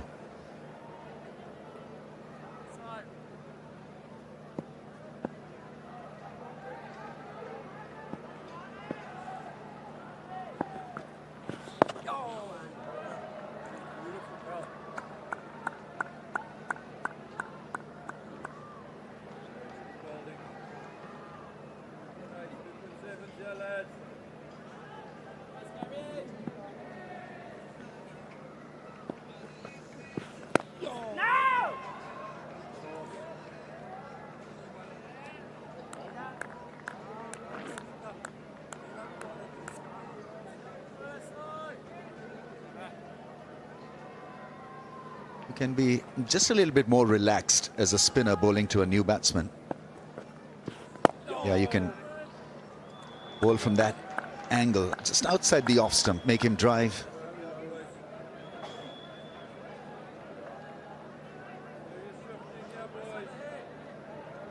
Round the stumps is another potent variation for an off spinner on a turning surface. Cuts it well, finds the fence. That's a beautiful shot because he picked up the length early. Not a great delivery, but it's great for the fans that he's hit his first 4. 154 for 2. You know, the ball went through covers, and it tells you how slow that ball came to Babar Azam. Had plenty of time to decide. Yep. If you have to bowl outside the off stump, you have to pitch the ball up to Babar Azam.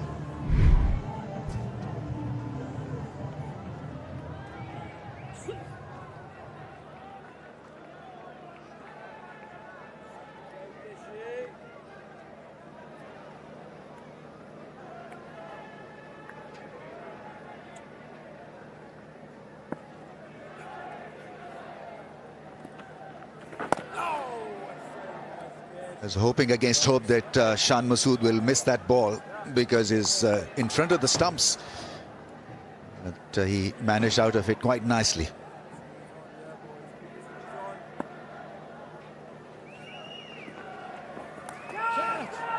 There's a sweep shot, and that is dropped again. Muthusamy is the fielder, and it's an epidemic. It really is a plague.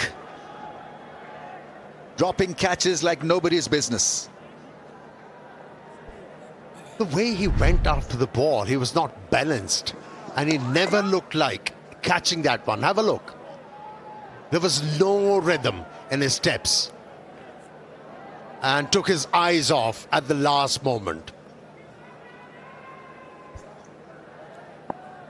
4 clear chances grasped by South Africa. Overall 6, but 4 relatively easy chances. Just puts you down as a side. You're creating opportunities, and it's just not been accepted. And yeah, it's going to be a tough few minutes for Muthusamy. And you have to give credit to the bowlers after being creating so many chances and fielders letting them down. They're still plugging away. They look dialed in.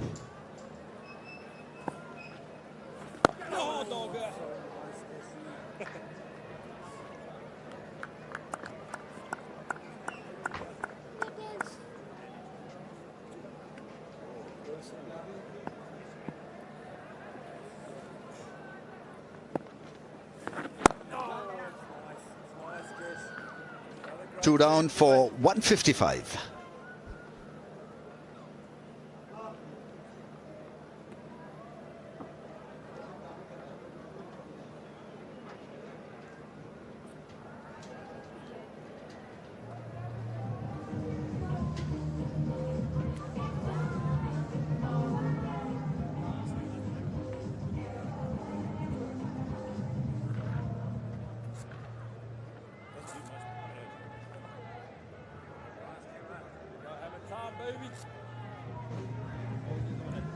Well, the story of the day is that South Africa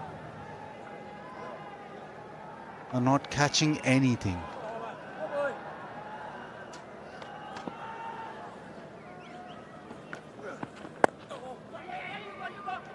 Quick single. And the surprise is that we've all grown up, we've all in South Africa, catch everything extraordinary in the field, but over the course of this test match and a bit, this is only the first day of the second test match, they've dropped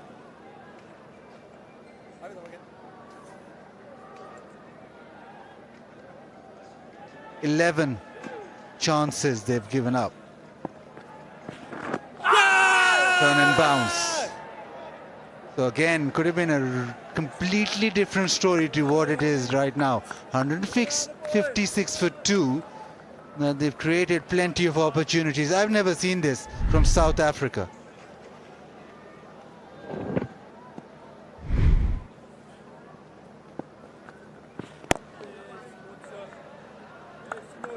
Normally, first day of the test match, you feel that the teams are fresh and they look for opportunities, and they're all ready for the fight. Not South Africans. South Africans have given too many chances, and that is spanked away from Babar, mid-wicket for 4. More problems, more issues for South Africa. Yeah, a little bit of air, and Babar didn't hold back. Not the most graceful of shots that he's played over his career, but he's hit that hard over mid-wicket to the fence.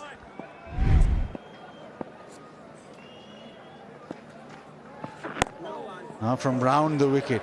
Stay in the job, boys. Boys happens with them, eh? Boys happens with them. Yeah, simplest of the catches. So much time. Hands were not together. Balance was not there. Ball was in the air for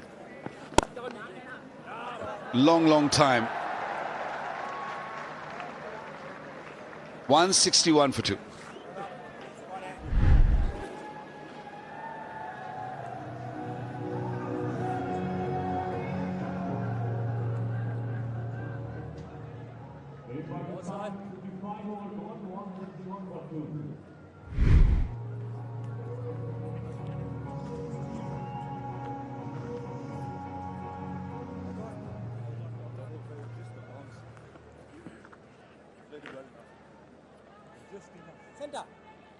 Yeah, just bowled 2 overs for the day, but the drop chance, still smarting about that. It's not been South Africa in the field in this test series.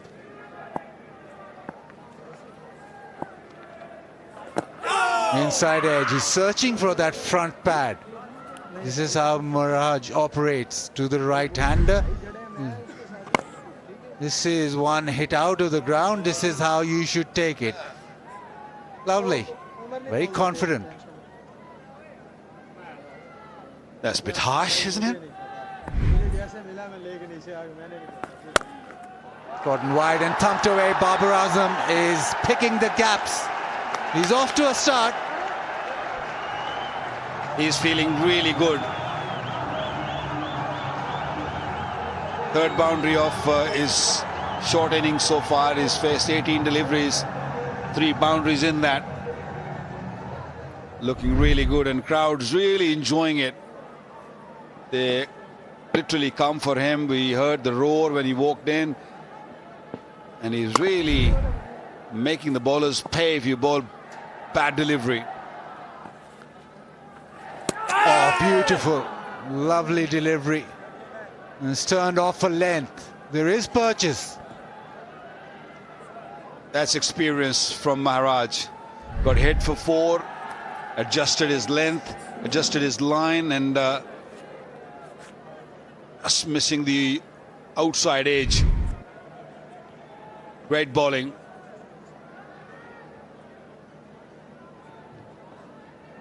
I think they're going upstairs to check if chance of a stumping. Yeah, didn't got a stumping review, sorry, Alvin. So your best angle on the stumping. I've checked the feet, it's a fair delivery, so.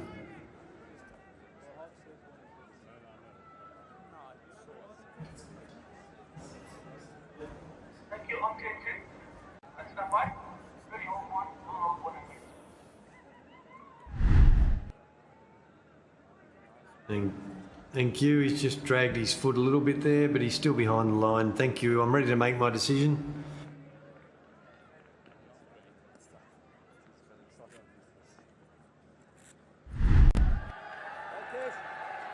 Yeah, quick not out.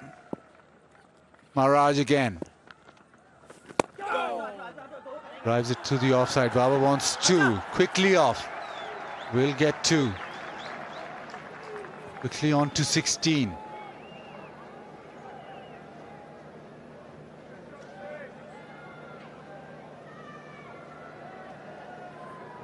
Partnership of 21 came in no time. Boundaries have been leaked by the South Africans. Their drop catches. First day of the test match. We have seen so much. Huge appeal. Is there bat on it? There is. There is a discussion going to take place. Maharaj is trying to convince Markram, saying that that was very straight. Markram just asking if there's bat. No, they're going to go upstairs. They're going to have a check.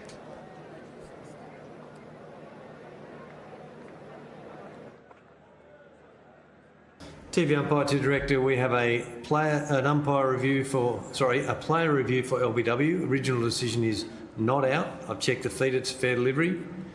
We go to front on, please. Just repeating, a player review for LBW given not out.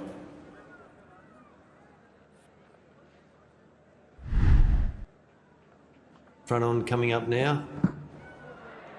Okay, it's gone very close to the bat there. Can we go to ultra edge when it's ready, please?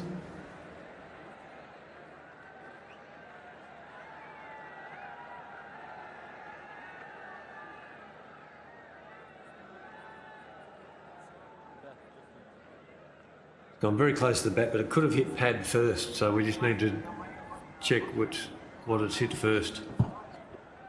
He certainly hit his boot. That angle, it appears it's hit the bat first, but I'll confirm that with ultra edge, please.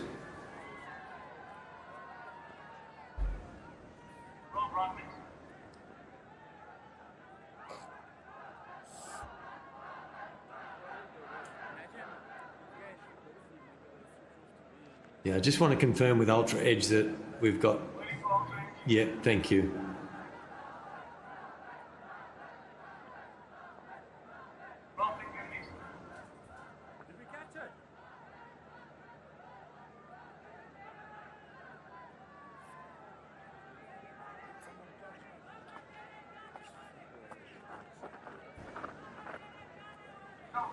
Yep, just waiting for ultra edge. Yes, ultra edge, please.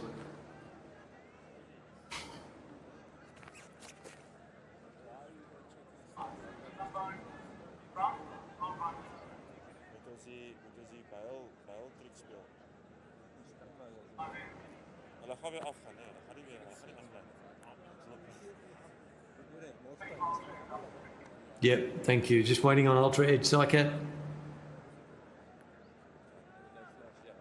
Ultra edge coming up. Yes, I've got bat on ball, so we've got a spike as the ball's next to the bat. So we've got bat involved. So, Psycat, you'll stay with your original not out decision. I'll let you know when you're on screen. You're on screen now, signal now. Yeah, good decision. The inside edge onto the pad. Just making sure that there wasn't pad before bat. Anyway, Maharaj again, searching from that front pad. Oh, chance and taken. Slow from Maharaj. A diving Dizorzi picks it up and still it off. Yes, they had some drop catches, a poor day in the field, but this one, wow, a special effort from Zorzi at Silimidov. The timing of the dive was just perfect. It was from the middle of the bat, and watch that. Just sticking in the fingers, and that is a massive blow. Babar was looking good, and that wicket will really pump them up, cheer them up, and they'll feel that they're back in the game, South Africans. Babar gone for 16, is 167 for 3 now.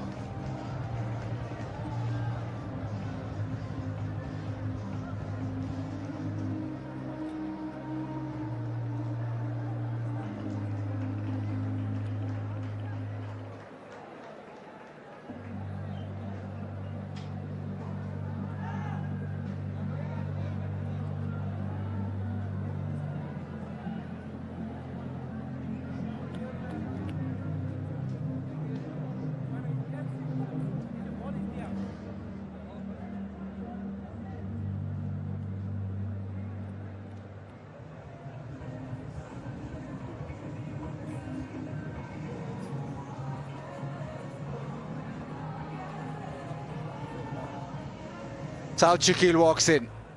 Didn't have a great test match in Lahore. South Africa fighting.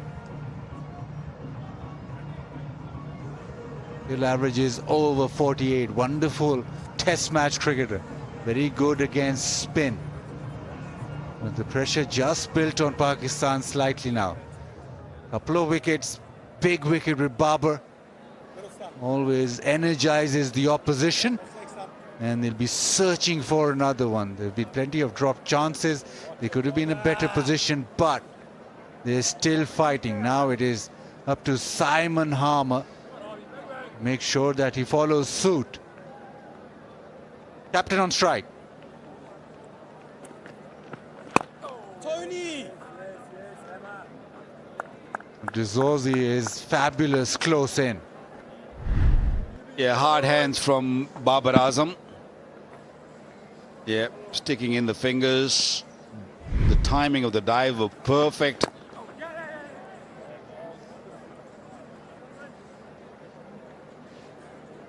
Not easy at short legs and silly points and silly mid-offs.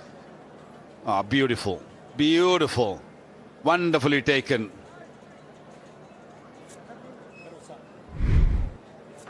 Yeah, he always anticipates. But that was brilliant off the bat. Diving away, Maharaj with his first wicket. Now Harmer, and he gets South Africa another. Ended with South Shakil. This is that one straight off the face of the bat, so that makes it a brilliant catch. Full length dive, picks it up cleanly, and he's pumped.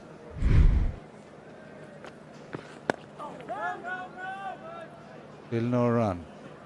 Now South Shakil in his test match at Lahore was dismissed by Muthuswamy both times.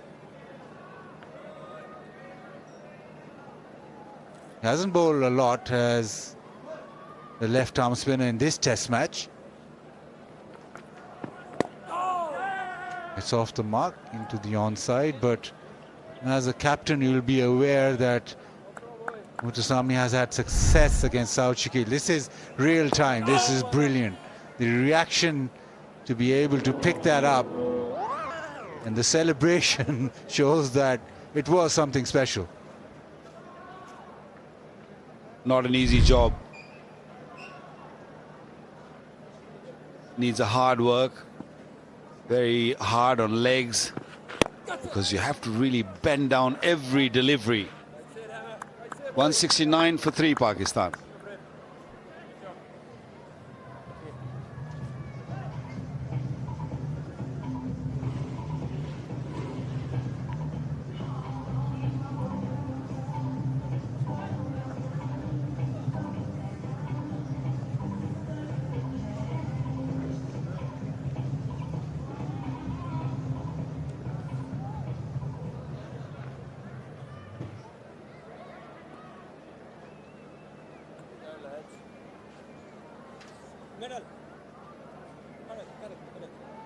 Khan Masood 74 not out. Abdullah Shafiq 57. South Africa making sure that they stay with the game. They would have been better off had they taken a few chances, but that has gone. Now it is Maharaj from over the wicket.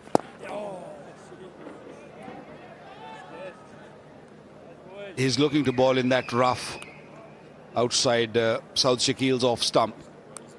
South Shakil, very good player of spin, lunging forward.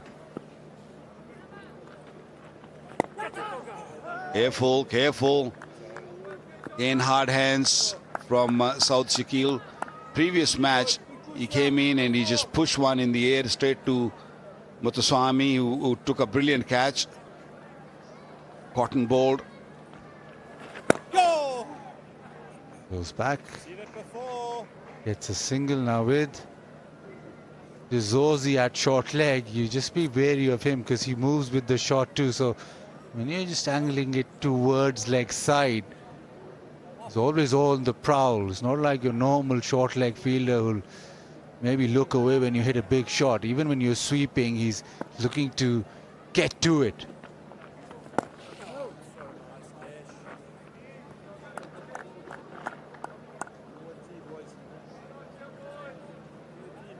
Now Shan Masood is trying to go just offside.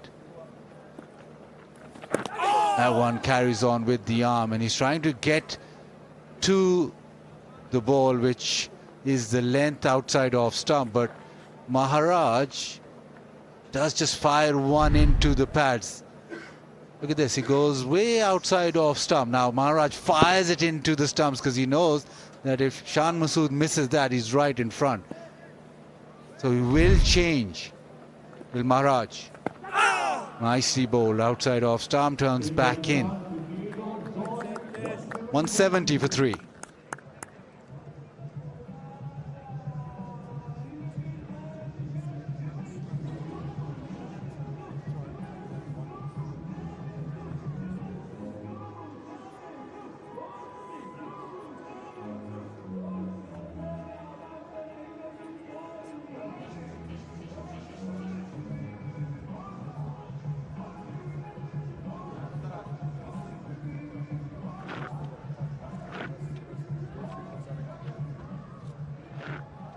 Maharaj 21 overs, Harmer 15. Muthuswamy, who got 11 wickets in Lahore, just been used for 2 overs. Akram hasn't turned to him too often, which is a little bit of a surprise. Harmer into his 16th over.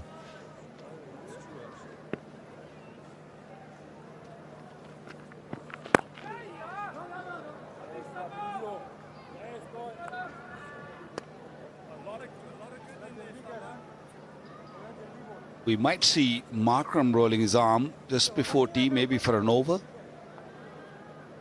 2 left-handers at the crease, and no harm bringing himself on for an over or so maybe.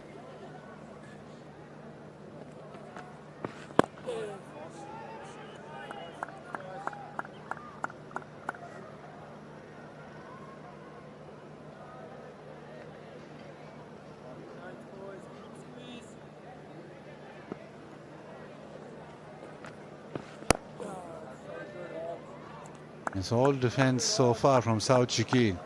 He's very proficient with the sweep shot. We haven't seen that.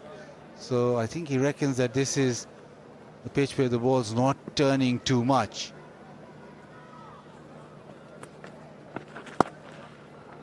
Cut away nicely, gets the gap offside. The race is on. They will manage to just get it back in the field of play. A couple of runs. Good job by the fielders.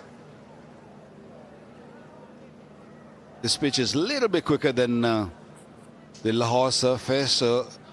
We saw Babar Azam cutting couple for boundaries, and that pace allows you to play that shot. You can pick gaps. South Africa on the attack. Offside field, 4 men trying to stop single, then they got slipped there, the silly mid-off. And that sort of length, Saud will just feel that he missed out.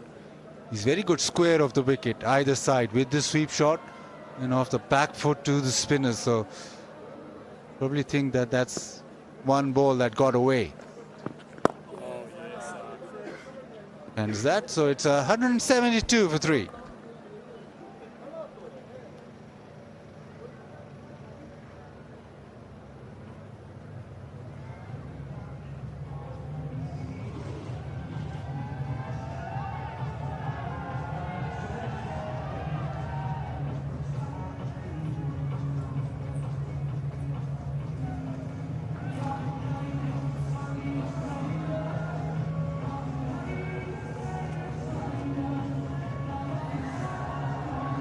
Free entry, so you can come in and watch the test match any time of the day. Just come to the Rawalpindi Cricket Stadium, maybe watch a session or 2. That's the sweep shot. This is what Shan Masood has done. Because he's batting on off stump, he'll get outside the line. That's his strategy against left arm spin.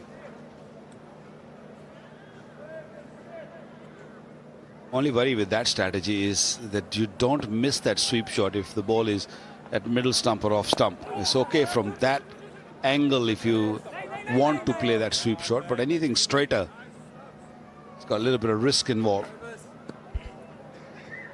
Bank Alphala with Bank Alphala's 1100 plus branches. Open your current account from your nearest branch. Enjoy various free services and earn Orbit rewards.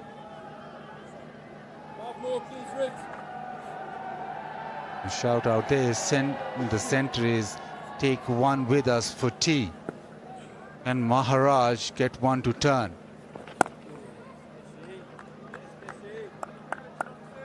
Just see that South Shakil especially is concentrating on defense, maybe just winding down the clock. Not 7 minutes away.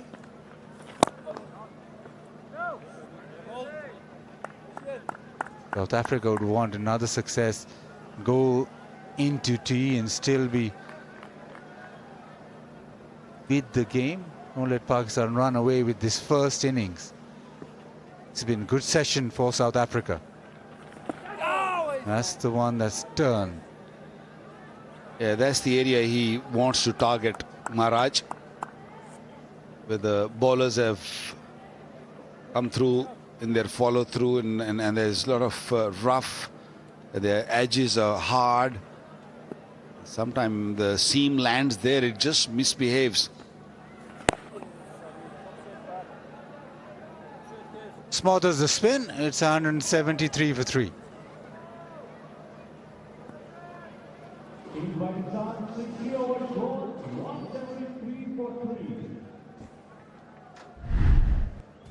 A brilliant one in the first test match. The inside edge went quickly. And this was probably even better.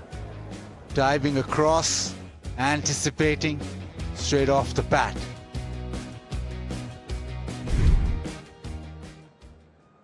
He enjoys that position around the bat. He's brilliant. Stays nice and low. Took a couple of excellent catches in these 2 test matches so far. And an amazing batter at number 4, scoring 100. A very useful cricketer. Very involved cricketer.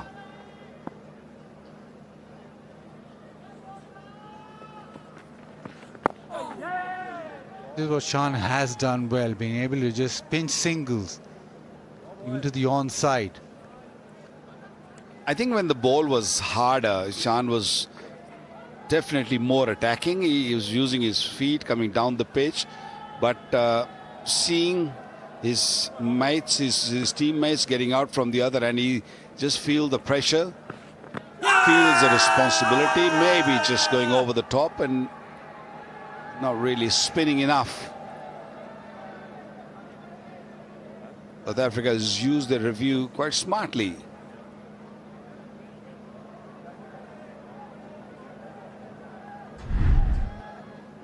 And just slowing it up, and that one just went on with the arm. I think leg stump.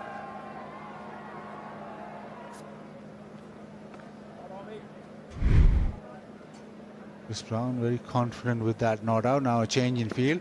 Short leg in place. Nicely done. Harmer has very good control. He does bowl from round the wicket to the left-handers predominantly, so that line throughout.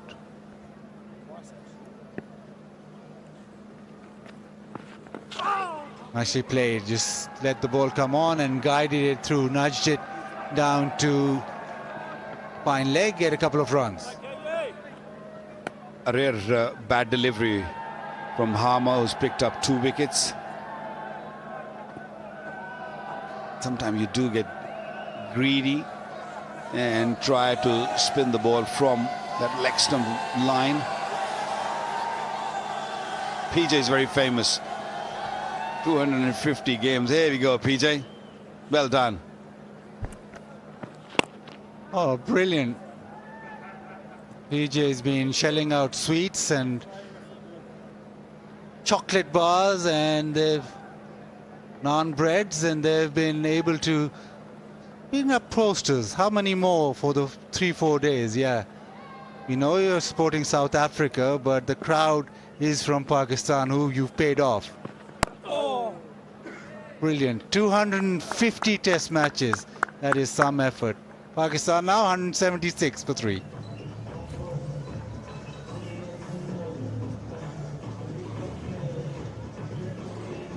There he is with his glasses on. He needs those glasses. Yeah, 250. Nobody knew this because I think this is PJ's writing himself. He's made that poster because I don't think that the crowd would have known about his 250th test match. But well done. Good effort.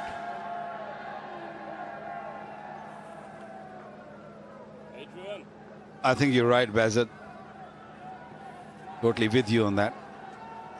And Markram's total. A short leg and a slip. And he produced that one delivery of magic. Starts off on a length. And what he'll do is bowl it quicker, so slightly different to Harmer. A little more pace on the ball. So maybe one will just skid through, or be hoping one that turns sharply, react quickly off the surface. Yeah, he's used to bowling in ODIs more than Test match cricket. That's why you'll see a bit more pace. Hard to control when you just have to bowl those loopy deliveries, or have to give a little bit more flight. I think it's a good move. New batter, off spinner, yeah, getting more purchase. See the pace, 93.9 kilometers an hour. For sure, he's going to push the ball, and if the ball lands in that rough region, or even lands on the seam, will grip.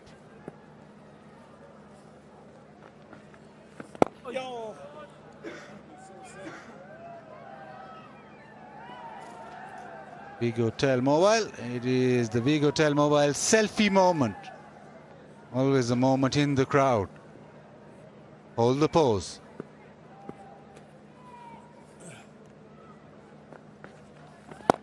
And blocks again, so just the one delivery now left to T.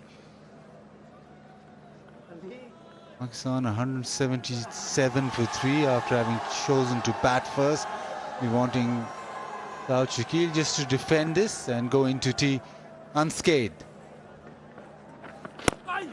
Does exactly that, so a couple of wickets in that session. Well, the captain still undefeated. Pakistan at T, 177 for 3, courtesy Shan Masood, who's still there on 77. Pretty even session. Pakistan and South Africa. South Africa managed to pick up 2 wickets and also control the run rate. And on the other hand, Pakistan lost 2 wickets. They did not lose too many wickets, which we saw in Lahore. So Pakistan will feel that they've done their job. They can just relax for 20 minutes and come back and rebuild this again. First inning, big total is going to be very, very important. And one of these, or this partner, has got to be big.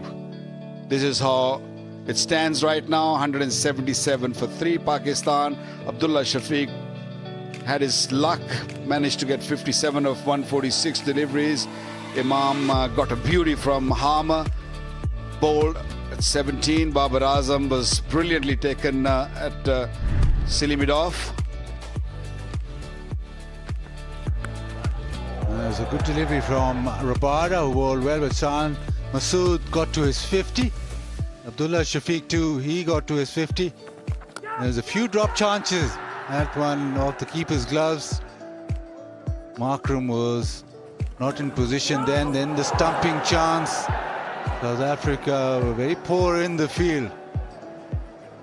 Allowed Pakistan off the hook. Abdullah Shafiq a few times. That one was drifted down the leg side. South Africa very confident. Was initially given not out, but DRS proved the edge down the leg side. Babar came in, he looked good. Couple of shots through the onside. Then that easy chance where Muthuswamy, who's not had much to do in the game, but he's dropped a catch, and this one was muscled away leg side, then a cut shot, and Babar looked as if he had it sorted. But a brilliant catch from Dizorzi at silly mid off, diving full length of the face of the bat and picked up Babar. So as Pakistan go to tee in a decent position, couple of wickets for Harmer, one to Maharaj. Surprise is that Mursami so far has just bowled 2 overs, 10 overs each for Rabada and Janssen. 62 overs bowled, which is good with the over rate. And as we go to tea, we'll come back after a short break. Pakistan will resume at 177 for 3.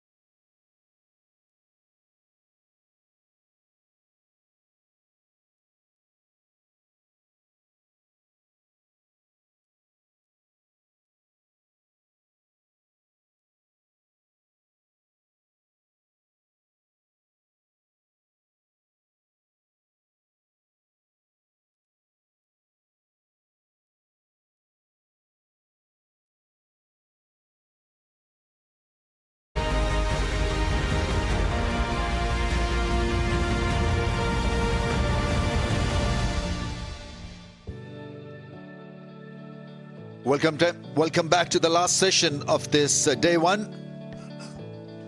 After a flat first session, South Africa bouncing back with a couple of blows, and so Pakistan are 177 for the loss of 3. They're still in a commanding position because they can bear even a mini collapse. They are ahead of South Africa at this stage. He got a beauty. Imamullah turned him square. And then Abdullah Shafiq, after living dangerously, caught down the leg side. Clear edge. Babar Azam undone by a beauty at Selimidov. Terrific skills and anticipation from D'Souza. Rabada wicketless, Marco Jansen wicketless. A wicket for Maharaj has been used extensively compared to Muthuswamy, who picked up 11 wickets at Lahore, just used briefly for 2 overs. Harmer 2 for 57. South Africa were shoddy to say the least in the catching department, lost quite a few opportunities to run through Pakistan. Abdullah Shafiq grasped at least 5 times, and Shan Masood has had a couple of lives as well.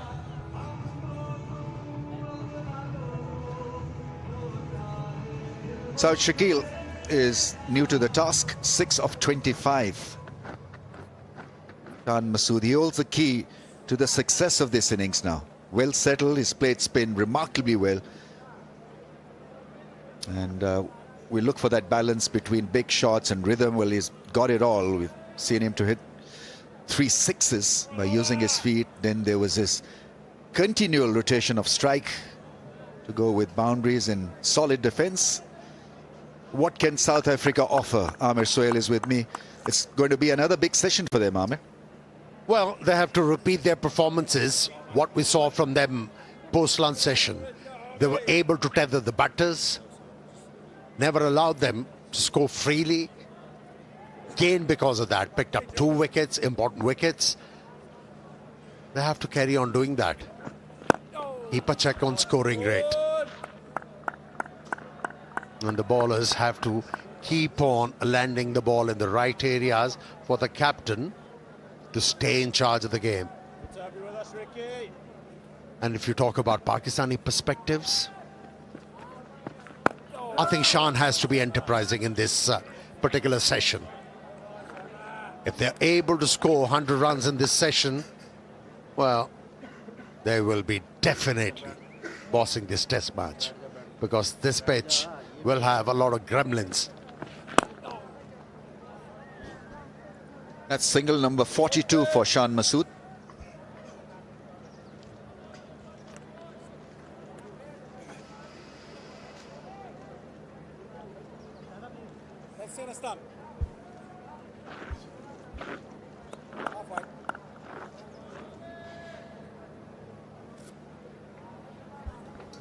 Field's been adjusted, long off, coming in few yards, just to entice him into playing over his head.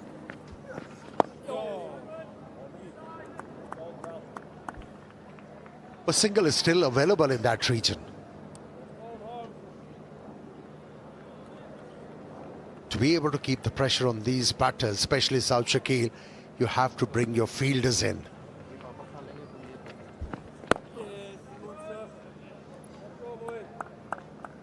Doesn't really go hard at the ball. That's his skill, compared to Babar Azam, for example, who looked a little bit jarring, a little bit more pushy when he was trying to defend. Saud Shakil very calm on the other end. They're in control as well. 178 for 3.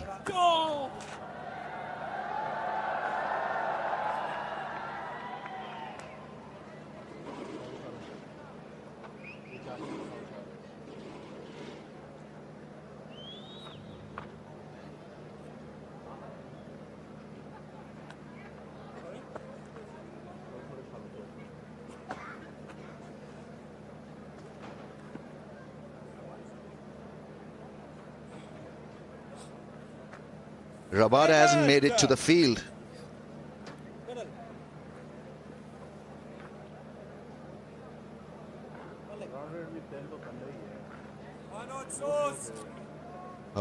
pacers are off. 2 subs on the field.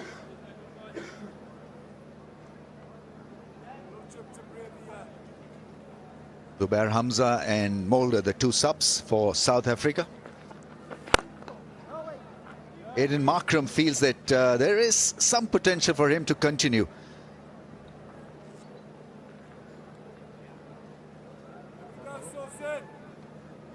Ball 1 over before the tea break.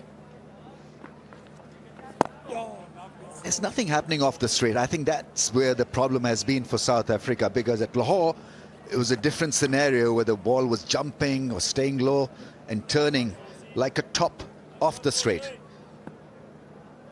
Maybe it's just too early really to read into this pitch. It may do so come day 2, day 3. And that's why I said it's highly imperative for the South Africans to keep control of the game. Don't leak runs. Their best bet is the second new ball. That's where they can do serious damage.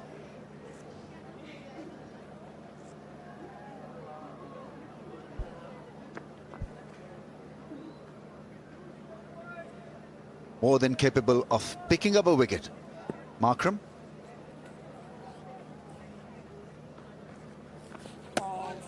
Gets it to spin. Yeah, with that field placing, short extra cover in place, is looking to entice the batter into driving the ball and hoping the ball is going to grip. He's getting the ball to grip. Turn viciously, but from outside the off stump.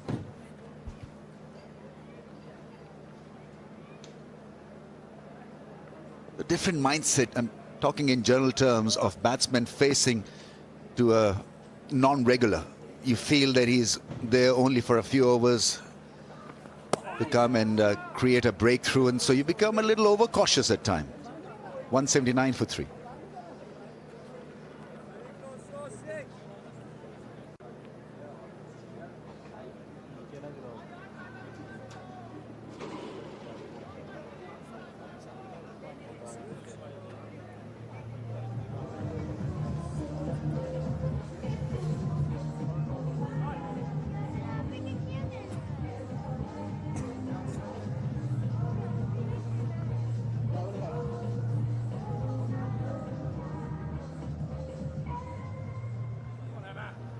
A couple of very fine late middle order batsmen in Rizwan and Salman Ali Agha.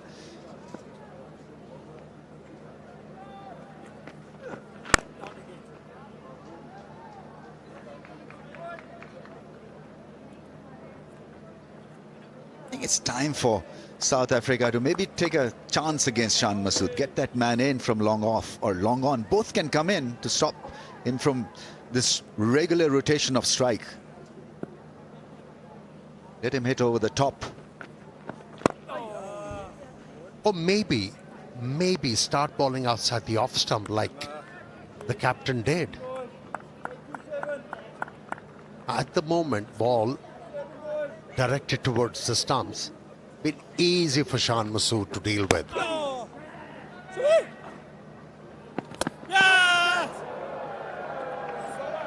Even though that hit the stumps, I don't know how close that is, but South Shakil feels that he's in. Zubair Hamza, the sub, fielding that quite nicely in the end. Good hard throw in and hitting the stumps on the bounce.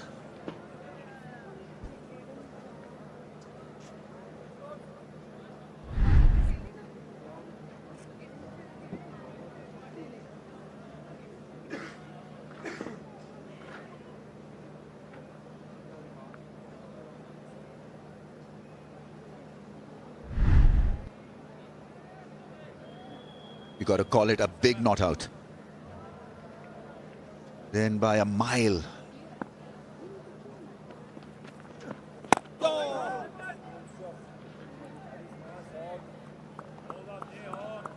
Further away from the off stump, where Shan Masood is forced to present angle bat.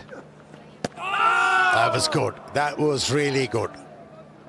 Slower in pace, turned and jumped. He altered the length as well. A little on the shorter and in deceiving Shan Masood.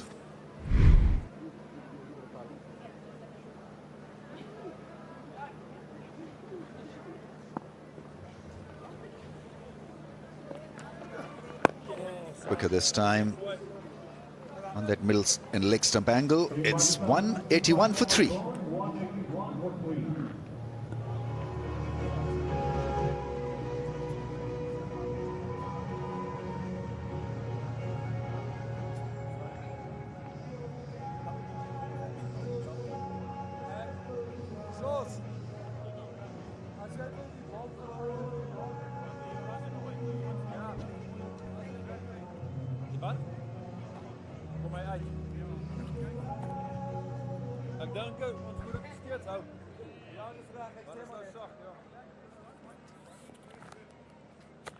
Plenty of options used by South Africa. But the breaking story is that both Rabada and Jansen are not available to bowl. They're out, getting a bit of a massage.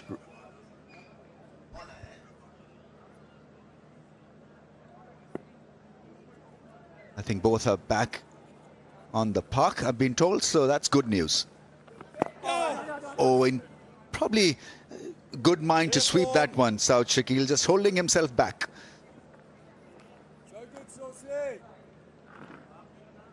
They'll be required for the second new ball.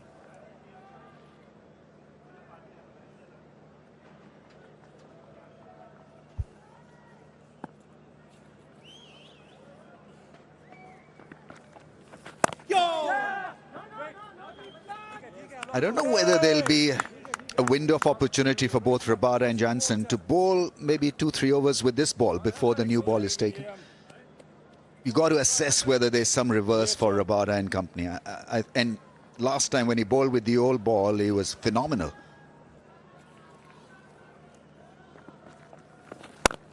Yeah, you got to take a few chances here as a captain.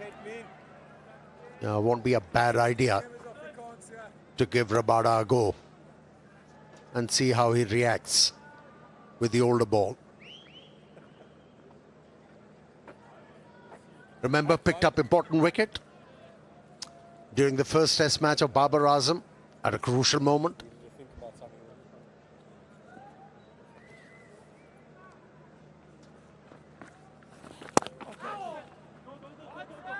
Not to you, Sen. Never to you, Sen. A single. Rabada could see himself on the big screen on the ground, so probably knew that we're making his case to come and bowl. Jazz, figure-free moment. Look at the figure-free moment of the fans enjoying themselves. Your ultimate insurance partner. Download figure-free app now.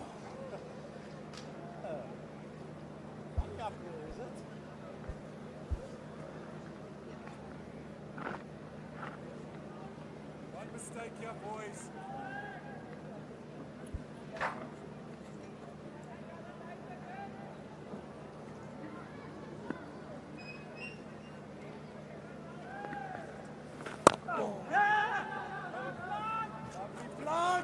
Two left-handers on strike.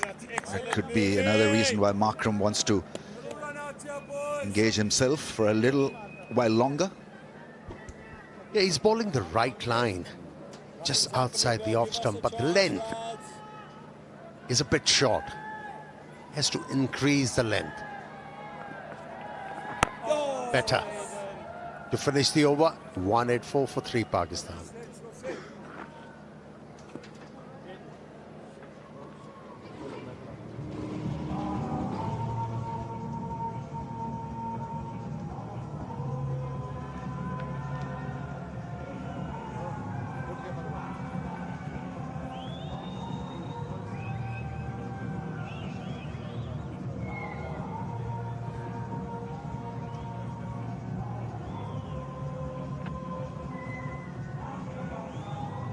Pakistan putting up a powerful show with the bat, 184 for the loss of 3. They were helped on the way by some very ordinary catching from South Africa, once again having a difficult time of it.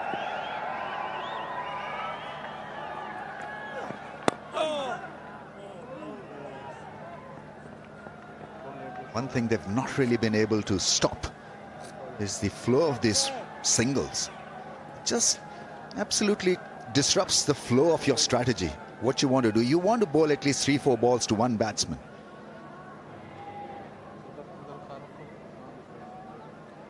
"89 singles in a score of 185.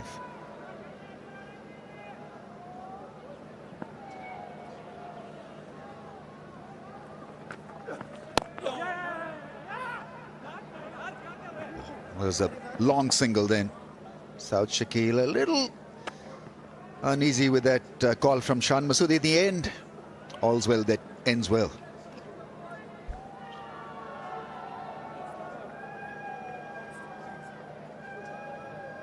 He's got to think out of the box here with the field set. What do they need to do? It's a young partnership, so better handle it now before it gets too late. I don't think spinners are going to cause him a lot of grief, South Shakil. So your next bit is got to be pace. This is working right into the hands of Pakistan.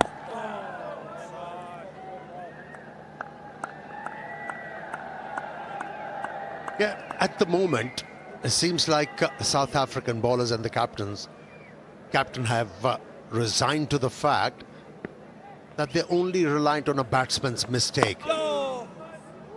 They're not going to get peach of a delivery from this surface. So the better option is just keep the batsman quiet by bowling tight. And so far, so good for them. He's got a lovely defense. South Shakil may look a little bit different, but he gets the job done. 186 for 3.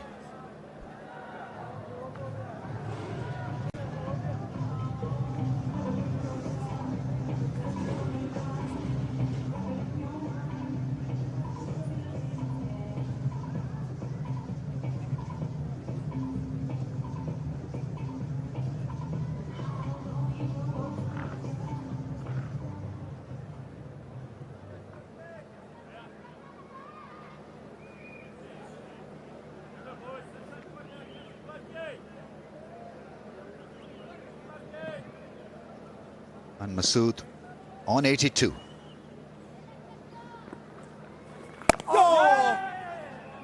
Another single. So what's new? South on strike, that's new. Played a perfect hand, really, Pakistan. On a surface like this, you want to be careful because you can never trust the pitch. So your option is then to rotate the strike or play the sweep shot, which is played quite nicely by South Shakil.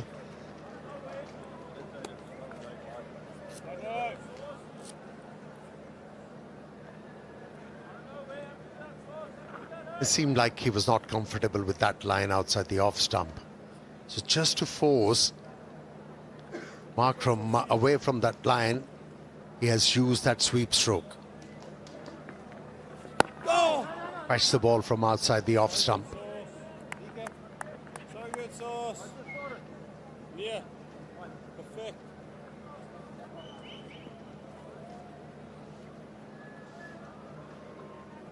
Op die skouer. So hard nie.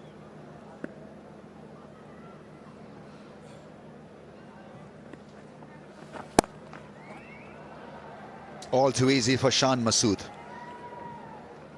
To his credit, he's not really gone hard with that big booming drive. He's waited on the ball and sort of played it half cock, slicing it and looking for those singles.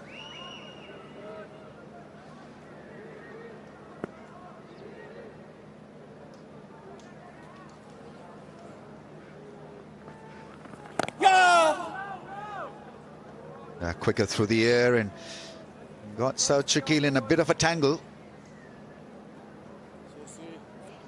That query was probably whether the ball hit the pad before it hit the bat. Let's have another look. I think the toe of the bat just hitting the back pad. Here's a sweep, lap sweep for runs, probably 4. Beautifully played. He knew exactly where that fielder was. Very square. Good placement. 193 for 3. $60.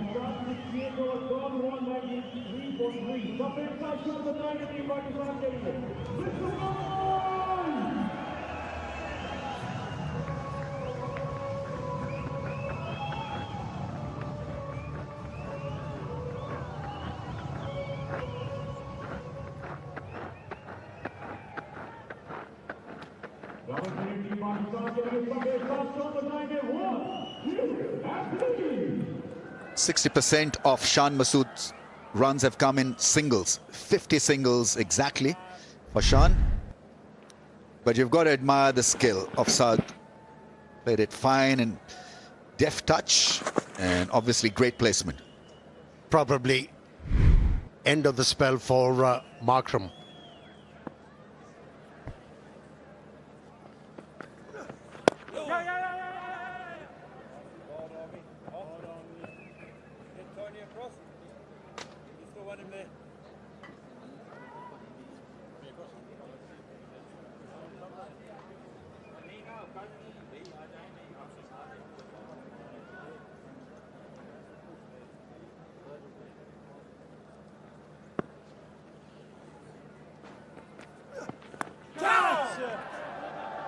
It's uppish, but it's safe.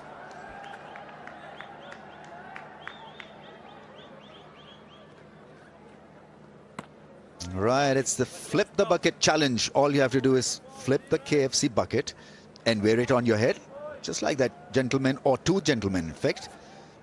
And the winner will get KFC finger licking good prizes.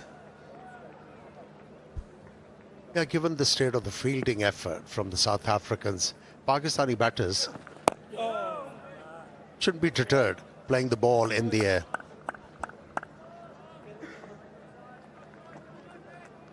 They need bucket hands, South Africa.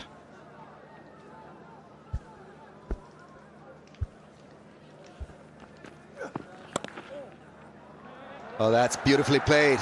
Played it late. A lot of class from Saad Shakil. That's well defended in the end, but he'll take 3. Seems like he has warmed up to the job, to the task. Saad Shakil is looking to express himself now, bouncing on every opportunity. And what a save that was. Full commitment. This is more like it. South Africans are known for some great fielding over the years. They've got rich history, legacy. You can fault their game against spin at times, but to be ordinary in the field, that's very unlike a South Africa.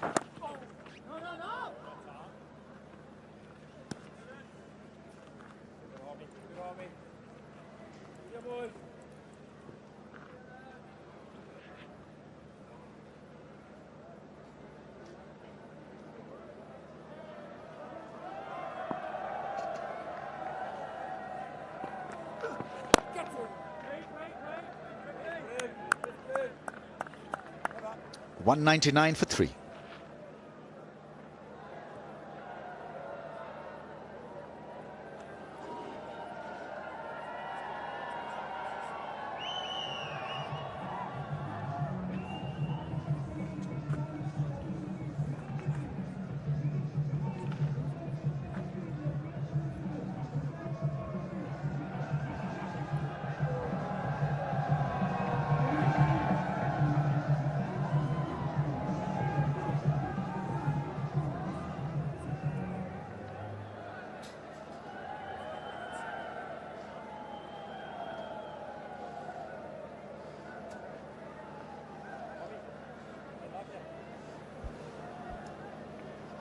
Yeah, good crowd in. A lot of them left when Babar Azam got out. But some of them are still here.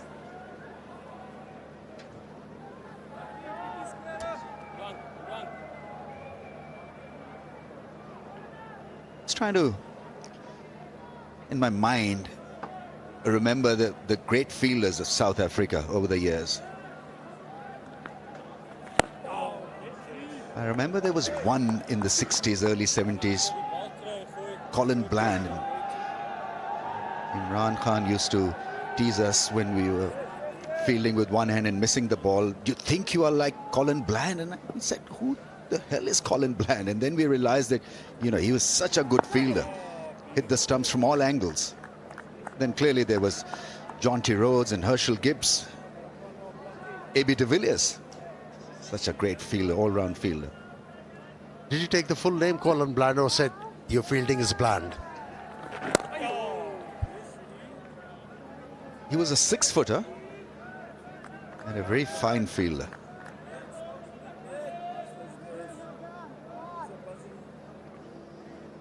Dante is probably the best amongst the lot. And that Inzamamul Haq run out will be remembered for lifetime. The 92 World Cup. 200 comes up for Pakistan. It really has been great going. After winning the toss, you want to impose yourself on the opposition. They've done exactly that.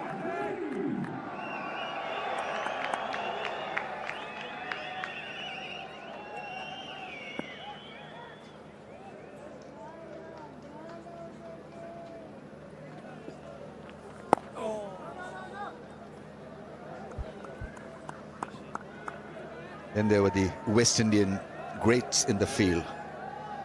Viv Richards was a terrific all-round fielder. Gus Logie, Roger Harper, Carl Hooper in the slips.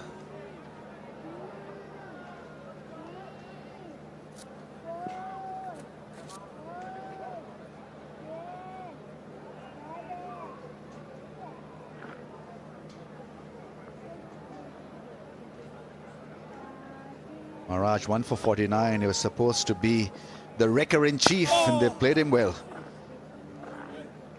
After 23 overs, he's picked up 1 wicket for 49, 200 for 3.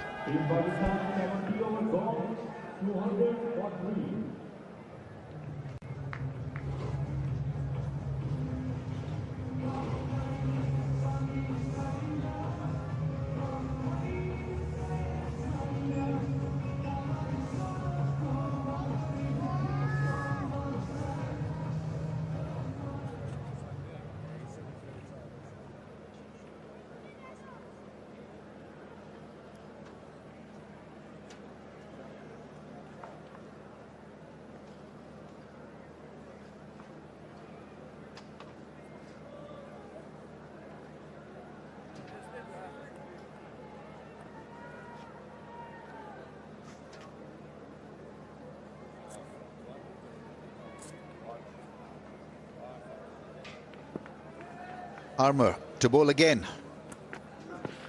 More flight and nicely driven. The fielder is in, which is good thinking from South Africa. Otherwise, that would have been an easy long single.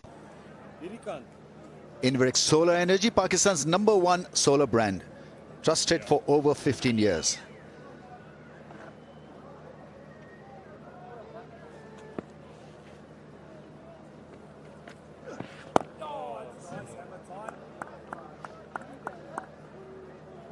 Leaves enough room from technical aspect for that straighter line as well.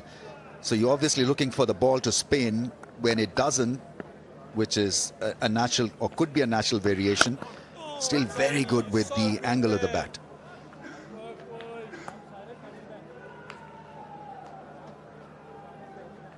Don't mind the last delivery. At least he forced the batter into playing a stroke with the angled bat. And that's where the off-spinner has the chances to break through again.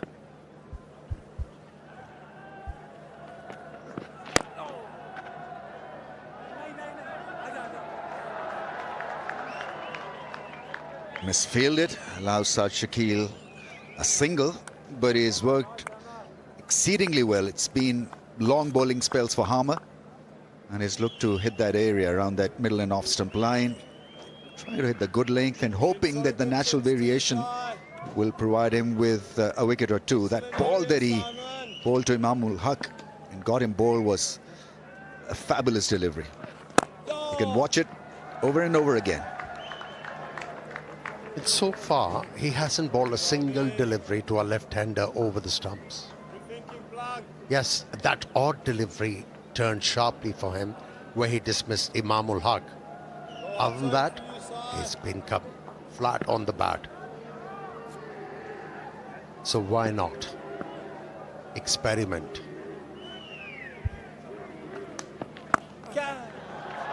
That's nicely struck. That's a beautiful boundary. Sweep shot, played exquisitely. 206 for 3.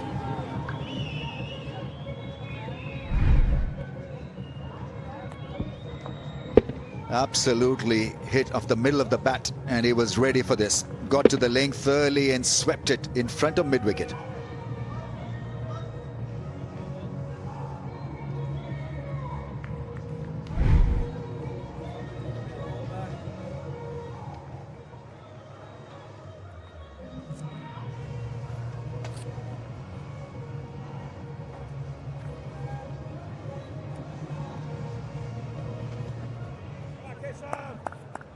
Test match meandering along.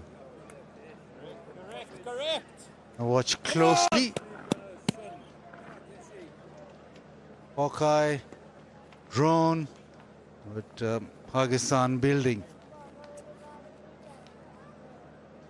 Partnership 39 of 90. Not going along swiftly, but very assured. Khan Masood 86, he'd be looking for those next 14 runs. Been able to just move along with singles, down the ground, again aiming mid-on. Nothing really happening for the spinners. Maharaj bowling tightly, but South Africa in this session haven't created much.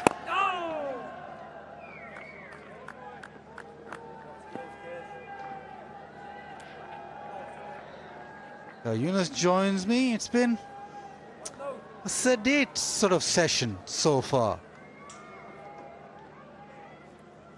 Nothing much happening. No real reaction off the surface. Pakistan looking solid, just building quietly.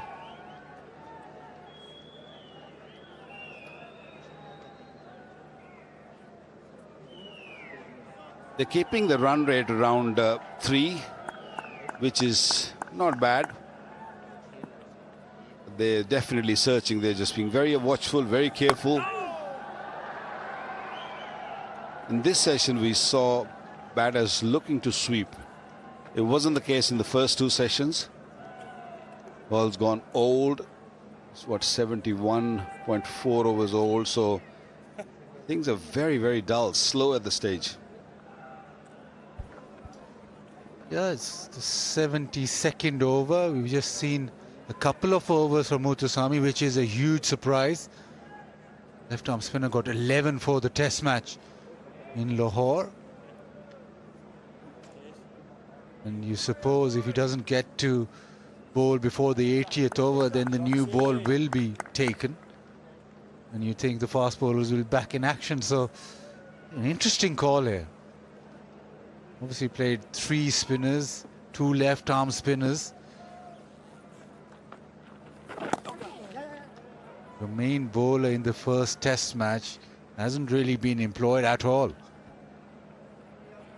Well, I asked the same question to Sean Pollock next door. Asked him what's wrong with the Swami. We haven't seen him bowl, and he said, "Don't want to bowl 2 left armers at one time." I mean, the guy has picked up 11 for in the previous match. He'd be thinking, what have I done wrong? Doesn't matter if it's a left arm or right armer. If you're good, you're good. Simple as that. Well bowled. The only thing that he's done wrong is drop a catch. 208 for 3.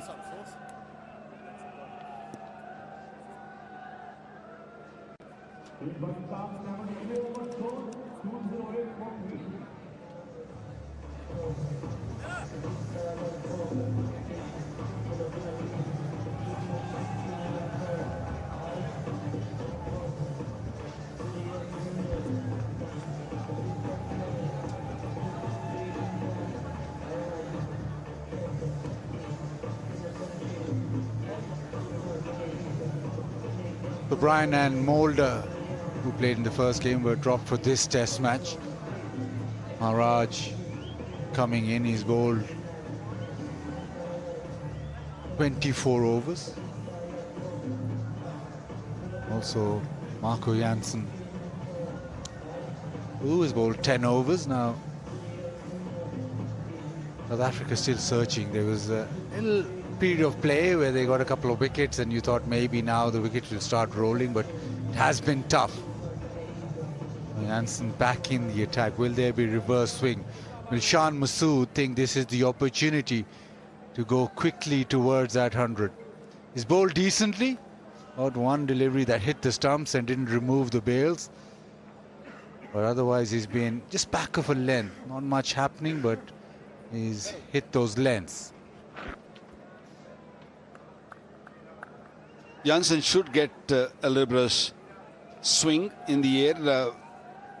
Rawalpindi, once we get into the last session after tea, and if the ball is looked after and is old enough, you always see a little bit of reverse. There it is. Bit of drift away from the left-hander. Plain a miss. Very, very good start from Jansen. Just outside the off stump. Shine more toward the slip region. A little loose from South Shakil. Was reaching for it. Very lucky didn't get the edge. There's one slip and a gully there. Watching that last delivery, feels that you want another slip. That one drifts back in, so they're definite reverse swing. I was expecting paces to come straight after tea. Well, this ball is pretty old now. A lot of leather is gone from one side and they've kept the other side shiny, and straight away South Shakil realized that it is swinging. He's got to wake up. He's got to be very careful, watchful. First went away from him. The second one coming back. What's next? Oh, beats him again. This is fabulous, and they go up. There's a polite inquiry. The umpire is unmoved. I think that just was beaten. There was no such excitement as it left, but the keeper's not confident, so they're not going upstairs, and I think rightly so, because it was just a regulation play and a miss. Yeah, missed it by fair distance. I think the appeal also came very late and he wasn't sure. Straight away to the captain, wicketkeeper just went, no, I don't think, I'm not sure. So it's your responsibility if you want to take a review. And rightly so, he doesn't want to take a blame. So there is swing from Jansen.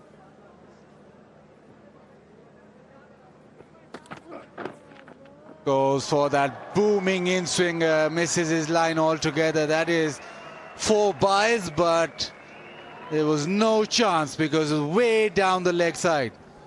This can happen to someone who's very new to reverse swing, because we saw ball swinging both ways, and Jansen, who's not that much experienced when you are bowling the old ball, which is reversing. That's why he's just spraying it around, just one in, one out.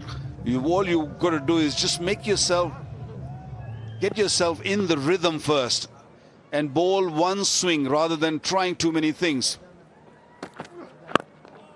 This time is flicked away, but just maybe settle down with that line. There is some swing now. There's always pleasant in that Tapal Tea Lounge. It is Pakistan's #1 tea brand, and the fans enjoy all the time. And then the weather gets cooler. Also affects reverse swing. Jansen is getting the ball to reverse. Now the temptation would be to bring Rabada from the other end. Yeah, I will not be surprised if Mark decides to bring him. Plenty of shape. 212 for 3.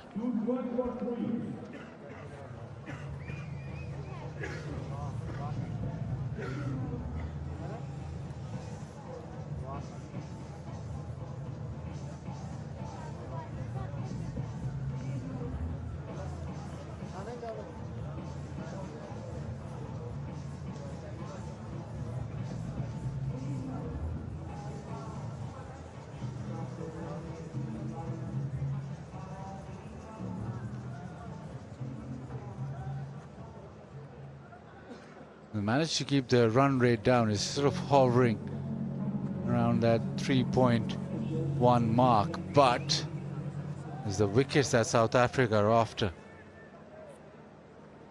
Session 3, there's been a little bit of excitement in that previous over with the ball just swinging a tad.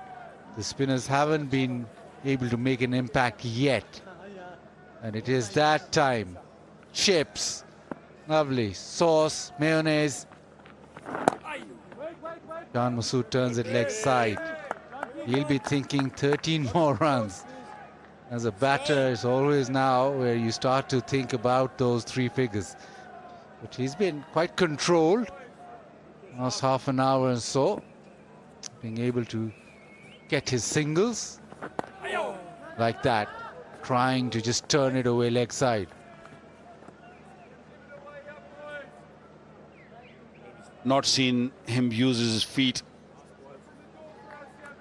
for a bit now. He likes to come down the pitch and hit it over the top.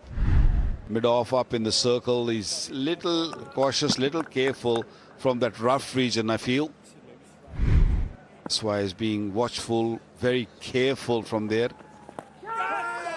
In the air, chance, and this time taken. Shan Masood with the sweep shot, the top edge, and it has been caught around the corner. Misses out for 87, the captain. It's a slow pace delivery ball by Maharaj, 76 kilometers an hour. Looped it up outside the off stump of Shan Masood, who couldn't help himself. Extra bounce, extra kick. Ball, bat closing first, made sure he closes his hand this time. This South African fielder, Johnson, picking up a wonderful catch. And a wicket for Maharaj, and this is his second wicket. And Shan Masood couldn't get to his 3-figure mark. 80 gone for 87. It's 1-2-1 for 4.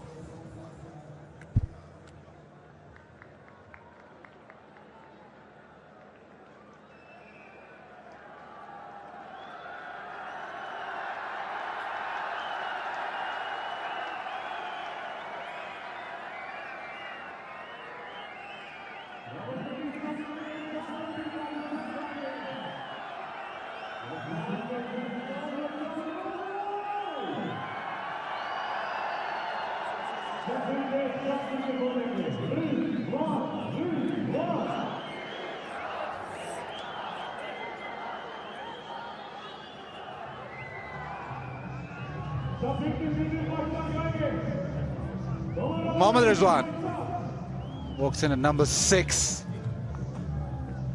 Disappointment for Shan Masood, but Mohammad Rizwan, last couple of years, has been Pakistan's best batter in Test match cricket. Number 6, your wicketkeeper, he gets your runs, plays spin very well, and this is probably the pitch where he liked to bat on. The ball's easy paced. But at the moment, Pakistan, as soon as they look as if they're really going to be ahead in the game, South Africa come back. Shan Masood was thinking about that 100. He was just turning the ball around, getting those singles. You mentioned that he hadn't used his feet. He went for that sweep shot. He was lucky earlier on when he was dropped, but not this time.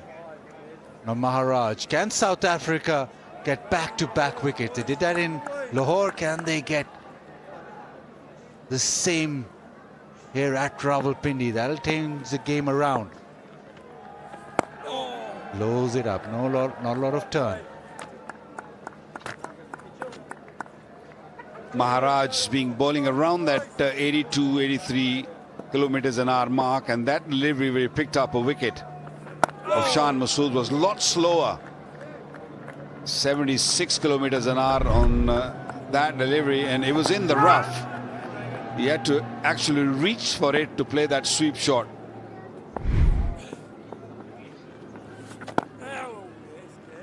A wicket maiden from Maharaj. Pakistan 212 for 4.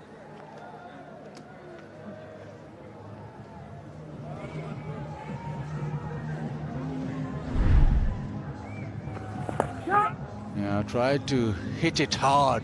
Ball just bounced on him. Easy catch round the corner, but the way that South Africa have caught this test match, they were delighted. Nishan Masood misses out. 100 for the taking. He's gone for 87.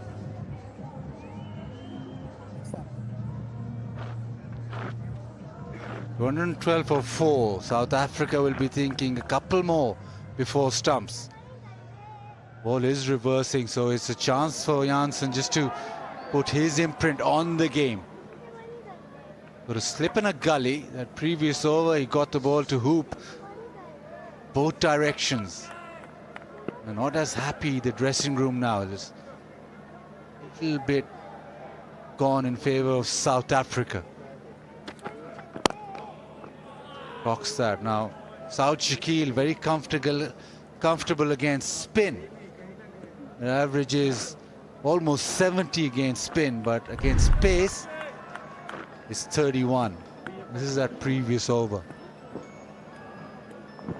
Yeah, trying too many things. The ball's swinging. And I think this is the way to go. Just outside the off stump. This was a poor delivery from Janssen. Just kept on going with the arm. This was a little straighter. I think that fourth stump, fifth stump line is perfect. Round about there. Yeah, maybe a little closer. And you can easily move that mid-wicket fielder into a second slip or a third slip. But for that, you have to make sure that you keep bowling that length and line. Because if you're going to try too many things, in swing, out swing, and then you definitely need a fielder at mid-wicket. At the moment, only two fielders are catching position. Slip in a gully.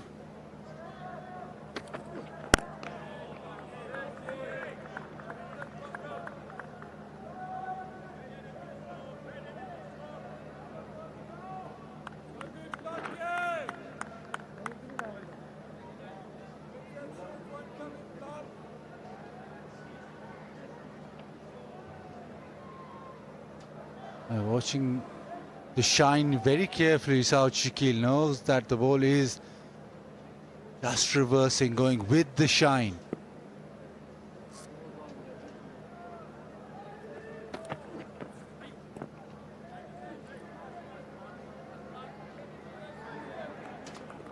What bowlers tend to do is bowl you 3, 4, 5 outswing deliveries and then try and bring that one back in. Now, will Janssen look at that and say, yes, I'll concentrate on bowling the waist swing, but my wicket-taking delivery is the one that comes back in. Now, as he runs in, he's trying to hide the ball. He's holding it in his right hand, trying to hide the ball as much as possible to give South Shakil no clue. That one he brings back in.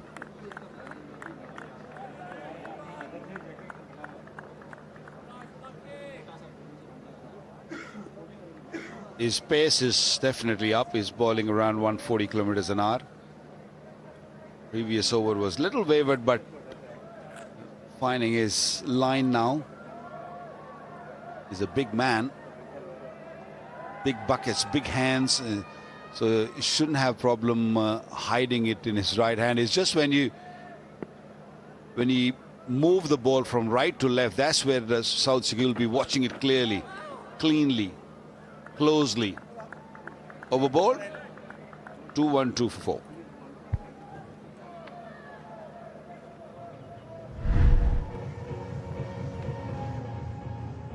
Big hands is hard to see,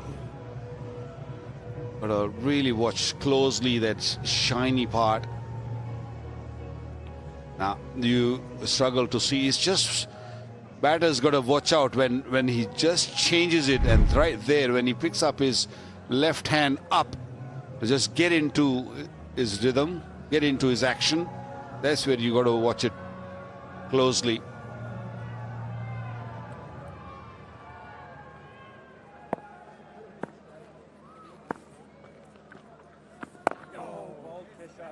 Maharaj is bowling on a length, not a lot of purchase, but just working away, trying to get that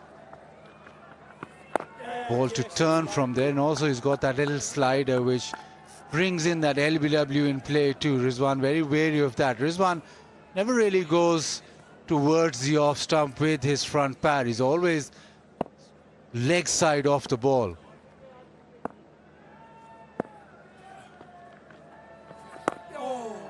Make sure that he's besides the ball to left arm spin. Bazid, the question is, will Markram take a new ball or will he continue with this old ball with these two?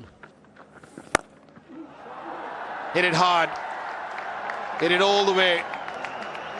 Might have just bounced inside the rope and rolled over for 4. But that was a very controlled strike. Yeah, that's his go-to shot. He'd assessed that Maharaj is just going to persist there, so just moved across slightly. And then that slog sweep, he's very good with the sweep shot, with the slog sweep, backs himself all the time. Markram shouldn't be worried about these big hits.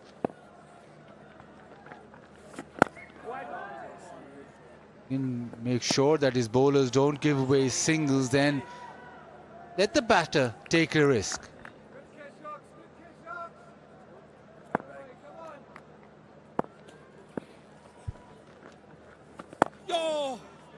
Blocks, it is 216 for 4.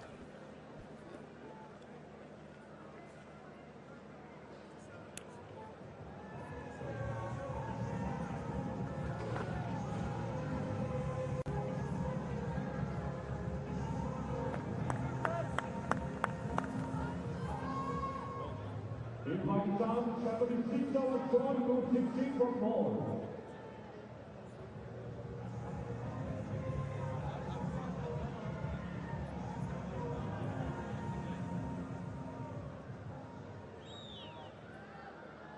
Plenty of bowling for Maharaj and Harmer. Muthusamy just with 2 overs.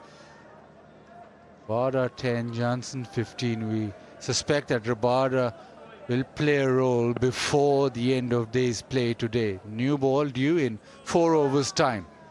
And that is the question. Will Markram then take the new ball or not?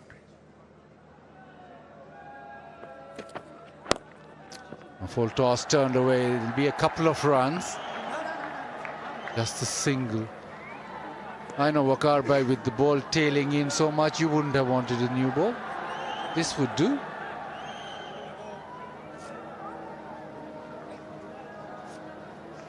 Yeah, when the ball is reversing, you know, as a slingy bowler myself, I would love to carry on with the old ball. It's doing quite a bit. This will be a good matchup. Jansen bowling to Rizwan. The only thing worries me is that they don't have enough fielders in the slip cordon, because we saw the ball coming into South Shakil a couple of times, and if he can bowl the similar delivery around the wicket to Rizwan, a chance. No, that's poor. That's not good bowling to a new batter. Yeah, with the angle and with the amount of reverse. Used to start it way outside the off stump. That is 2 straight. Rizwan, when he comes to the crease, sometimes he doesn't really play the one that comes back in sharply towards that off stump. That's probably the one that you want to aim for.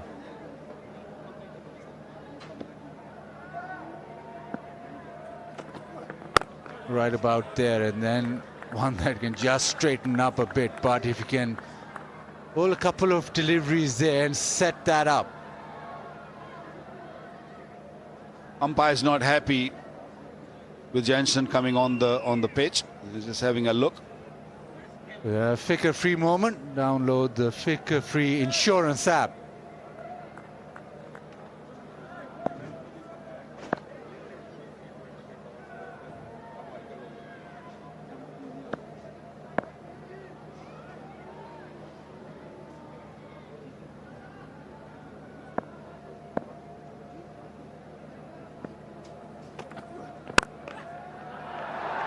Drives.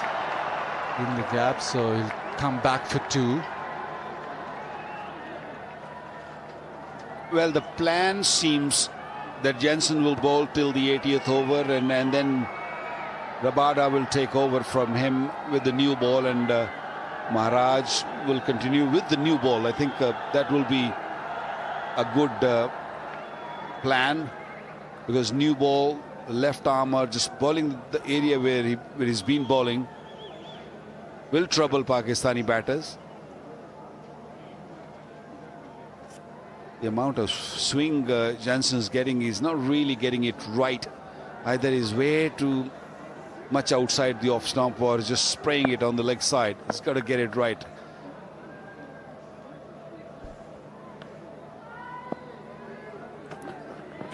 Edge shot doesn't carry. And that has gone to the fence. It's a brilliant delivery, the edge there. Armour, well, it hasn't carried and hasn't been able to stop it either. 4 runs conceded. It's definitely painful for the South African fielders, but it's more painful for me because I've been screaming to have another slip in. If another slip means there will be 2 there and close to each other, would have been a better chance of catching it. This one was dying. Definitely need another man there. It's a new batsman just come in. And this time will not come again. Just about carried. Yes, he's very close, so very little reaction time. He just moved a step forward too, but once you get that close, you don't get a lot of time to react. This time leg side, Rizwan scampers away, just a single. There is something happening with the ball, some excitement when the left armour is getting it right. Excellent delivery from Jensen. 4th, 5th stump. He's one of those batters who doesn't like leaving the ball. He opens up, and if the ball moves away from him from that 4th, 5th stump, he always pokes at it, always chases it. So it's important to have your catching positions ready, mainly in the slip. Oh, full toss again. There's plenty of reverse, but not a lot of control. 226 for 4.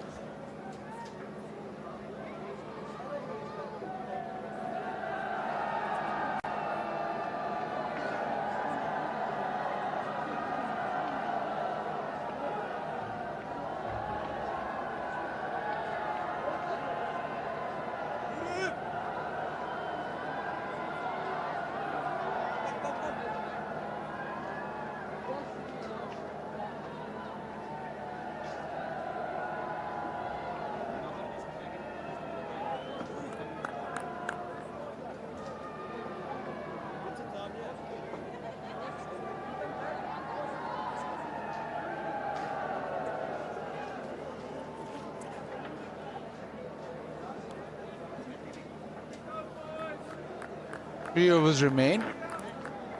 Will that second new ball.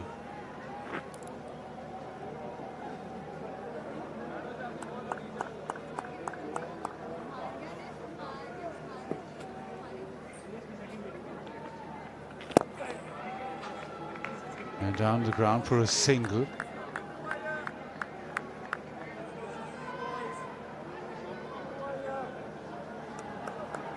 I think it's time for Rabada to bowl from the commentary box end. Jansen bowled 3 overs and he's wasting this time, and I think Rabada comes in with the old ball even. He can bowl 1 over and see if something happens for him, stick to it. If nothing, then take a new ball. Simple.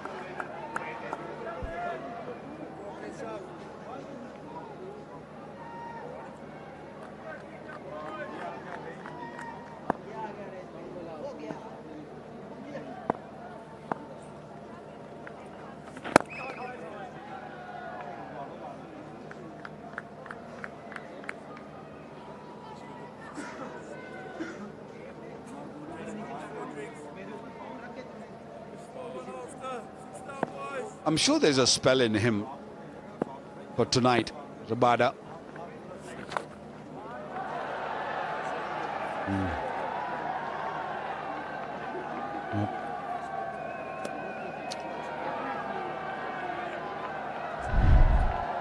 Just before the delivery where the ball was dropped and Slip Harmer had a word with Jansen, ran all the way to the bowler, then that happened.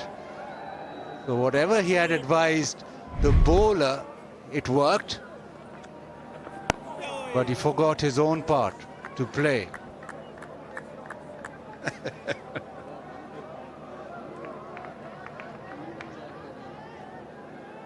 Nice one, Baz. Nice one.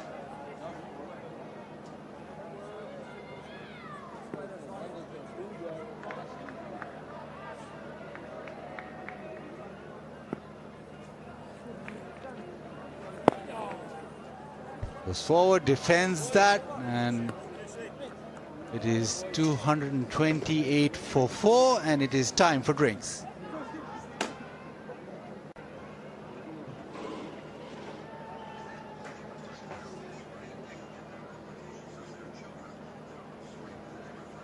In Pakistan, 78 over George, 228 for 4.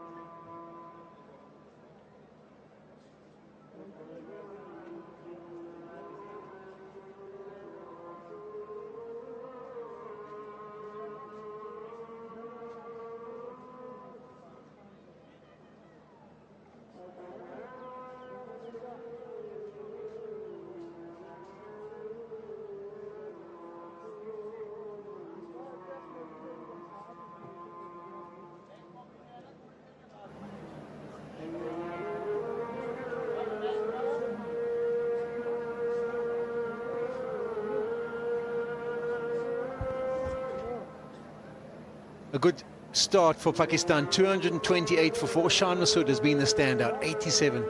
I suppose they'll be a little bit disappointed that no one's got on to get a 3-figure score in the series so far. 4 wickets have fallen down. We'll have a look at them.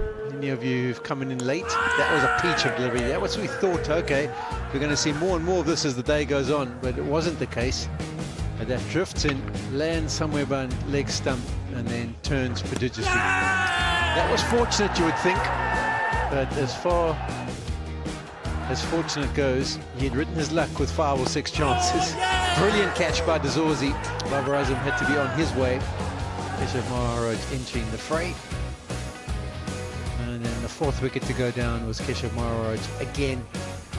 This was the end of the Pakistan captain, Shan Masood, trying to sweep, just closing the face, top edge. Safe hands he has, Marco Jansen. Answer that for some of the fielders of the South African team today, but Marco Jansen, you can. Yeah, he must have been mighty nervous. Look at him. Watch the ball disappearing in his hands. And jubilant. Maharaj. Now the bowlers had to work hard for their wickets. Bulk of bowling done by Maharaj and Harmer.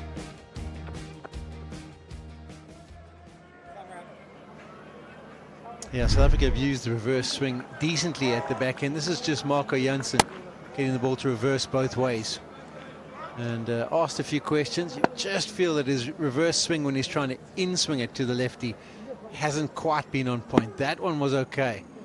But when he's got it full enough to hit the stumps, it's just been sliding down the leg side. But he's got something to work with, and that's why South Africa are continuing with using him.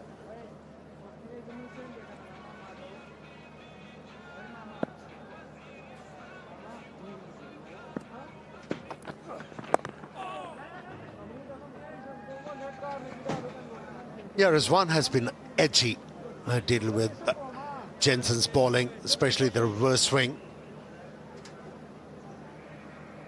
In the previous over, he managed to edge one. Very lucky to survive. Important passage of the play for both the sides in this test match.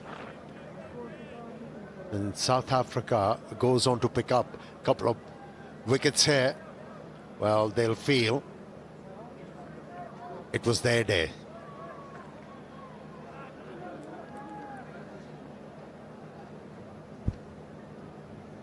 Shaquille and Aidan Markham just having a little bit of a chat with each other. Shadows are starting to get quite long at this stage of the day. Sun going down.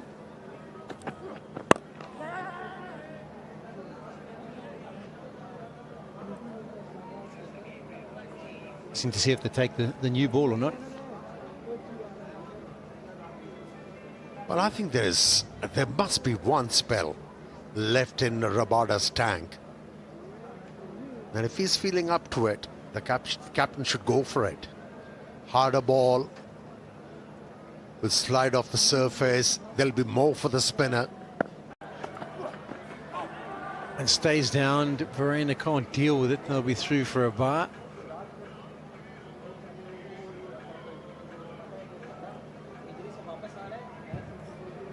Haven't seen anywhere near the variability and bounce as what we saw in Lahore. Quite a few deliveries from the faster bowlers stayed down. We might see more as the game goes on, but just more evidence that it's a better surface and more conducive to helping the batters get some scores.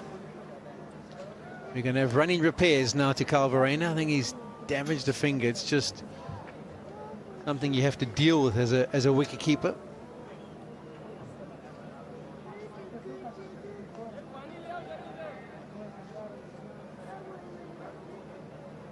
Yeah, keeping on a pitch like this is hard work, isn't it? Especially when the ball is dying on you.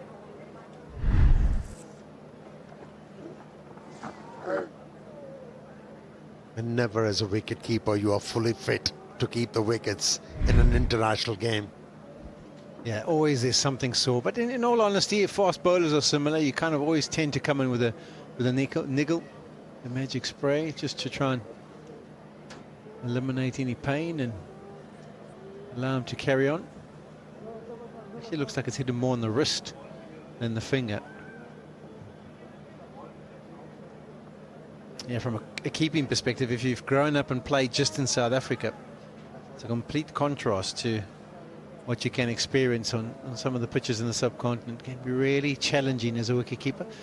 Also, it was interesting to note, I thought Marco Jansen had played a test match in the subcontinent. This is his first. Never played in Bangladesh, Sri Lanka, India, or Pakistan. So some running repairs. We'll also look at where South Africa will maybe be feeling a little bit of regret. That was the first over. Catch went down, much to the disappointment of Kahisa Rabada. That one, the ball actually clipped the stumps. Then there was a caught and bowled that was dropped by Maharaj. He got there comfortably. Markham missed one because it came off Verena's gloves. And there's a missed stumping.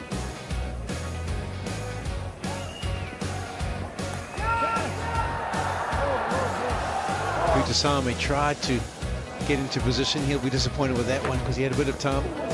Just carrying to Simon Harmer. It just has not been their day.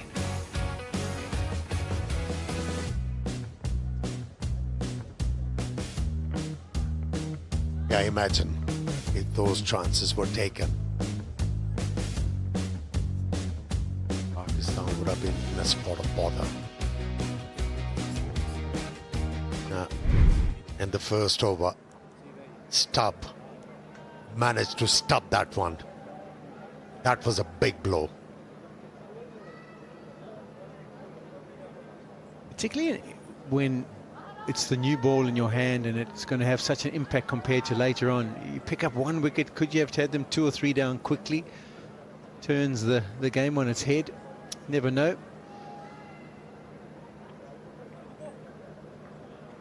South Africa working as hard as they possibly can on the ball. It is reversing, so they want to get it nice and shined up.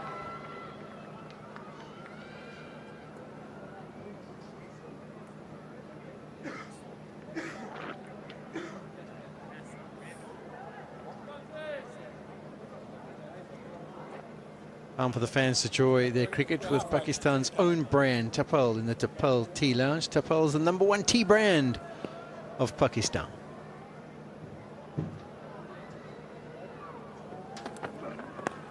Edged again. Did this one carry? South Africans can barely believe this. Marco Jansen, he's tried his heart out. Can't get himself to pick up a wicket. You know, in the slips, especially in subcontinent, you cannot afford to take your weight on the heels. And that's why we haven't seen catches being taken in that particular region.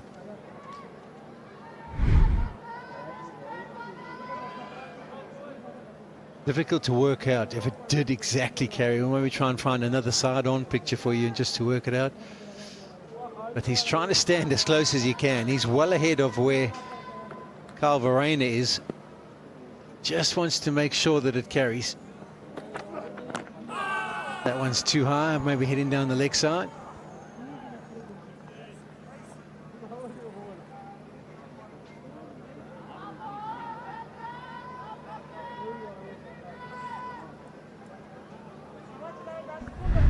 Let's have a look from this angle. Edged. Does it drop short? Or was he just late in getting down? I think maybe he dropped short. Yeah, looks like dropped short. You know, if you see the technique, just about the ball is played by the batsman. He stands up in the slip and then tries to go down. That time wasted can cost you. Here in subcontinent, 2, 3, 5 for 4.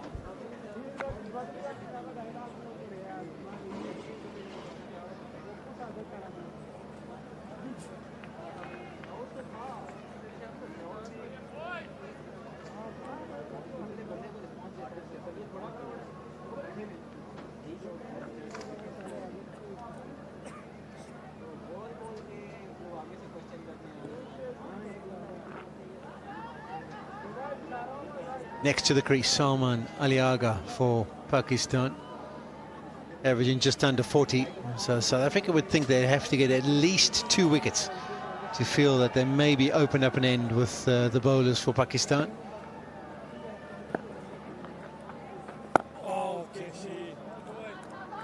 Last over with this ball. After this, a second new ball is due. Would you take that straight away, Sean?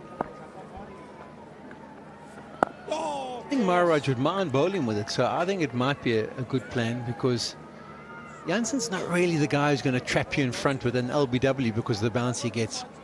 So he's kind of relying on finding the edge, and we've seen in the last few overs that the ball doesn't carry. So the harder ball will carry. I think that's why it might be a good plan.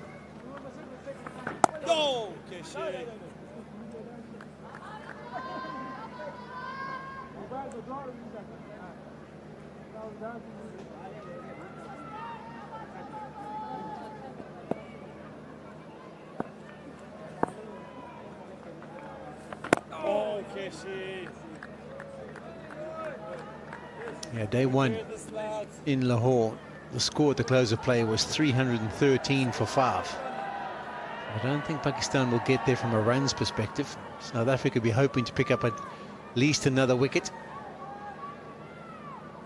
Bit of a surprise at one stage today. The scoring rate was right up there. I thought we'd be heading for a score in excess of 300.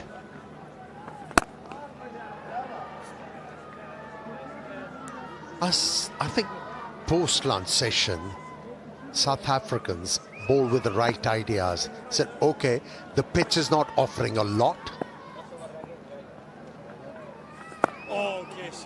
Let's tether the batsman. Wait for them to make a mistake, and it has worked. 80 overs done. Second new ball due. 235 for 4.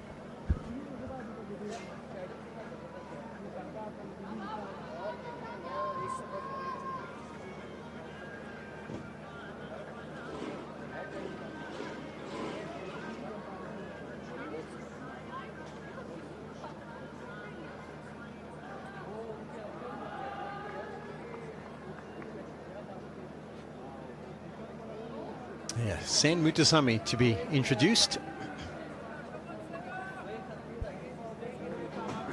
Why the change of heart? The 2 overs today, and the last time he bowled was in the 25th over of the innings. In Keshav Maharaj, if you have a look at that, 28 overs, the man who got 11 wickets in the last game, just the 2. Why the change of heart now with the second ball due? Yeah, I'm not too sure. Interesting, because also if you're trying to have an impact, the ball's 80 overs old, the seam's pretty much flattened out.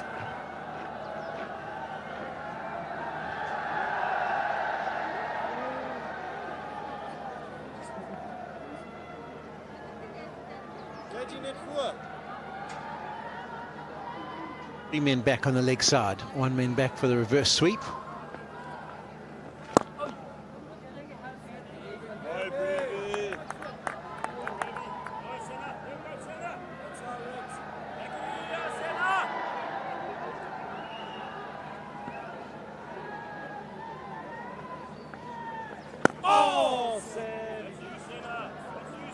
You been a little bit surprised by the surface? Did you expect a bit more? Well, I had a first look of this pitch and I tapped it. It felt very hard. Yes, it was abrasive. But I thought there'll be some turn. But it has surprised many. Definitely. The behavior has belied the looks. Particularly after that wicket of Simon Hartman. That was his first over that he came on. I thought, okay, now we're going to start seeing it rag square. Yes, I think South Africa, having lost the toss, would have feared the worst. And now, after what they've seen in the surface, the way it's played, they'll realize that even when they do get the opportunity to bat, maybe in their first innings, maybe not the second time they come to the crease, but that it should be very battable. Whereas in that first innings in Lahore, you felt like you could always get a good one and maybe get yourself out.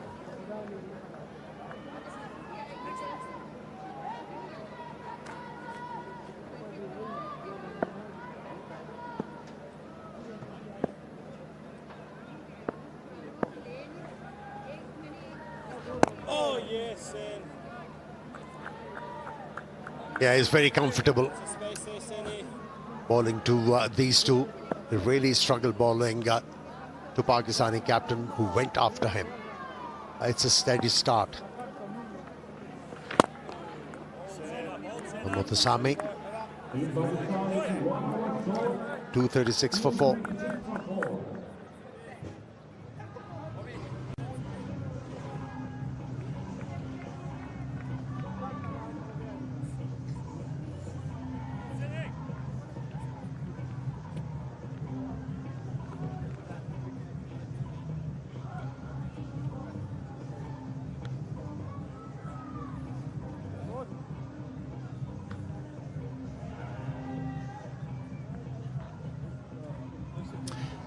There's the overs bowled by the South African bowlers. Rabada just the 10, so you do feel he's got a spell in him if South Africa do decide to take that new ball. Maybe with 6 overs to go, so that he only has to bowl the 3. I'm just watching him closely in the outfield. I haven't seen him begin to limber up, so no plans as yet.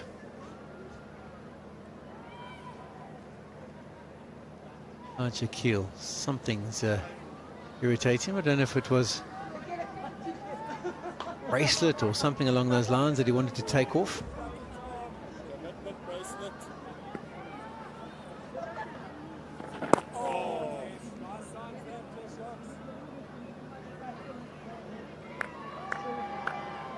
is in no rush, South Shakil.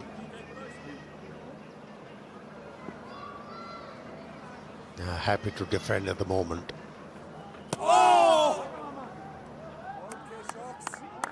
Be interesting to see how close this was. Sometimes the keeper and the bowler and the people in and around the bat try and make a bigger song and dance about how close it was to the stumps to try and make the batter feel like he misjudged that. But it's probably missed it by about half a metre. So no real issues there.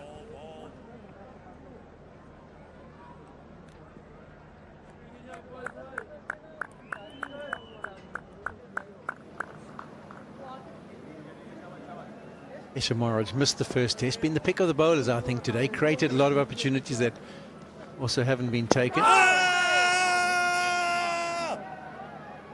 Yeah, he's the one who has given control of the game to the captain. Hasn't leaked runs. He's been economical at the same time, managed to pick up a couple of wickets. The drop catch at first slip, had the missed stumping as well. Dropped his own caught and bowled, so he could have had quite a few more. It was Mutasamy who dropped one off him as well. I think it was him, not Simon Harmer. So 4 opportunities spilt of his bowling.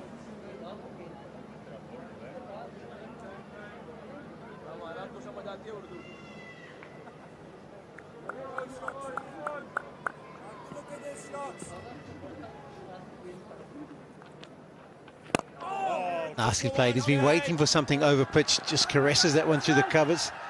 I'll get back for the second. 238 for 4.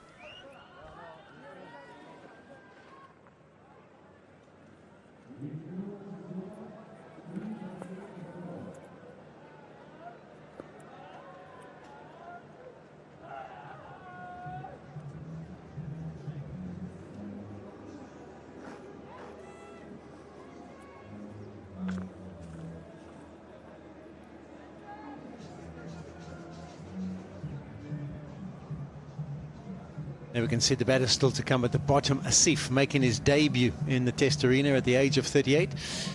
I mean, now that you've seen the surface, do you think Hassan Ali would have been a better option, or do you think it's a good call to play the extra spinner? Well, this pitch is bound to deteriorate, and I think the pace Asif bowls with, he can be handy on a surface like this. And he extracts a lot of bounce because of his height. He doesn't believe in flighting the ball too. Is he a flat trajectory?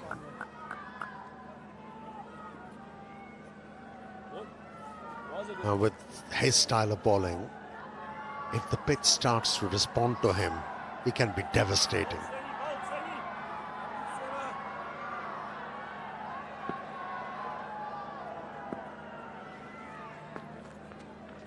Oh! 82 wickets in the last 2 seasons of first-class cricket.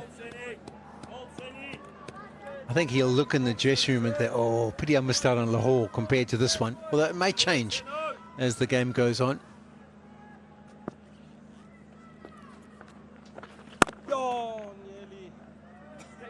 I suspect this will start to deteriorate after tea tomorrow, because it's bone dry, abrasive, and the grass available on this pitch is going to die as well. Now this pitch is bound to respond to spinners.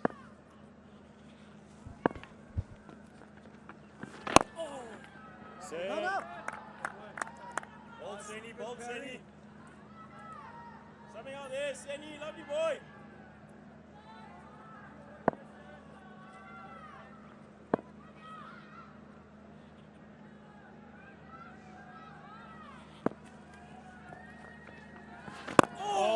That's the contrast to playing in South Africa, for example, where the wicket might be a bit sparsy up front and the game moves forward quickly and then flattens out. In the subcontinent, you often get the surface being a bit flat to start and then really speed up the result as the surface crumbles and starts to get variable. That's nasty bowl to finish the over. 240 for 4.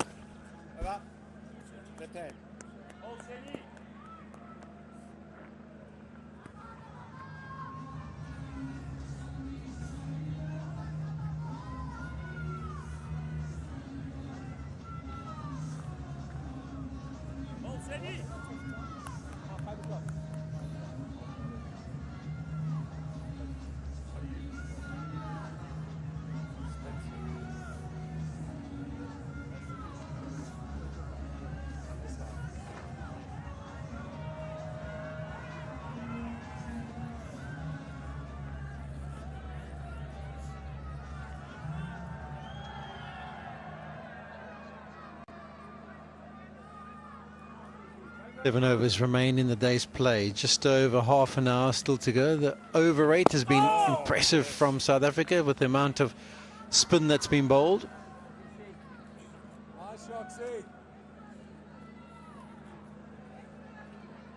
Keshav Maharaj, I had a chat with him. He came into Lahore for the fourth day of the test match. There's that round arm one that's gripping in the surface again. And he said he bowled 49 overs in a first-class game back home. So he felt like, fitness-wise, that it cleared his fitness. Well, looks like he's going to bowl more than that in this game. It's already into his 30th.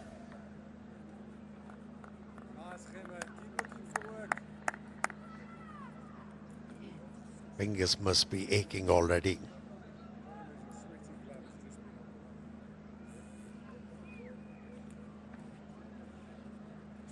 Just seen that round arm delivery is gripping as much as it is. That's what we spoke about. To be able to get a response from this pitch, you need to bowl below 70. Every time he takes his arm lower and tries to spin the ball, he has to take the pace off, and that's why it's been gripping. Now, if you bowl beyond 84, you're not going to get anything from the surface. Yeah, it's a great bit of fielding. That's late in the day. Evo Brevis is always full of energy.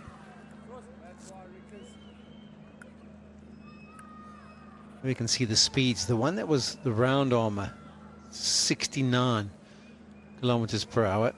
That was the one that gripped. So there might be a lesson in that. Not worried about over rate, so they're having a chat with each other. Maybe they're thinking or contemplating taking the new ball and saying, if I get it, are you happy to bowl a few deliveries? No, it's not that. They're actually saying, okay, come on, let's tempt them. Late in the day, let's see if we can get them to make a mistake. Just bringing that man at long off a little bit closer. Rizwan not interested, just gets the sweep shot out. Yeah, he seldom misses out on a sweep stroke. Rizwan, he's so efficient executing that stroke. Bread and butter for him.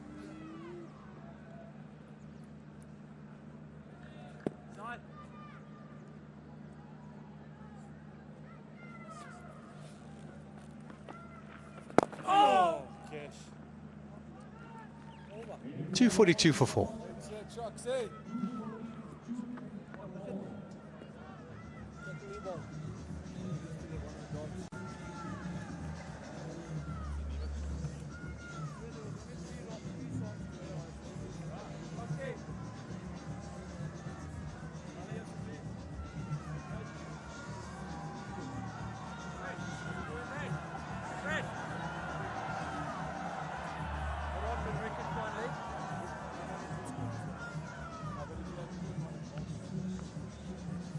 Well, we've been waiting for that new ball. We suggested maybe he just wanted a 3-over spell. Maybe Aidan Markham had a chat with KG and said, okay, what you got in you? He said 3 overs and then we can keep the ball relatively new for tomorrow. But this will be an important little 6 overs here. In the context of this game, if South Africa can pick up 2 wickets and have Pakistan 250 for 6, that makes a massive difference to where the game stands. If Pakistan negotiate these 6 overs and pick up some runs and get to, say, 265 without any more damage done in the wickets column, they'll be very happy heading into tomorrow. It's whether Rabada can get himself charged up and running in. He deserved a wicket from that first spell. He was superb. Had the catch dropped. Let's see what the new ball does. Well, there you go. There you go. Rizwan, ever the aggressor. That will wake up Kagiso Rabada.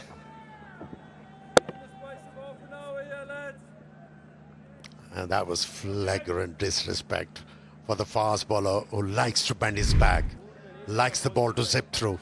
There might have been a comment from behind to say, you look like a real Charlie getting out, running down at the big quick. Anyway, let's see what effect that has. Get the feeling he's a little bit stiff at the moment, Rabada. It might take 2 or 3 deliveries just to get going. It was this phase during the first test match where Pakistani batters took the game away from South Africa.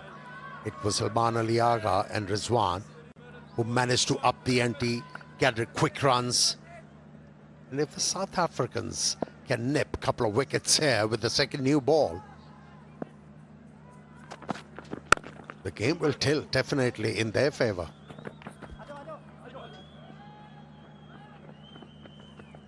Just not getting through his action, so the angle is now slanting in towards the leg side of Rizwan.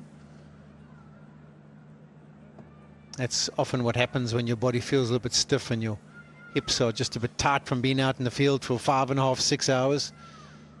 You just get loose, and then once he's freed himself up, you'll see him complete his action and probably get the ball into the right area.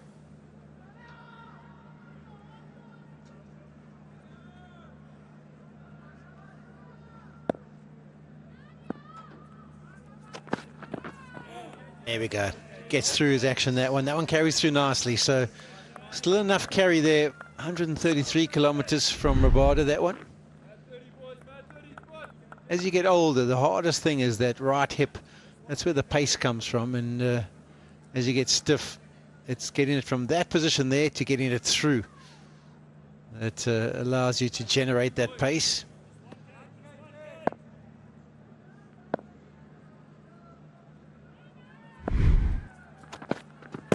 Oh, that could be gone. The new ball done the job. Yes! South Africa have their 5th. Rizwan running down the pitch, doing all those kind of things. He's not going to get too much sympathy from behind. Yeah, beaten for the pace on that occasion, Rizwan. 5 seconds. Kagiso Rabada really bent his back on that occasion. To the umpire, to director, we have a player review for LBW. Original decision is out. I've checked the feet. It's a fair delivery. We go to front on, please.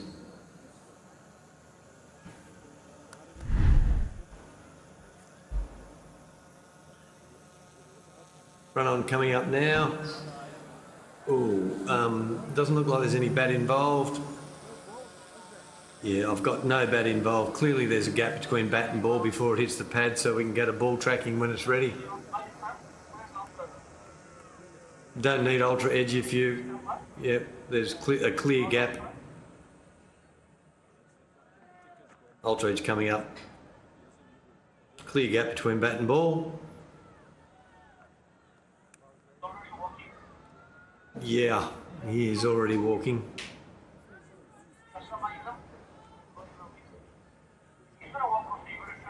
Yep. Yeah, okay. Just waiting on ball tracking, Charlie.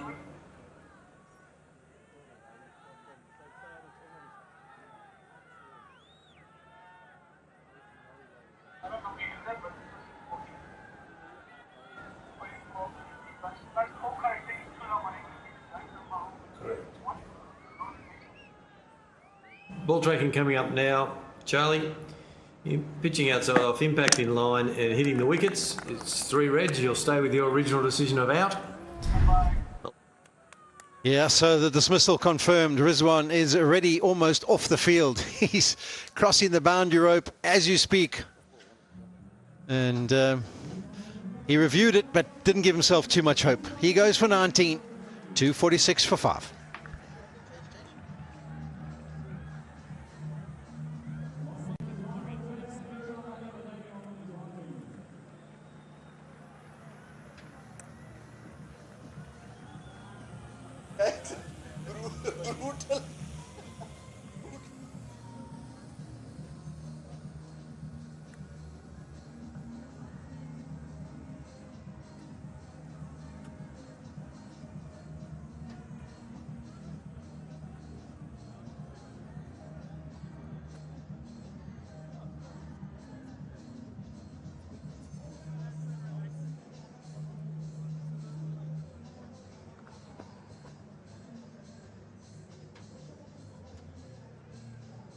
is a terrific late middle order batsman, Salman Ali Agha. What a knock he played at Lahore.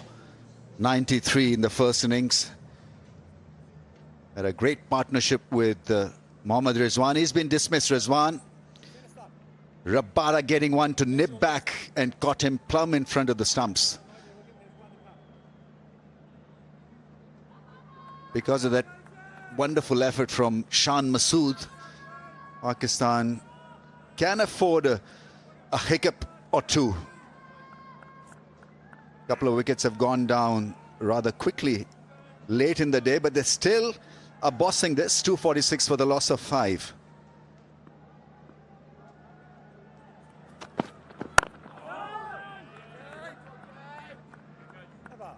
.246 for 5.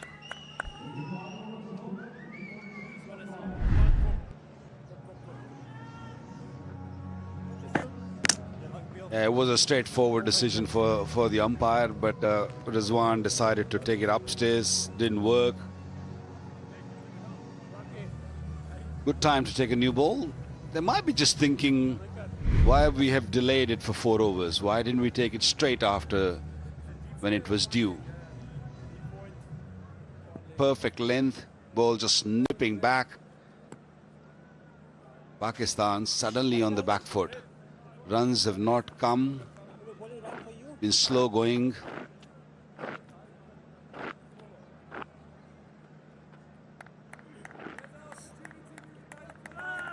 Good bowlers test the skills, the batting skills and technique of batsmen, and Rabada their bullseye, because that length was so good that Rizwan could not go forward nor back.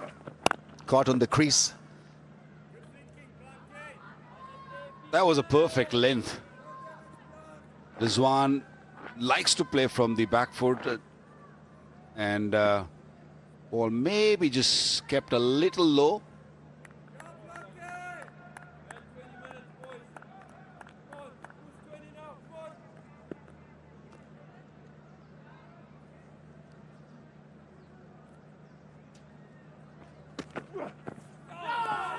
This could be a good little face for South Africa.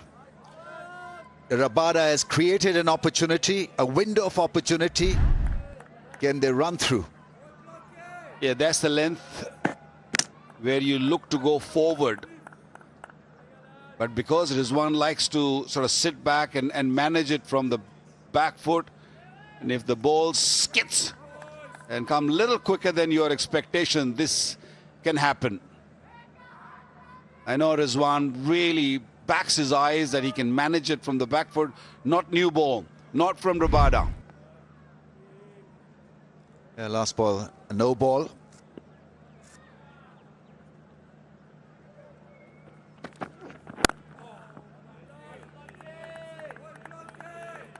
Dow's record against pace is pretty average compared to what he achieves against spin.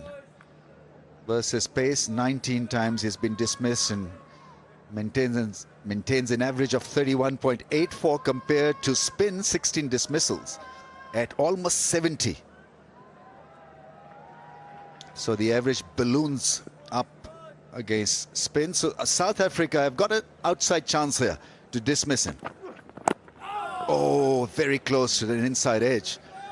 You got to be firm with your feet movement. Actually, a surface like this demands you to be sort of more firm with what you want to do with the feet movement. Go forward, go back. Can't be caught in no man's land. And you also got to stay positive. If you're in a mode where you're just going to look to block, then you're asking for trouble. You got to make sure that if the bad ball is presented, take advantage of it. Ooh, it was in the air for a bit. 2 slips and a gully. Backward point. Looking to take the ball away from South Shaquille Johnson. It's a good ploy. Force him to play on the up. Get it to shape away from a little outside the off stump. Engage him into a frivolous shot.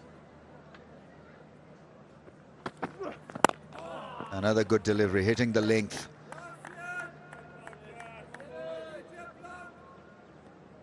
Not an easy time to bat, even for South Shakil, who's well settled. He's on 40, but you're looking at the watch, playing for the day.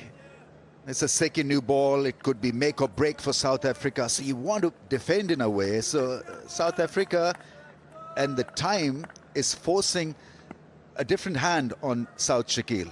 He's been forced to defend. Oh, there's play and miss. Perfectly bowled. Very nice over, comes to an end. 247 for 5.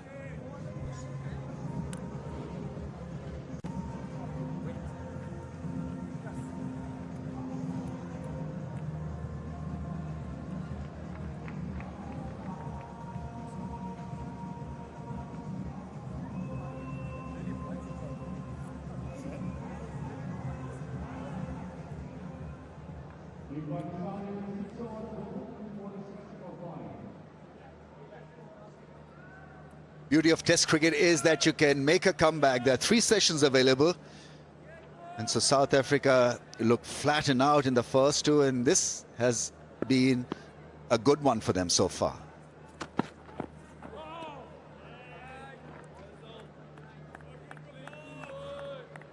Rabada running in much better than the first few deliveries is bowled.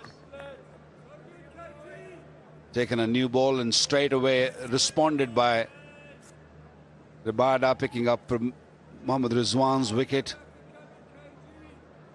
He keeps it so simple. Just that 4th stump. Just keep it there with good length. Right there.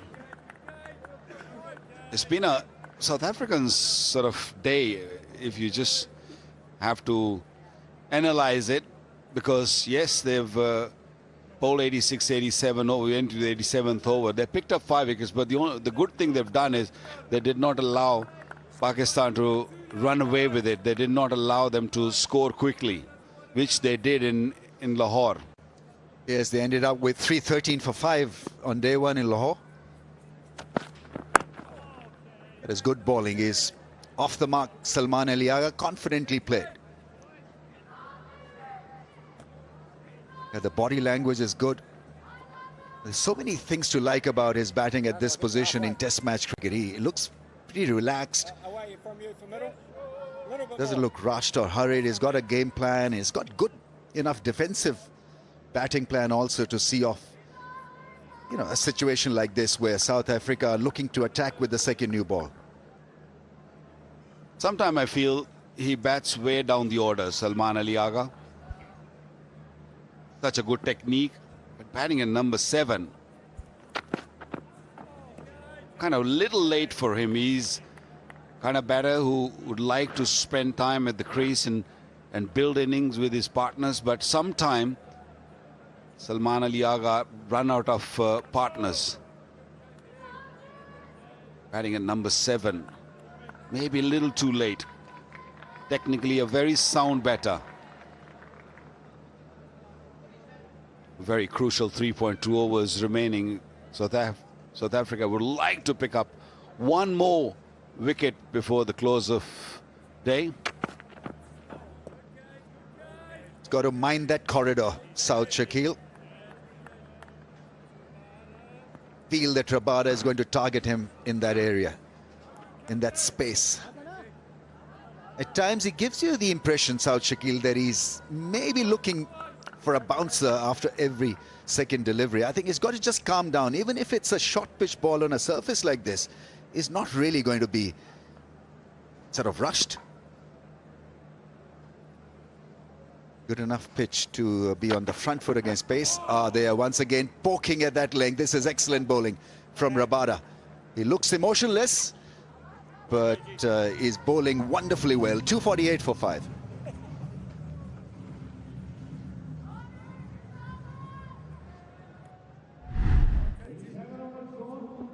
New shiny ball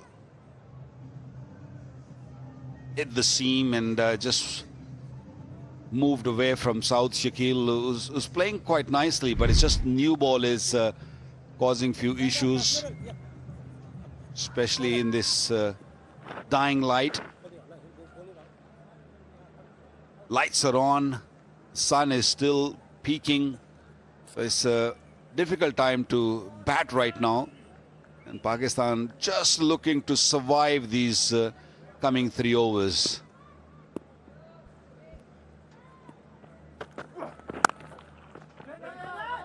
Well fielded, keeping Salman Ali Agha on strike. Had that hit the stumps, who knows? Could have been curtains for Salman. Yeah, he was a little lazy turning around. Ravis was the man. A good dive in and release the ball very quickly. Would have been a very tight call. Had to really rush back. Agha Salman.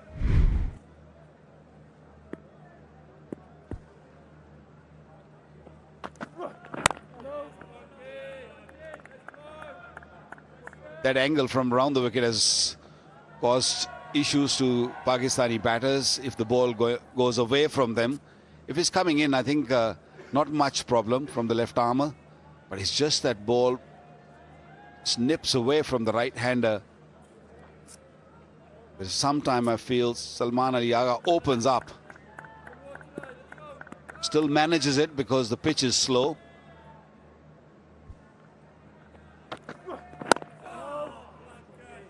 He's managed the hard length well so far.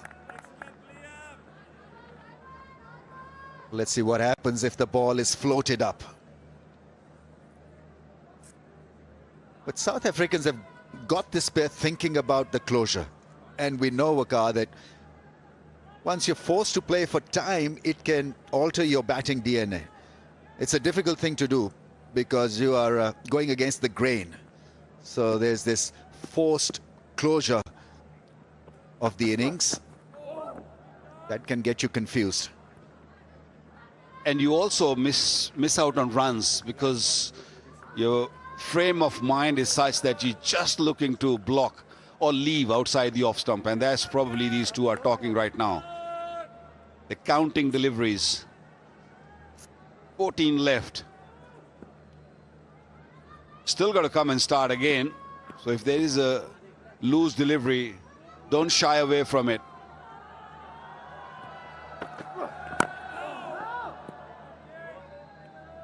I think better off bowling on that length, a little fuller. 248 for 5, still a ball to go. 10 minutes to go. 11 minutes to be precise. We are on time. Lahore, we were going overtime. Reason, side screens, mainly. It took long time to fix those. No issues here. Well done. Ground staff here. Could easily have gone and hit the stumps off the bat. 248 for 5.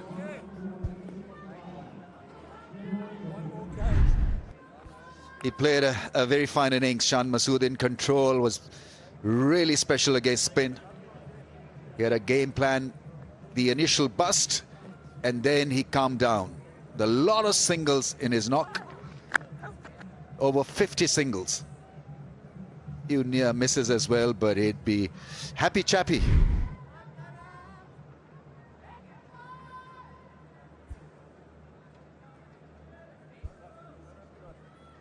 Last recognized pair, Rizwan and Salman, they played well at Lahore, put up a very good partnership. It's the lower order who have got good record. Noman, Ali, Sajid, Khan, Shaheen and Asif, but not really produced the goods yet.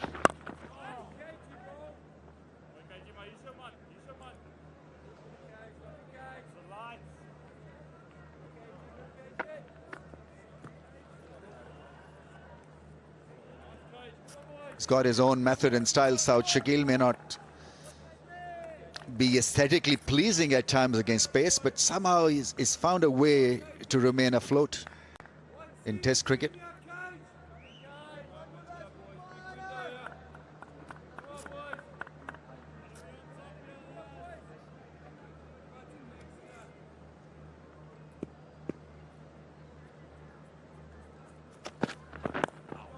On the pads, gone fine for 4. That's a very good shot. 250 comes up for Pakistan. It's once again been fine batting after winning the toss. The batter has been guilty of bowling onto the pads occasionally. Then he really pushes it hard, tries to generate some extra pace. He's gone a little too straight for this surface and had to pay for it.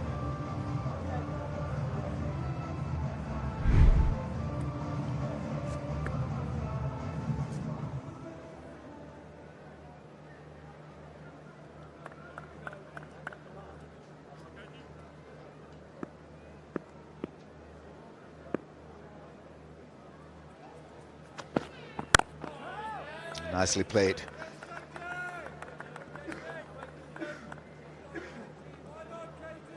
The other thing that he does so well, Salman Ali Agha, he paces his innings beautifully. At that position, you're wondering all the time what's going to happen to your innings from a personal point of view, because a wicket down and you're then batting with tail.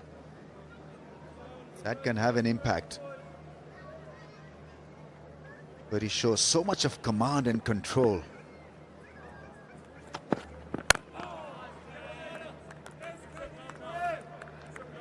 You've got to be smart as a batsman and also temperamentally strong. Got this ability to take the game away from the opposition batting at that position, because his real value is against spin, Salman Ali Agha's.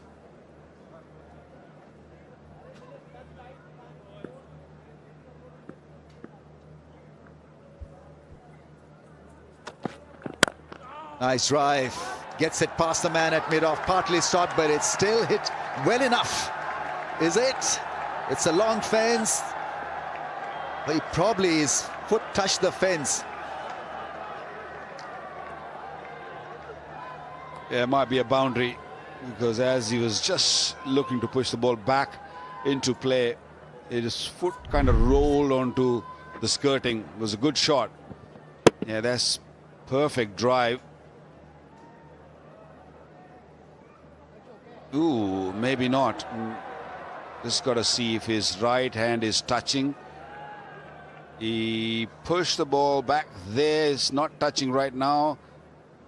As it, yeah, I think he's fine. Maybe a different angle, because I'm not sure if the right hand is touching the ball. It's just a left hand.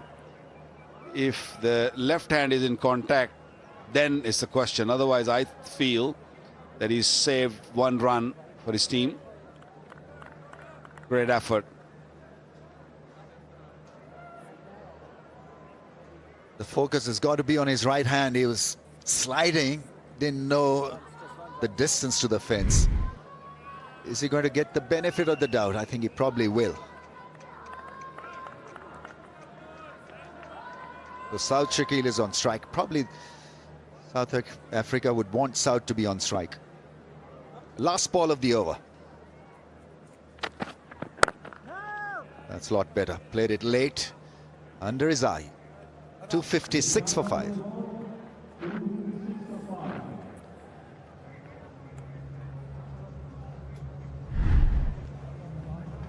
Abdullah Shafiq had a bit of luck, but in that 57 he played some beautiful shots on the up, beautiful on drive. The spinners, he swept well. Lengthy innings. Good that we didn't spoil his triumphant moment by showing the lapses in his innings. But Abdullah and Shan are responsible for this powerful position that Pakistan find themselves in. This pitch is not going to improve, it's going to deteriorate. And Pakistan have got the firepower, the arsenal to exploit it. Maharaj, 30 overs, 2 for 61. Bowls with a new ball. Bowls one on the pads. Salman Ali Agha will come back for 2. He has bowled but long spells. He's not only the fast bowlers who get stiff when you haven't played cricket for a bit, and It also taken a flight. It can really play a toll. Almost carry. This hard cricket ball will have a little bit more say, a bit more bounce. He's such a good fielder.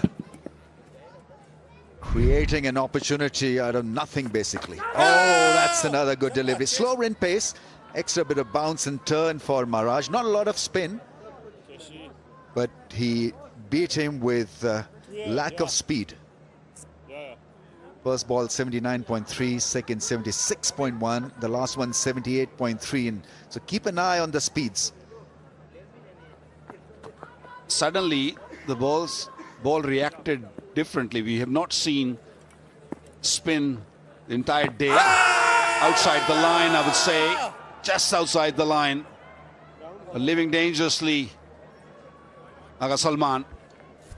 This is tremendous going by Maharaj. It's a new ball, so he's not really firing it in.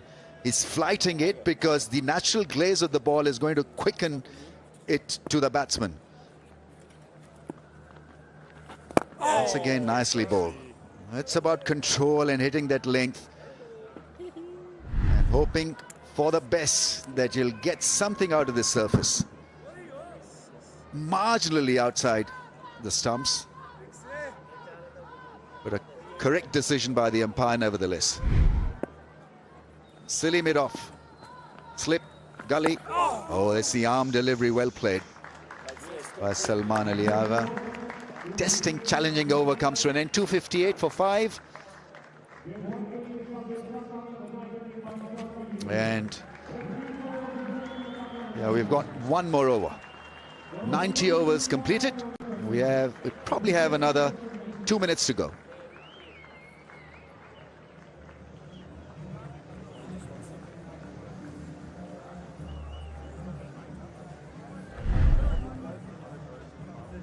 Yeah, he had a bit of glove also, but clearly outside the line of the stumps. So he's safe. One more over for the day, for the first day here at Rawalpindi. Pakistan lost 5 wickets so far, and they would not like to see any more accident right now.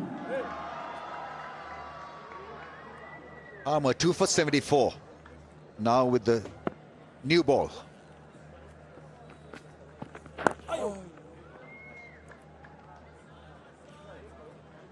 Spinners have caused more problem with the new ball than the older ball. Older ball, the wicket doesn't leave. It's so slow. It doesn't come off the surface. New ball, yeah, the odd one will skid through, but if it spins, it will spin quickly. Slip and silly mid-on.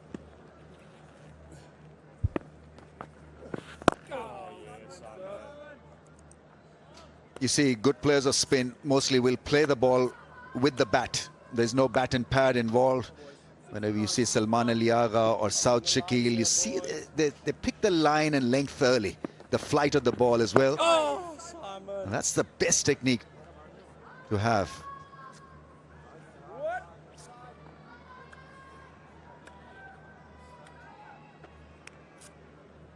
Yunus Khan was the same kind of a player. Very good with playing spinning ball mostly with the bat. And that's what great Javed Miandad used to teach us or tell us or coach us, that play with your bat. Keep the bat in front of the pad. Some players, sometimes you feel that they just plant their front foot and keep their bat behind the pad. That's why you see more LBWs. Just keep your bat in front of the pad. If you miss, you might be struggling, but more chances are that you're going to survive. Last ball of the day. Pakistan will absolutely take this progress. 259 for 5. Imagine 1 to Rasi, yes,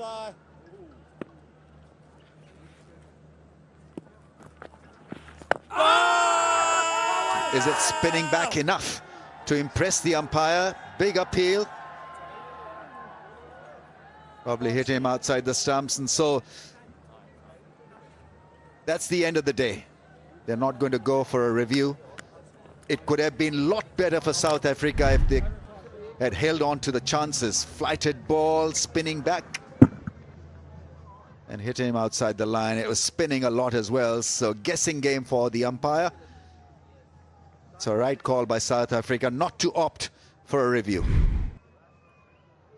Yes, something for South Africa to rejoice. They had a good time of it. The last session probably belonging to South Africa. They could have had it a lot better. Just mentioned earlier, if they'd held on to the catches. Some sitters were missed.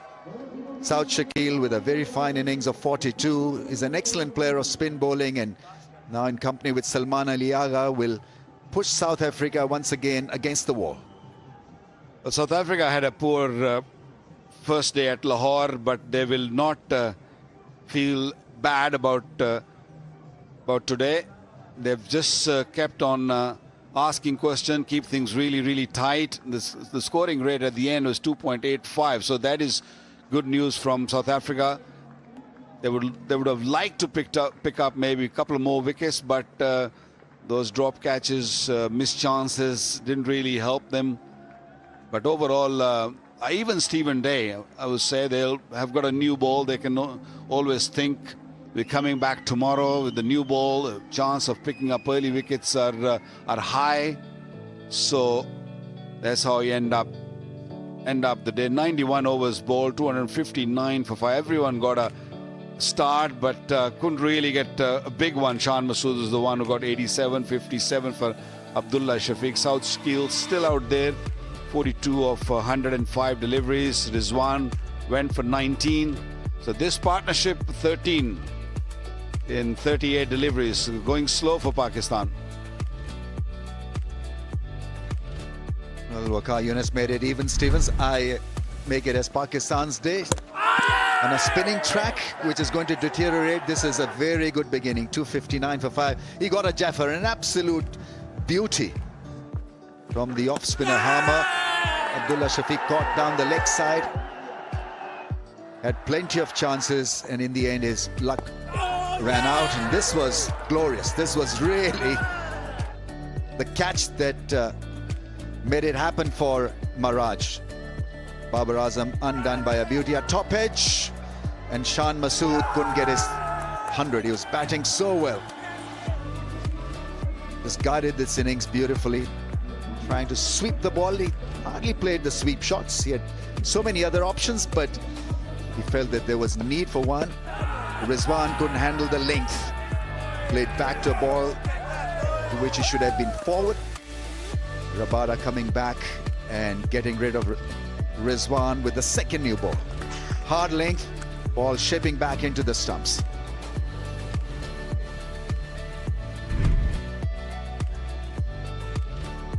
South Africa, wickets for Maharaj, 2 for 63, a marathon for him.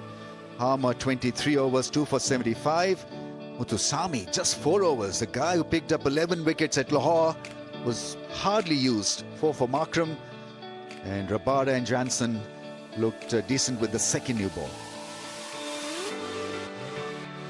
Pakistan need to have another fine day to keep South Africa struggling. But there will be more interest on the progress of the pitch. How will Pakistan bat, and what kind of batting we'll see from South Africa. Day 2 promises to be another interesting duel between Pakistan and South Africa for this Vigotel Mobile presents Bank Alpha Test Series 2025. Tomorrow, game starts at 9:50 a.m.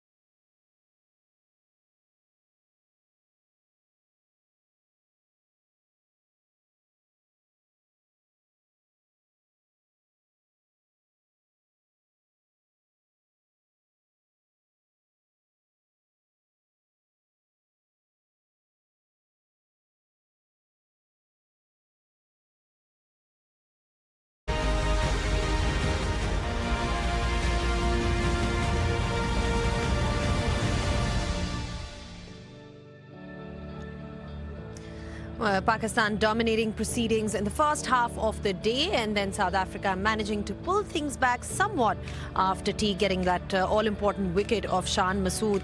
Currently, you've got Salman Ali Agha on crease, and he's got a partnership going with Saud Shakil not out on 42 for 105. Earlier today, Abdullah Shafiq making 57 at the top, giving Pakistan some kind of a platform. Pakistan at stumps are now 259 for 5. From a South African perspective, we saw some good bowling performances by Maharaj and Harmer. Remember, Maharaj was introduced in this test match. Didn't really see a lot of bowling from Mutasami, but the second new ball has been taken, and Rabada has got 1 wicket. He was bowling that really good spell towards the end of the day. But as things stand right now, it's 259 for 5. Hello and welcome back on Pitchside. We're discussing day 1 of this test match between Pakistan versus South Africa. Like we said, Pakistan started off really well with the bat, some partnerships at the top, and then some late wickets that we saw from a South African perspective after tea. So things are looking good and lots to look forward to in this particular test match. We've got a very, very special guest here with us, the head coach of the Pakistan cricket team, Azhar Mahmood, join us alongside Amir Suhail. Azhar, thank you so much for joining us. 259 for 5. Pakistan कैसे देखते हैं आज के दिन को, कैसे sum up करते हैं पाकिस्तान के लिए? I think overall for us it was a good day. 259 for 5 क्योंकि outfield थोड़ी slow थी and pitch was slower as well, so उस पे इतना आसानी से runs नहीं बन रहे थे, तो I think we can take this 259 for 5. It was, initially एक बात चल रही थी कि पिच को देख के कि कितना स्कोर would be enough, बाजित ने मेंशन किया कि even 275, 300 because of the fact कि हम देखते हैं कि किस तरह से बाद में विकेट डिटीरियोरेट होती है, तो कोई एक फिगर डिस्कस हुआ है, और is it really a case कि जी सेशन बाय सेशन चलेंगे? I think we discussed about 350 plus last test match में भी और यहाँ पे भी. आप टेस्ट मैच के पहले टेस्ट मैच में आप 350 का टारगेट करते हैं, तो उसके बाद जो है depending on the situation, like in the last test match we were in good position to get over 400, and this time around we still got a chance to get to 350 plus. Anything above that, like that, I will say that will be a bonus in first innings. So hopefully another partnership. We spoke about the partnership, we spoke about the sessions. I think first session we won the first session, and second 2 session even Steven, we lost 2 wickets in the second session for 82 and then 82 for 2 in the last session. So I think even session overall if we're looking at the whole day, I think we are very satisfied with that. अच्छा, एक चीज़ जो commentators भी बात कर रहे हैं, हमने पहले भी डिस्कस किया था, शान मसूद की कैप्टनसी की भी बात हो रही है, पर उनकी बैटिंग की भी. सो उनकी तरफ से जो रन्स अब नज़र आ रहे हैं, he looks like evolved player. I mean, कहाँ से ये कॉन्फिडेंस, क्या डिस्कशन चल रही है मैनेजमेंट की उनके साथ, बिकॉज रन्स आज भी उन्होंने रन्स किए? I think the plan was there before the series. We spoke about हमारे सामने क्या challenges आ सकते हैं. रबाडा है, महाराज अगर खेलते हैं तो पहला टेस्ट मैच नहीं खेले, वो बोनस था हमारे लिए. तो यही था कि स्ट्राइक रोटेट करना है and put pressure on the bowlers. Early on जब बॉल हार्ड है तो उसमें रन आसानी से बन सकते हैं. द पिच की नेचर को अगर देखें तो स्लोअर साइड है, तो लेटर ऑन रन बनना ज़रा मुश्किल हो जाता है. तो वो ये था कि captain himself leading from the front, जिस तरह पिछले मैच में भी उसने अटैक किया और इस मैच में भी अगर आप देखें कि उन्होंने अटैक किया. And then the second session he played the whole session for 39 runs, which is very very crucial for us कि हमें जो पार्टनरशिप जो हुई अब्दुल्ला और उसकी पार्टनरशिप जो 111 रन्स की पार्टनरशिप हुई, I think that's the massive partnership for us. Positive intent नज़र आ रही है शान मसूद की. Aamir, when you look at his innings, जिस तरह से पहले मैच में भी, पिछले मैच में भी उन्होंने बैटिंग की, इस दफ़ा भी, मतलब ऐसे नहीं है कि जिस तरह कभी कभार आप देखते हो कि शेल में चले जाते हैं प्लेयर्स. क्या कहेंगे उनकी परफॉर्मेंस के बारे में? देखिए, he is been performing fantastically, specially पहली इनिंग्स में बहुत ज़बरदस्त खेल रहे हैं वो, और कंसिस्टेंटली पाकिस्तान के लिए इंपॉर्टेंट रन्स कर रहे हैं और एक अच्छी पेस के ऊपर रन्स कर रहे हैं. So I think like you suggested that he has evolved as a player, and I have personally felt that in the second session he went too defensive. If he had gone after the bowlers, things would have been much more different for Pakistan, because in the second session what I realized, South Africans, they resigned to the fact that this pitch is not offering anything to their bowlers. So why not bowl the batsman, keep things in control and rely on batsman's mistake. And from there, if he had realized that what is South African strategy, I have to up the ante, things would have been much more different. Because this pitch is not offering anything to the ballers. अच्छा आप भी smile कर रहे हैं वैसे क्या reason है इनकी बात पे आपने स्माइल किया so I want because for us like it's a test match cricket, there's a dry period at times, a South African were looking us to make mistakes. So I think Shan Masood, what he did, in my opinion, like that's what we spoke about. Okay, there's a dry period, so just stay on the pitch, don't lose wicket. If you see in the past test match, we lose wicket in the clusters. We lost 3 wickets for none, and then again 3 wickets for none. So that's in mind, like, okay, now the time is patience, stay patient, and just continue, just bat. There's a dry period, okay, you can take that on later on. अच्छा ये बताएं बाबर आजम के fans हमने देखा है आज again in huge numbers जब वो आए भी तो बाहर everybody was sort of cheering for him बड़ी अच्छी कुछ शॉट्स नज़र आ रही हैं मैचेस में बट उस तरह से एक स्कोर नज़र नहीं आ रहा तो आई नो कि आपकी उनके साथ एक बातचीत चलती रहती है ऑन हिज गेम एंड वही वाली बात इवॉल्विंग द गेम तो क्या लगता है कहाँ पे कमी है because everybody wants him to do well and score runs, like lots of runs. I think that's the pressure, everyone wants him to do well, and I think he's taking too much pressure on that. He's a wonderful player, I think one of the best player in the world. अगर आप देखें कि पिछले match में भी हमें glimpse नजर आया जब 40 रन की इनिंग्स खेली, आई थिंक वो जो है ना कि एक हर्डल क्रॉस करनी है कि जो वो 50 करेंगे खूब बड़ा स्कोर होगा. He looks good actually तीनों इनिंग्सों में अगर आप उनको देखें तो he looks really good. मतलब मुझे ऐसा लग रहा है कि he just one innings away from getting back to where he was. But in terms of कई aspects होते हैं आपकी गेम के जहाँ पे कोई आप स्ट्रगल कर रहे होते हो you go back to the nets and वो उस लिहाज से कोई ऐसा एस्पेक्ट है जिस पे आपकी उनके से डिस्कशन चल रही है और is it just a case of sort of trusting him and thinking कि eventually he will come through? No, definitely, everyone knows their game. Babar Azam का जो पहले मसला था उसने अपनी चीज़ों को थोड़ा सा चेंज किया है अगेंस्ट लेफ्ट आर्म स्पिनर उन्होंने स्ट्रगल की है पहले भी तो वो उसके ऊपर हमने बहुत काम किया ना सिर्फ कैंप में और जो हमने 2 महीने का एक कैंप लगाया हुआ था उस पर उन्होंने काफ़ी काम किया है अनफॉर्चुनेटली वो हर्डल क्रॉस नहीं हो रही मतलब he is a wonderful player तो आई थिंक कि वो क्रॉस हो जाएगी तो इंशाल्लाह he'll be back. What is the key, Amir, to getting back into form? Her player पे एक ऐसा फेज जरूर आता है जब आपसे रन स्कोर नहीं होते. When you have a longer lean period, what as a batsman you try and do is you try and score your runs quickly, and in the process you make mistakes. Babar, for me, he's been playing with hard hands, very hard hands, and he's looking to go past 50 in no time. So I think what he needs to do is bat like South Shakir. Just stay there. Just stay there. Once you spend a lot of time in the middle as a batter, everything starts to fall into place. And I think that's what Babar Azam needs to do. Right, obviously everybody would be hoping जिस तरह उन्होंने कहा कि spending time on the crease is extremely crucial. चलें ये बता दें 259 for 5 अब कल का क्या expectation या समझें कि क्या plan है कि एक होता ना एक game strategy होती है first session की. No, don't lose the wicket and then अगर हम पूरा सेशन खेलते हैं तो 90 से 100 रन तो बनते हैं तो हमें यही कोशिश करनी है कि अनदर पार्टनरशिप भी स्पोक अबाउट पार्टनरशिप अगर हमें 50-60 रन की पार्टनरशिप अगर अर्ली ऑन हमें मिल जाती है then we can put some pressure on South African bowlers. चलें ठीक है. Thank you so much Azhar for your time. I appreciate your thoughts and your insight.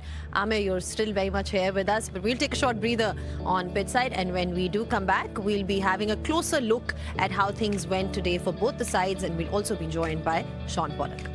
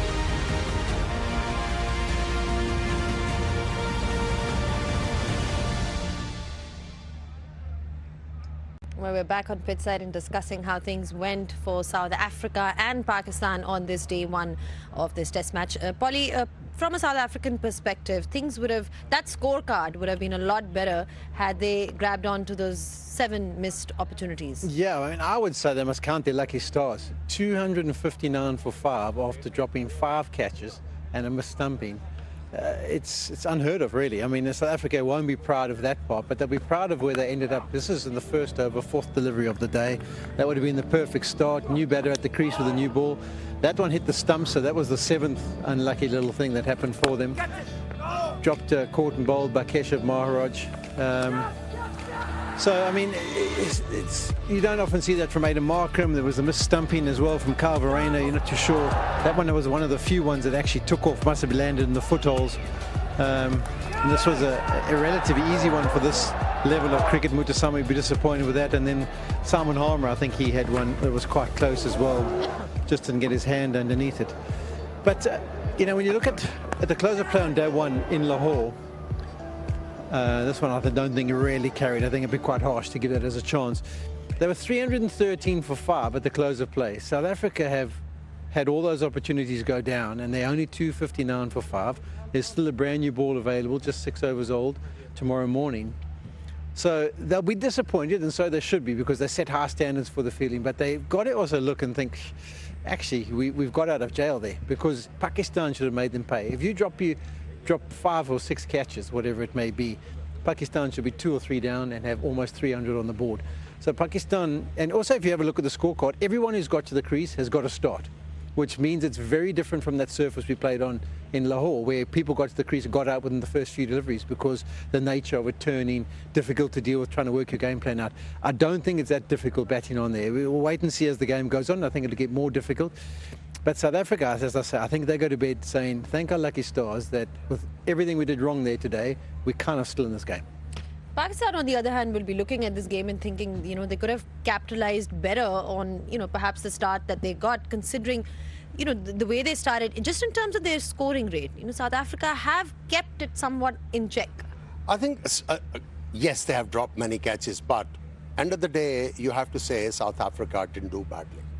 See, given the state of the pitch, you know the history of Pakistani batting lineup. They've been failing miserably in the second innings. For them to take a lead of 100 runs is vital to be able to get a positive result in a test match. So, where they need to be on a pitch like this, you know, they scored 370 odd during the Lahore test match in the first innings. Here, they need to score 450. Then they'll be safe. Because I know South Africa is going to come on a pitch like this. They're going to attack Pakistani bowlers. And anything could happen. So, Pakistan is not in a box seat at the moment. There's still plenty of cricket to be played. And tomorrow, first session is going to be of vital importance for me. It's going to be very crucial. Saud Shakil and Salman Ali Agha out there.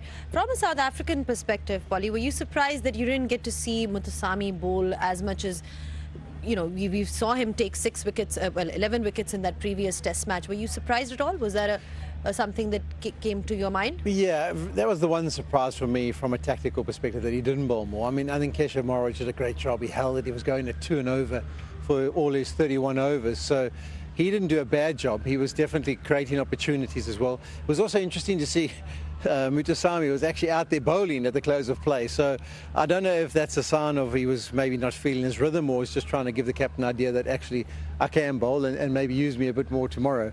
But I think because of the job Maharaj did, it wasn't so bad. And also a lot of the time they had left-hander, right-hander combination at the crease. That's why they went a lot of overs, Harmer and Maharaj, to try and keep things mixed up. But after you've got 11 wickets, I definitely would have expected more than 4 overs. I just want to add, you know, Lahore pitch was totally different. It was responding to his bowling from the day one. But here, there was not much for him. So as a captain, he realized, you know, he's not first inning bowler in this test match. I'm going to use him in the second innings. Yeah, when the pitch is going to turn and he'll be more effective. So just to have him regaining, you know, keeping his confidence, I think he did the right thing not to bowl him too many overs. I think that's a good call, because Keshav Maharaj bowls slightly slower, doesn't he? Yeah. So he can get it like under 80, whereas Sen Mutasami is kind of flatter and likes to hover around high 80s. if that pitch wears and gets a bit more abrasive, then he'll be more effective. So I think good call. What do you want to see from South Africa tomorrow? Well, the new ball, 3 wickets quickly. Take their catches. And take their catches and wrap things up and then go and try and bat as best they possibly can. So as simple as that. As simple as that. As simple. Sounds very simple. From Pakistan, as simple, just bat, bat, bat. And I think this pitch is not going to deteriorate quite quickly. Maybe you see signs of wear after tea. So what Pakistan need to do is bat for the longest. Bat for the longest. Once they bat for the longest, they'll have more than 450 runs under their belt. And from there on, it'll be hard work for the South African batsmen. With the pitch deteriorating, Asif Afridi is a sort of a bowler. Once the ball starts to spin, oh my God, is difficult. He is going to be difficult to face. Of course, Pakistan will be looking to build on that partnership. Newish ball they still have to face. And tomorrow, this action continues here in Rawalpindi Cricket Stadium. We start our coverage at 9:30 a.m. tomorrow from here. It's the Vigotel Mobile presents Bank Al Falah Test Series. All right, thank you so much, gentlemen, for your time once again. And that's it, pretty much, that we have for you on day one. Things are looking good in this test match, and there's lots to look forward to for tomorrow. That first session, morning session, is going to be extremely crucial in sort of deciding which way we're heading in this test match. That's pretty much all that we have for you from here. Until tomorrow, it's goodbye.